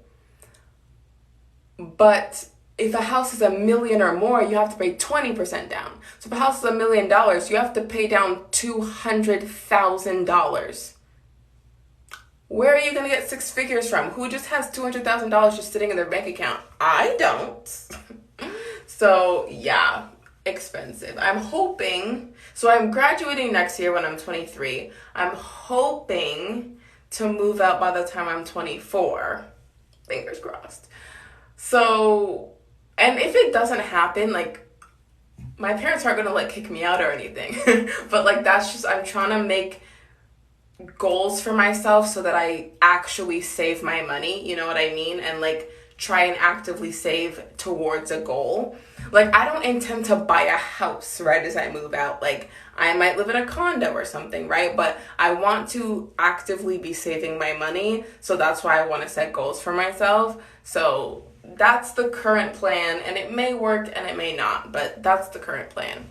It's so expensive here. Brazil Oh no, I already read that. An iPhone 8 Plus is $3,000. 3,000 Reyes. Did I say that right?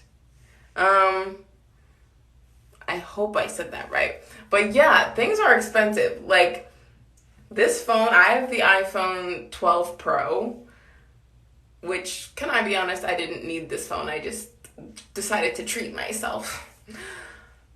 It was $1,700 for a little rectangle. Like, like I don't know the conversion rate between currencies, but $1,700. That's a lot of money for one thing. Oh my gosh, it's Ray Eyes or Reyes. The Reyes like French act. So Reyes, is that right? Did I say that right? Probably not. See, the thing about me, if I hear something pronounced, I'll like get it the first try. If I'm trying to read a pronunciation, I'm horrible at it. So I apologize.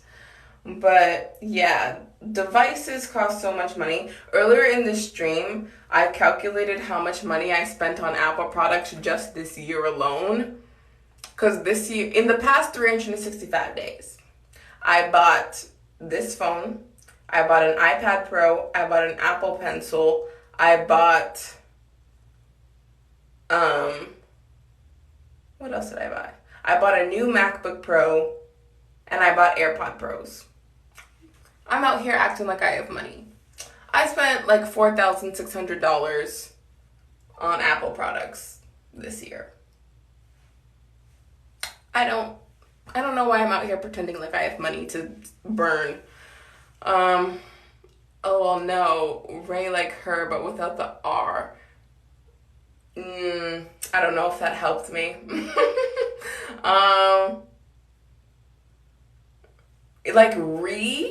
Like Ries. I'm sorry, I'm not like in he, so re. So was it Ries? Is that how Ries? I'm not doing a very good job. I'm sorry, I'm not doing a very good job. I might have to look up the pronunciation of this later.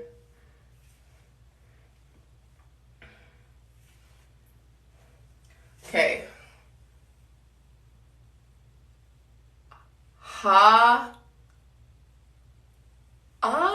Eyes. No, that can't be right. I don't know how to teach. No, I don't think you're teaching incorrectly. I just don't think I'm learning correctly. Portuguese is hard. Honestly, I'll look it up later. And then for next time, I'll know. I'll know for next time. Okay. Let me get back to actually doing my hair, because if not, I'm going to be here till like 3 in the morning. But you're trying though. Yes, I am. At this point, I'm just trying my best. Try to say, oh, this is not going to work, but I'm going to try. For me, obviously with my Canadian accent, it's not going to sound good. But Ursulinda, is that right? Was it kind of right?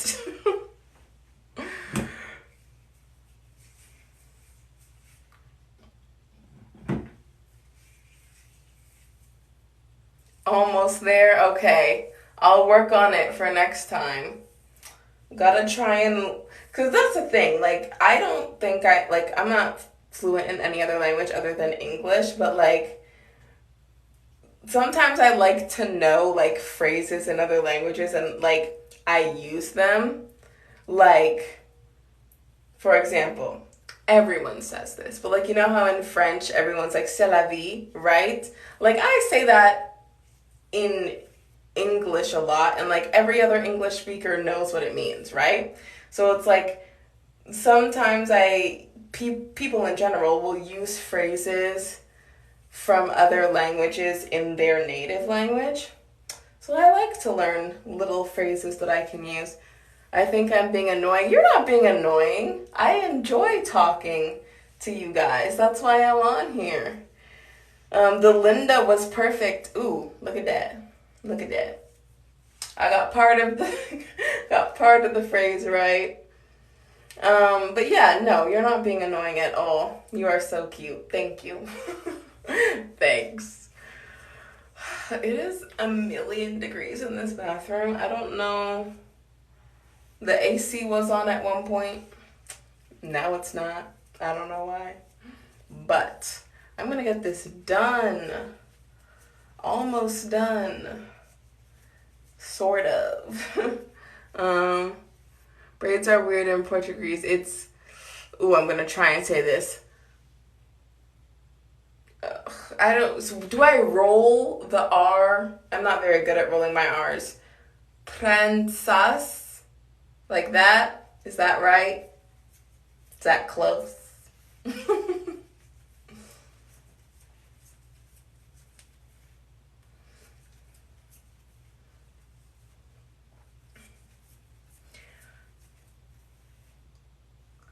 Don't roll it like it's Spanish, I guess. So is it just transas? Or is it kind of like a French, like prensas? Because that doesn't, I don't know if that's right.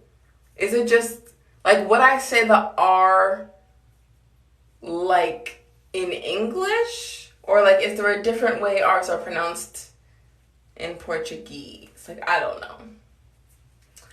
The 3 different ways I learned to pronounce R's is, like, like in English,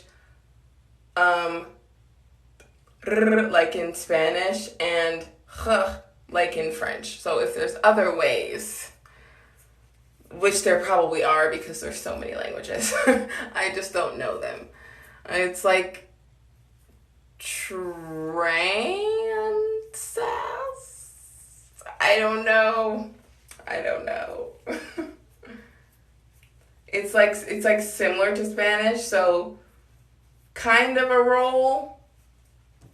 I'm gonna study up on this, because I'm genuinely interested in learning other languages. I just feel like the way I was taught French in school kind of ruined it for me, because, like, I don't know, I feel like I had some, like, good French teachers, like, they were good people in general, but, like, the French part just never resonated with me. You know what I'm saying? You are fofa. I probably didn't say that right, which means cute. Thank you. But I probably didn't say it right in Portuguese. I find that some, like, people who speak other languages have, like, really nice accents. And, like, yes, there are people who speak English who have nice accents. Like, if you're, like, British, or, like, it was perfect. Ooh, yes. Or, like, if you're, like, Australian and stuff, like, or even, like, if you're, like, Scottish. Like, some people, when they speak English, they speak it with such a nice accent. And, like, I know, like, 20 minutes ago, I said, oh, my Canadian accent. I don't feel like I have an accent, which I guess technically everybody does, but, like, maybe it's because I'm from Canada, and, like, and also, not even just that, because people from different parts of Canada speak differently, you know what I mean? And, like,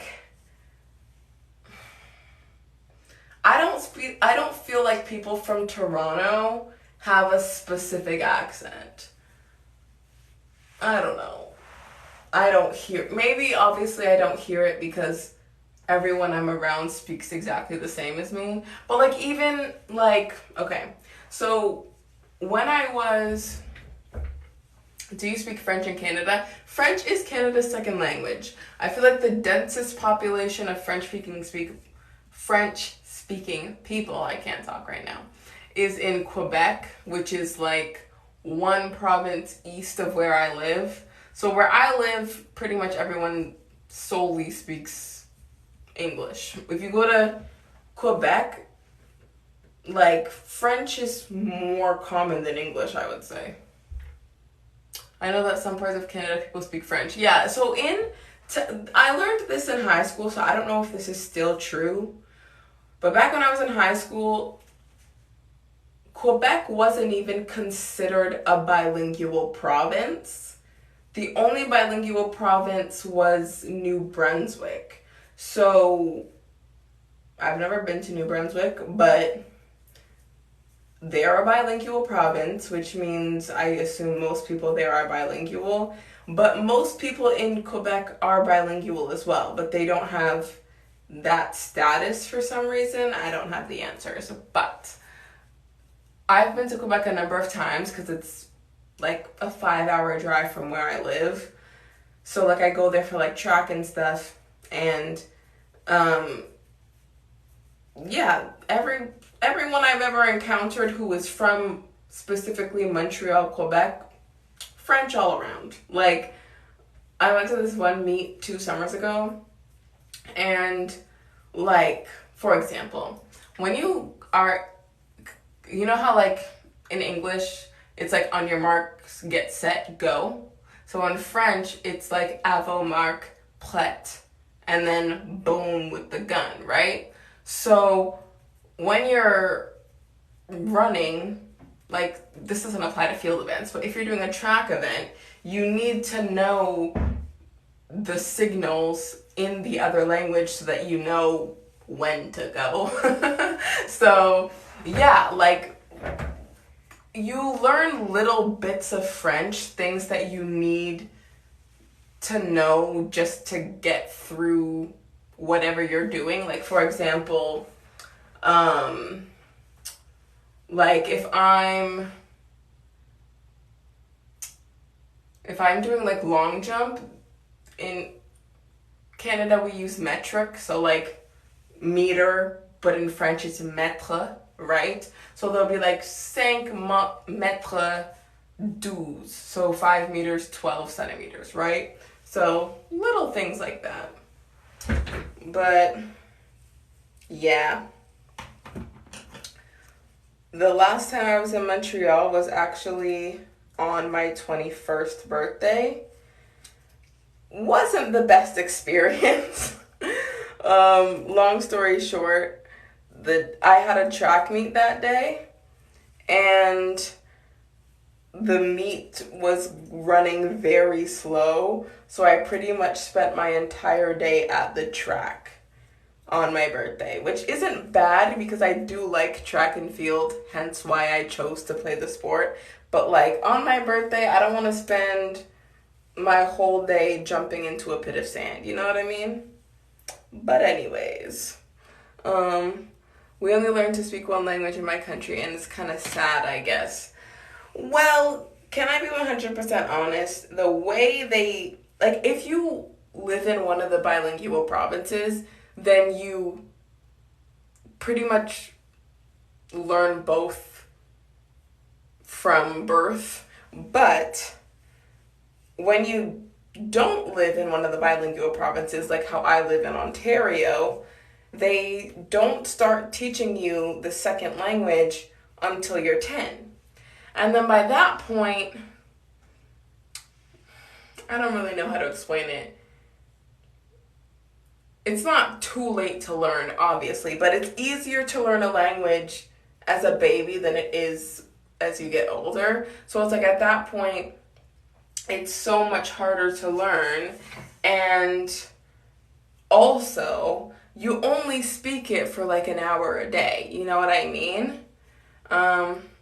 Yeah, but it's good to learn more than one, you know. Yeah, I definitely think it has come in handy in some instances. Like, when I have gone to Quebec, I'm able to carry a conversation.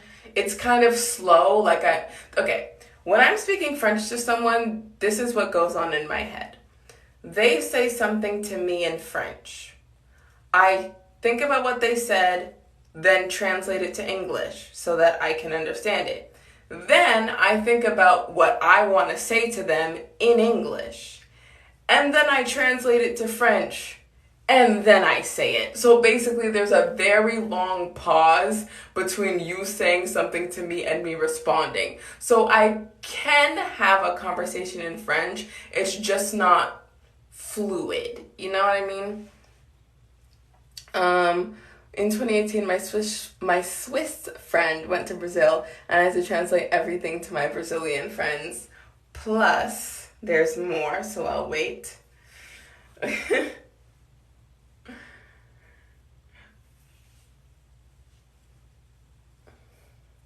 But yeah,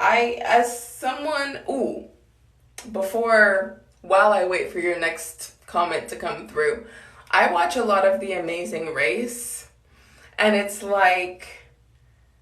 um, like when they go to like different countries and they're like trying to navigate these cities and stuff, it definitely comes in handy if you can speak another language. And like I would love to go on The Amazing Race, and I feel like learning more than one language would be very beneficial. Plus, I was tired in the restaurant. I translated everywhere because Brazilians don't speak English. See, that's another thing. Like, you know how I said I want to move to France potentially? If I go to the reason I want to move to a place where, like, I know some people in France do speak English, but in Quebec, pretty much everyone speaks both. So if I'm struggling through a French conversation, they will switch to English for me, right? But if I'm in France where the person might potentially not speak English, then I have no choice but to struggle through the French, which is going to force me to learn it, right? So for example, if I went to Brazil and people don't speak English, I'm not saying I'm going to learn Portuguese in 1 week of a trip to Brazil, but I'm just saying if I were to like move there for a year, it would like force you to learn the language because humans are social creatures and you have to talk to people, right? So it's like when you're a baby, you don't know any language, but you eventually learn one because you have to communicate with your parents and your siblings if you have any, right? So it's like, I would love to go to a place where I can't fall back on English because that's what's gonna actually make me learn it, right? Let's move to France together, honestly. Maybe. Europe sounds expensive. I might need a roommate. But yeah, like, I don't know. I would love to learn other languages. I would love to travel. And that's another thing. If I'm going to travel, I want to be able to interact with people. So, yeah, there's so many skills I would love to learn. I just hope I get a chance to.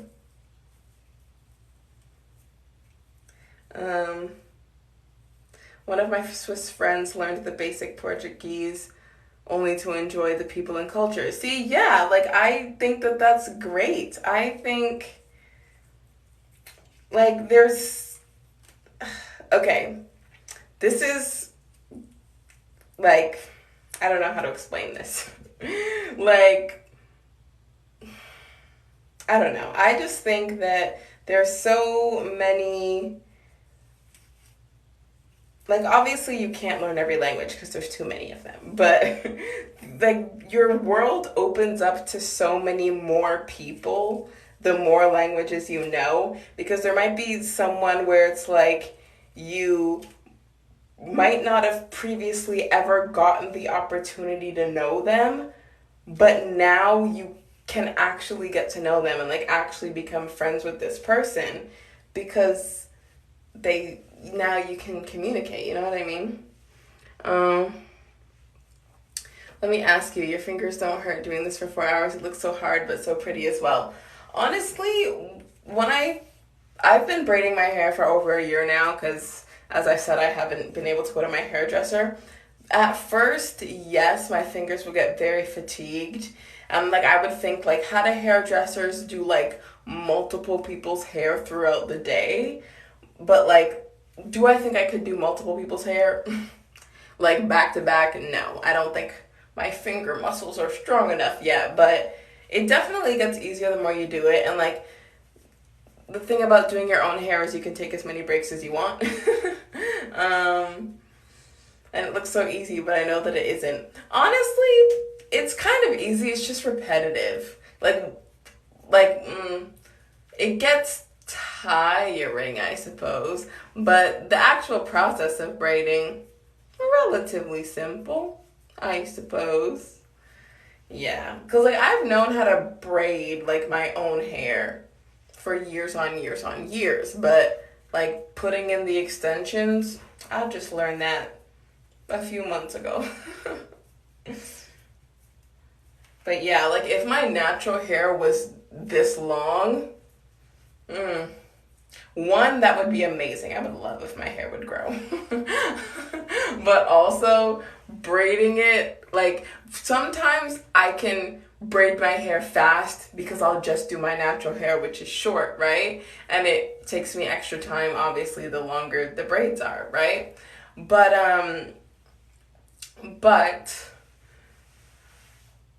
if my natural hair was this long, so I had to take this long every single time, that might get a bit tiresome.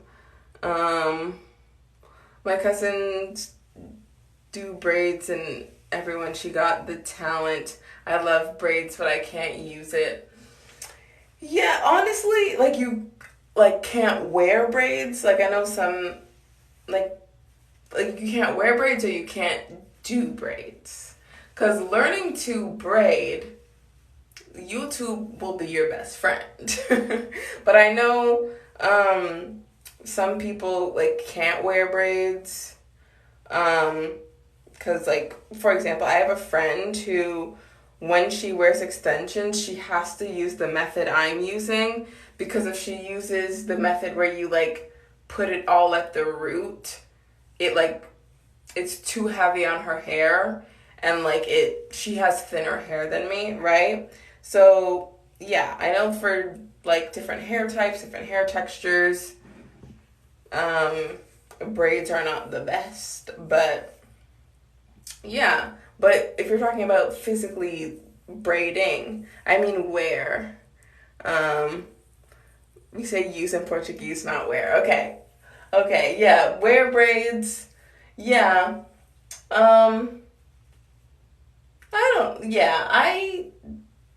For me personally, braids are a go-to simply because then I don't have to do my hair for a long time.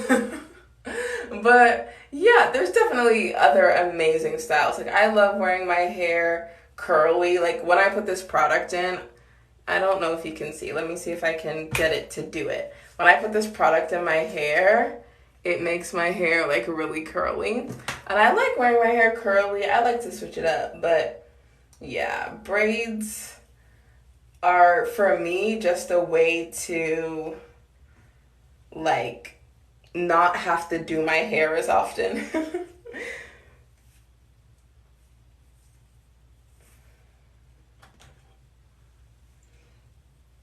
I'm gonna have to sit again. Ooh, it is. My legs are tired. Oh, jeez. Your curls look so cute, tiny. Thank you. Yeah, I have a very tight curl pattern. Like right now my hair is dry, but when my hair is wet, like my hair, like like a spring, like my hair literally looks like little spirals, right? But like I like blow dried my hair and stuff before I started the stream, so you can't really see it, but yeah. I like my curl pattern. It's just the thing about wearing my hair, like I have worn my hair just like out in a fro before, right? The only thing about that is like you have to maintain the fro, and like you have to like wake up every morning, fluff the fro, because like you sleep on it and then that side gets flat, so you wake up, you have to fluff it, you have to pick it out, blah blah blah, right? I like a hairstyle where I can just wake up and leave my house, which is this, because this is gonna look good for like a month. I wake up, leave. Like, I'm gonna look good from the moment I wake up. And that's why I like braids.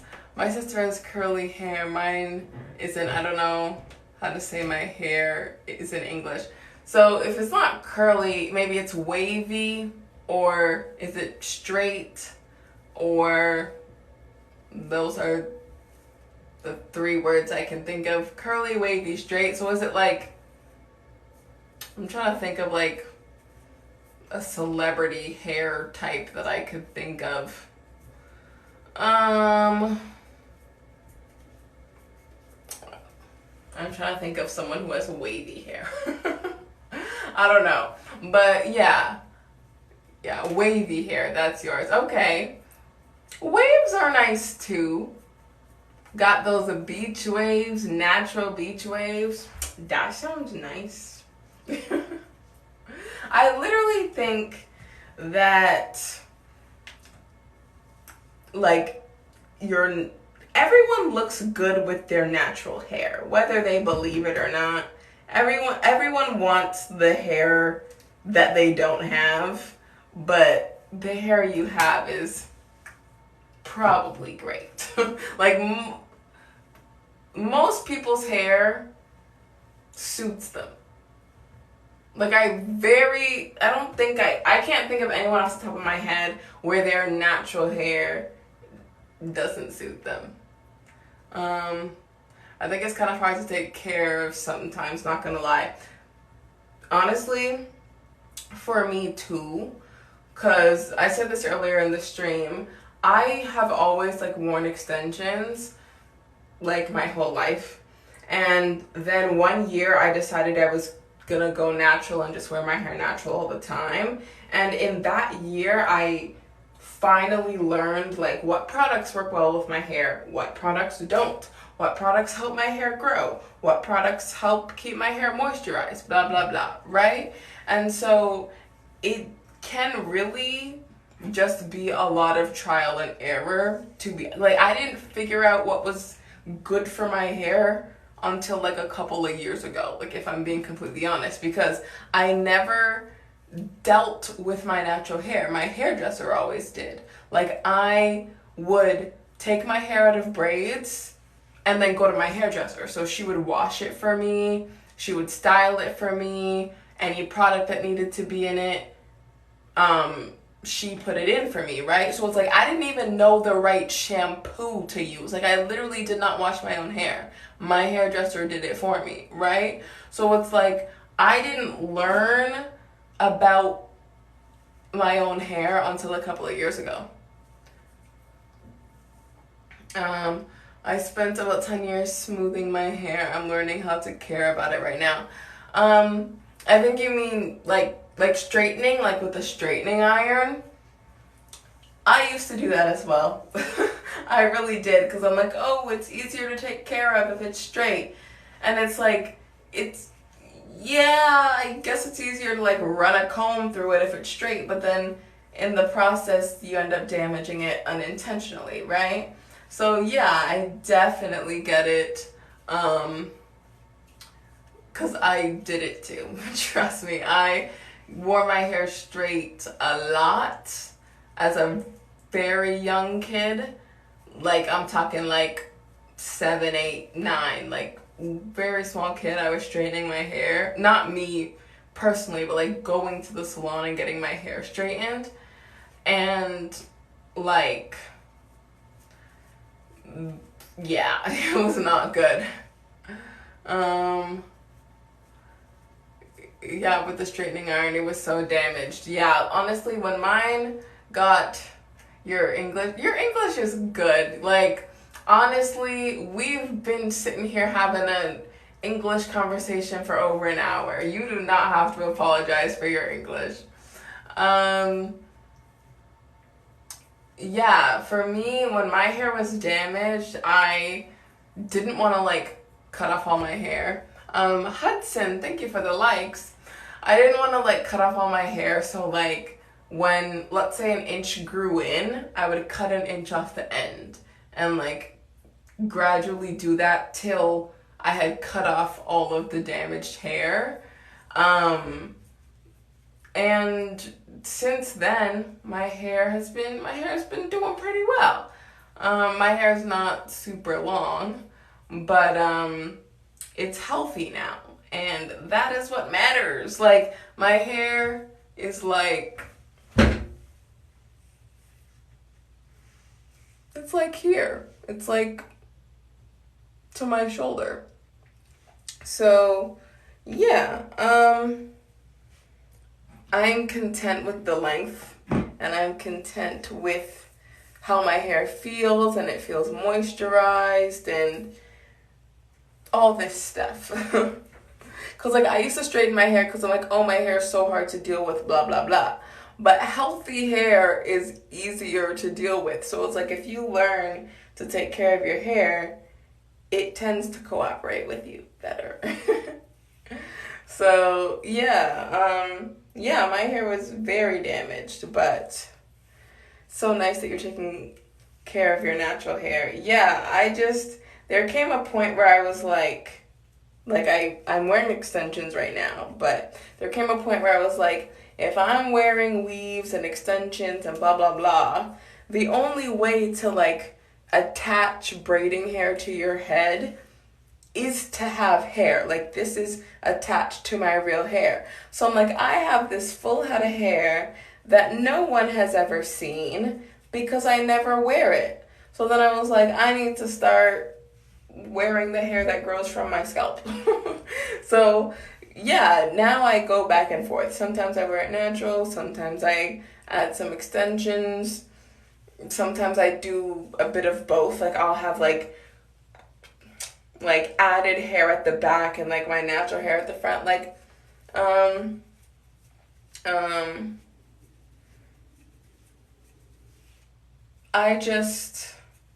like to switch it up. The extensions are healthy. What I'm doing right now is basically a protective style, which is basically, it does help the health of my hair, right? So it doesn't have to, I don't have to make it this long. That's just for the style. But like, basically, how do I explain? The way I'm braiding it, you can pretty much only see the extension on the outside, right? So even though from here to here is a mixture of both and then is just the fake hair because my hair is not this long, I pretty much wrap my hair on the inside of this, so only the fake hair is exposed to like the elements, right? So it kind of protects your hair because you're tucking your hair inside this, right?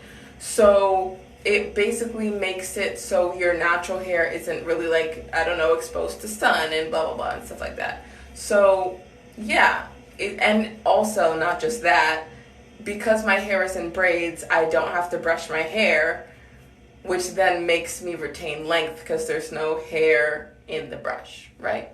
So yeah. Oh my goodness, we're almost done. So it isn't bad? No, it's not bad. Some people try and come for you, like, well, from my experience, some people will try and come for me and be like, oh, well, it's not your real hair. And it's like, I never said it was. Like, I don't know, like, some people will try and call you out because you're trying to pass fake hair as your real hair. So there's, like, negative connotations when it comes to using fake hair, but I don't care. It works for me and I like it, so. Okay. Well, it's almost done. It looks so stunning. Thank you. I think I have about 4 braids left. Okay. Here in my country, girls love braids like that. Well. Okay. Okay. This actually feels so light though. Like, if my natural hair ever got this long, I feel like I could handle it. You know what I mean? Because like, more hair is obviously like heavier, but this feels light. There's a singer, her name is it Iza or Iza? I want to get this right. And she wears braids sometimes. She is powerful. I might have to look her up. Okay. Almost done. And it is, what time is it right now? It is 1:47. Oh my goodness. It has been 5 hours and 11 minutes. But it's okay because we're almost done.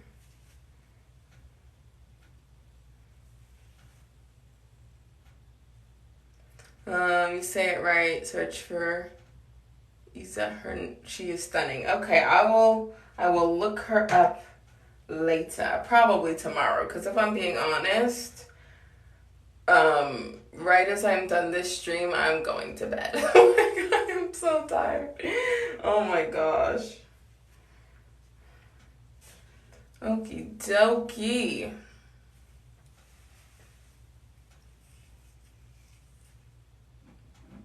You look sleepy. I really am. I probably have bags under my eyes. And honestly, I didn't even wake up early today.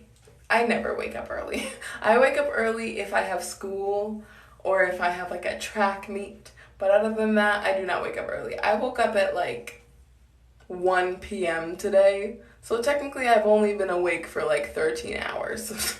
So I shouldn't even really be this tired, but maybe it's a good thing. Maybe that's me getting my sleep schedule back on track for school, which isn't bad. So maybe it's a good thing that I'm tired. Get back into the swing of things. I don't like it. You don't like waking up early? Me neither. Being an early riser is just not for me, which is why I'm close to graduating and I might have to get a real job, whatever that means, right? But working a 9 to 5 just doesn't sound pleasant to me, especially because, as I said, I live in the suburbs of Toronto, right? So technically, the commute for me from my house to Toronto is half an hour when there's no traffic. But the problem is there's always traffic. If you're going to work at the exact same time when everyone else is going to work, then there's going to be bumper to bumper traffic. So for you to get to your job for 9 o'clock in the morning, you have to leave your house at 6. Leave, not even, wake up, start getting ready, shower. No, you need to be out the door at 6. And I don't have time for that. So I don't know what job I'm going to get, but it can't be one that starts at 9 o'clock. Thank you, John, for the likes. I went to a coma when I fall asleep. Literally same. For me, I never want to go to bed. I'd be staying up late, whatever. But the minute I'm in my bed, getting me out of bed, it's not happening. I am glued to this bed until well into the afternoon of the following day. It's just what it is.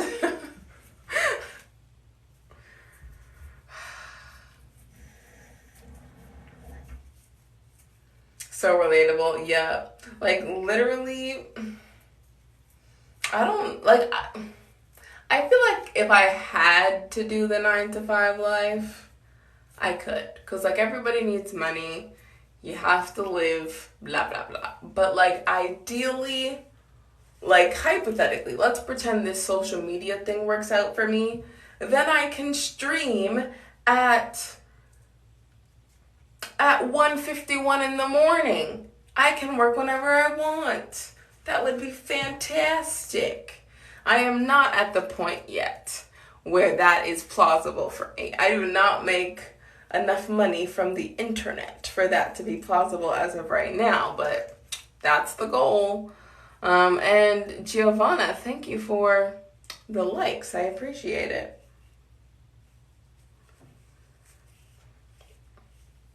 Okay. Ooh, I dropped my comb. Where did you go? Okay.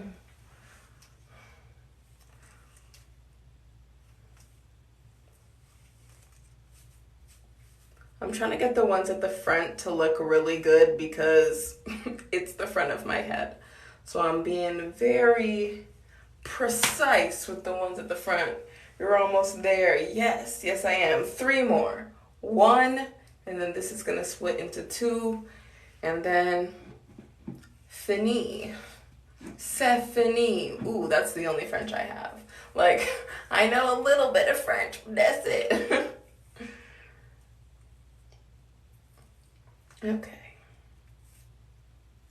I will be waiting until you finish. Thank you for sticking around. I greatly appreciate it. I really should have started this stream earlier because I knew this was gonna take a long time.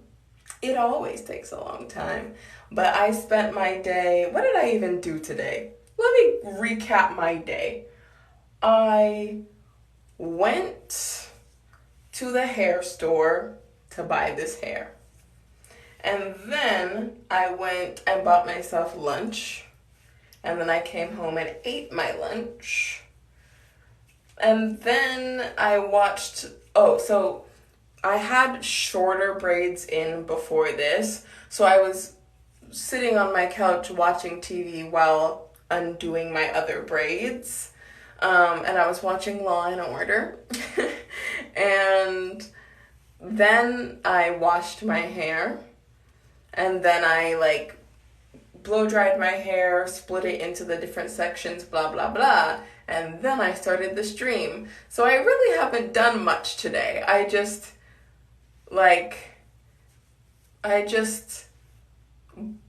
bought my hair and then ate food and then started doing my hair. That's it. That's what I did today.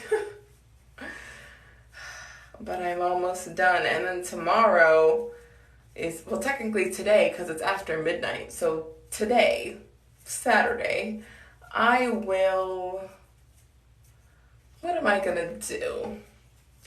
Most likely I'm going to watch TV. Legit. It was a good day though. It was a good day. I feel like I've been productive. Yeah, I think I've been productive. And because I've been putting off doing my hair for a while. Because I said this a bunch of times, so sorry for repeating myself, but I like to do my hair once a month. And the last time I did my hair was July 1st. So that's almost 2 months ago. So I've been procrastinating doing my hair for an entire month. So I was like, I don't have anything to do today. I don't have any commitments. I didn't make any plans with anyone. So today is the day to get it done. So I got it done.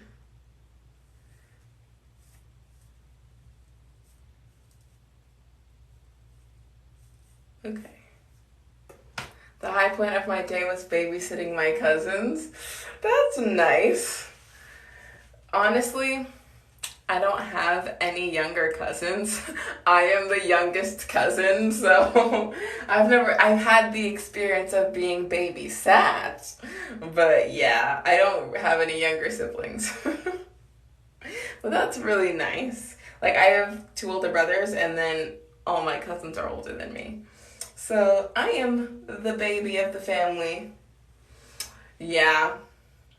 I am literally the youngest in my entire family. But you know what? You're the oldest? Interesting. I wonder what that's like. Because for me, my brother's not the oldest out of all our cousins and stuff, but he's the oldest in this house. And I wonder what being the oldest is like. Tell me what being the oldest is like. I'm curious. Because for me, being the youngest, I'm not going to lie to you. I'm a little bit spoiled. Especially since I'm the only girl. So I have 2 brothers and then me. So I'm a total daddy's girl.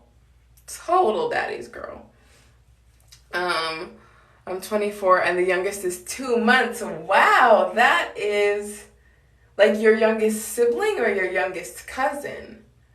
Being the oldest is cool, but also so boring. Do you have any siblings closer to your age?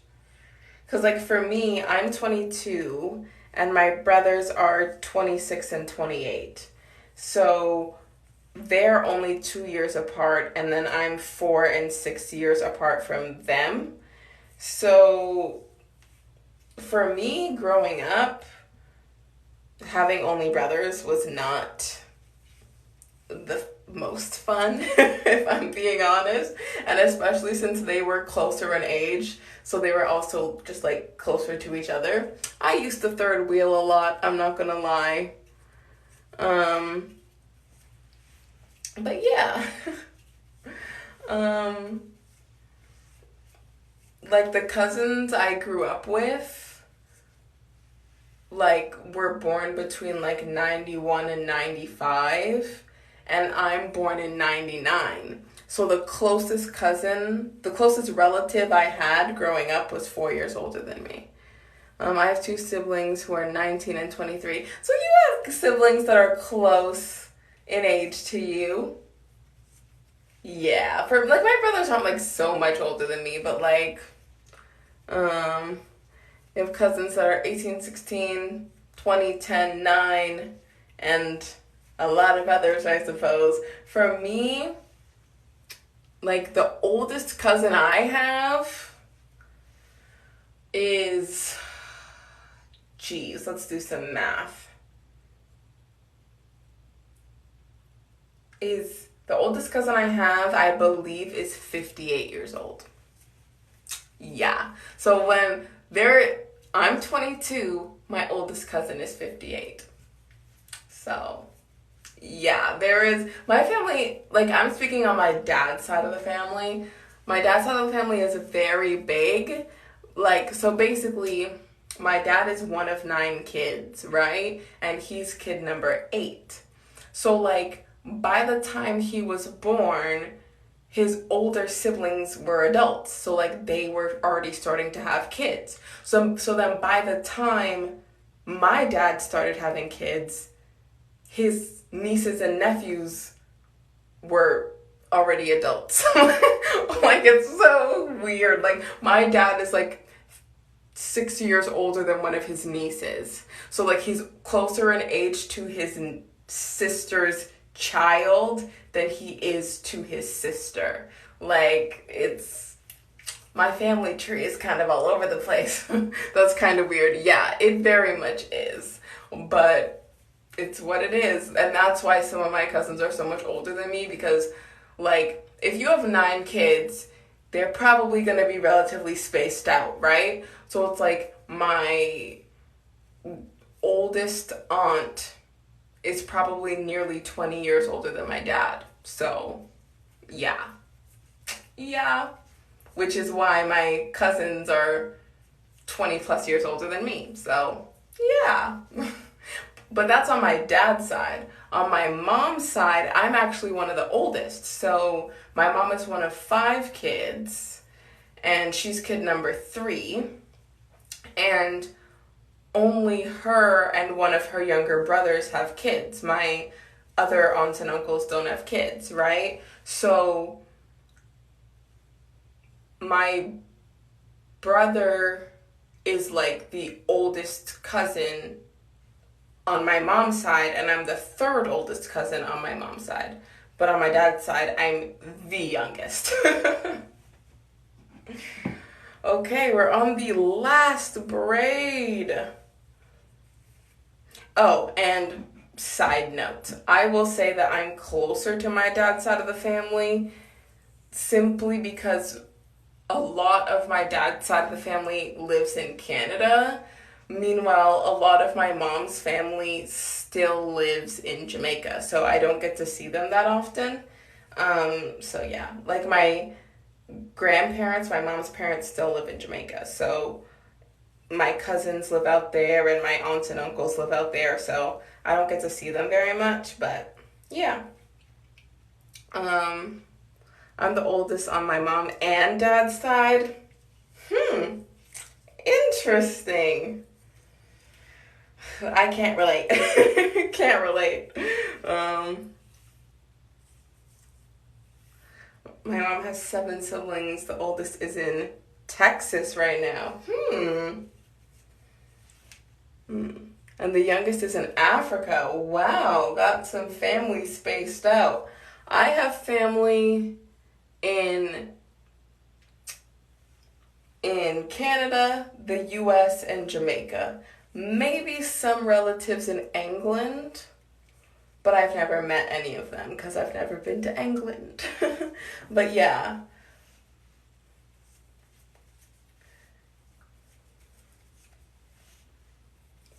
The youngest are going to Nepal. Wow. Such well-traveled people. Now I'm thinking about all these places and I'm like, might have to put that on my list of places to go. Okay, this is the last one. Almost done. They are missionaries. Okay. So that. Okay.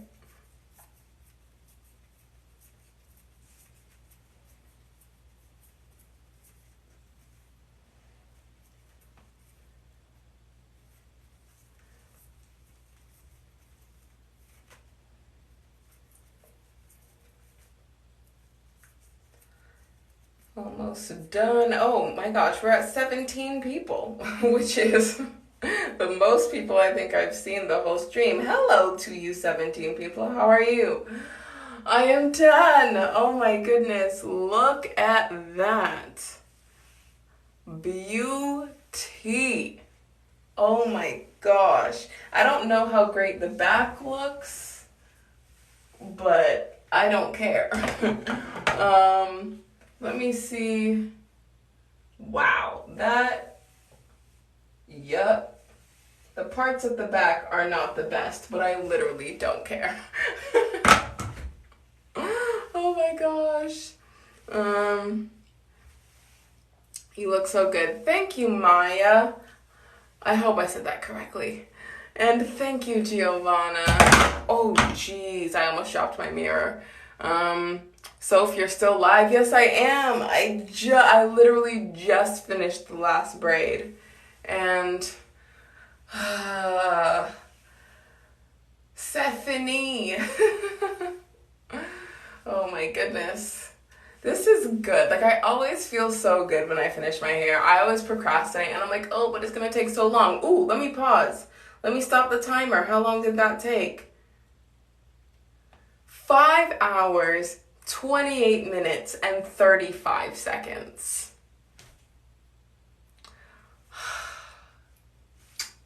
Well.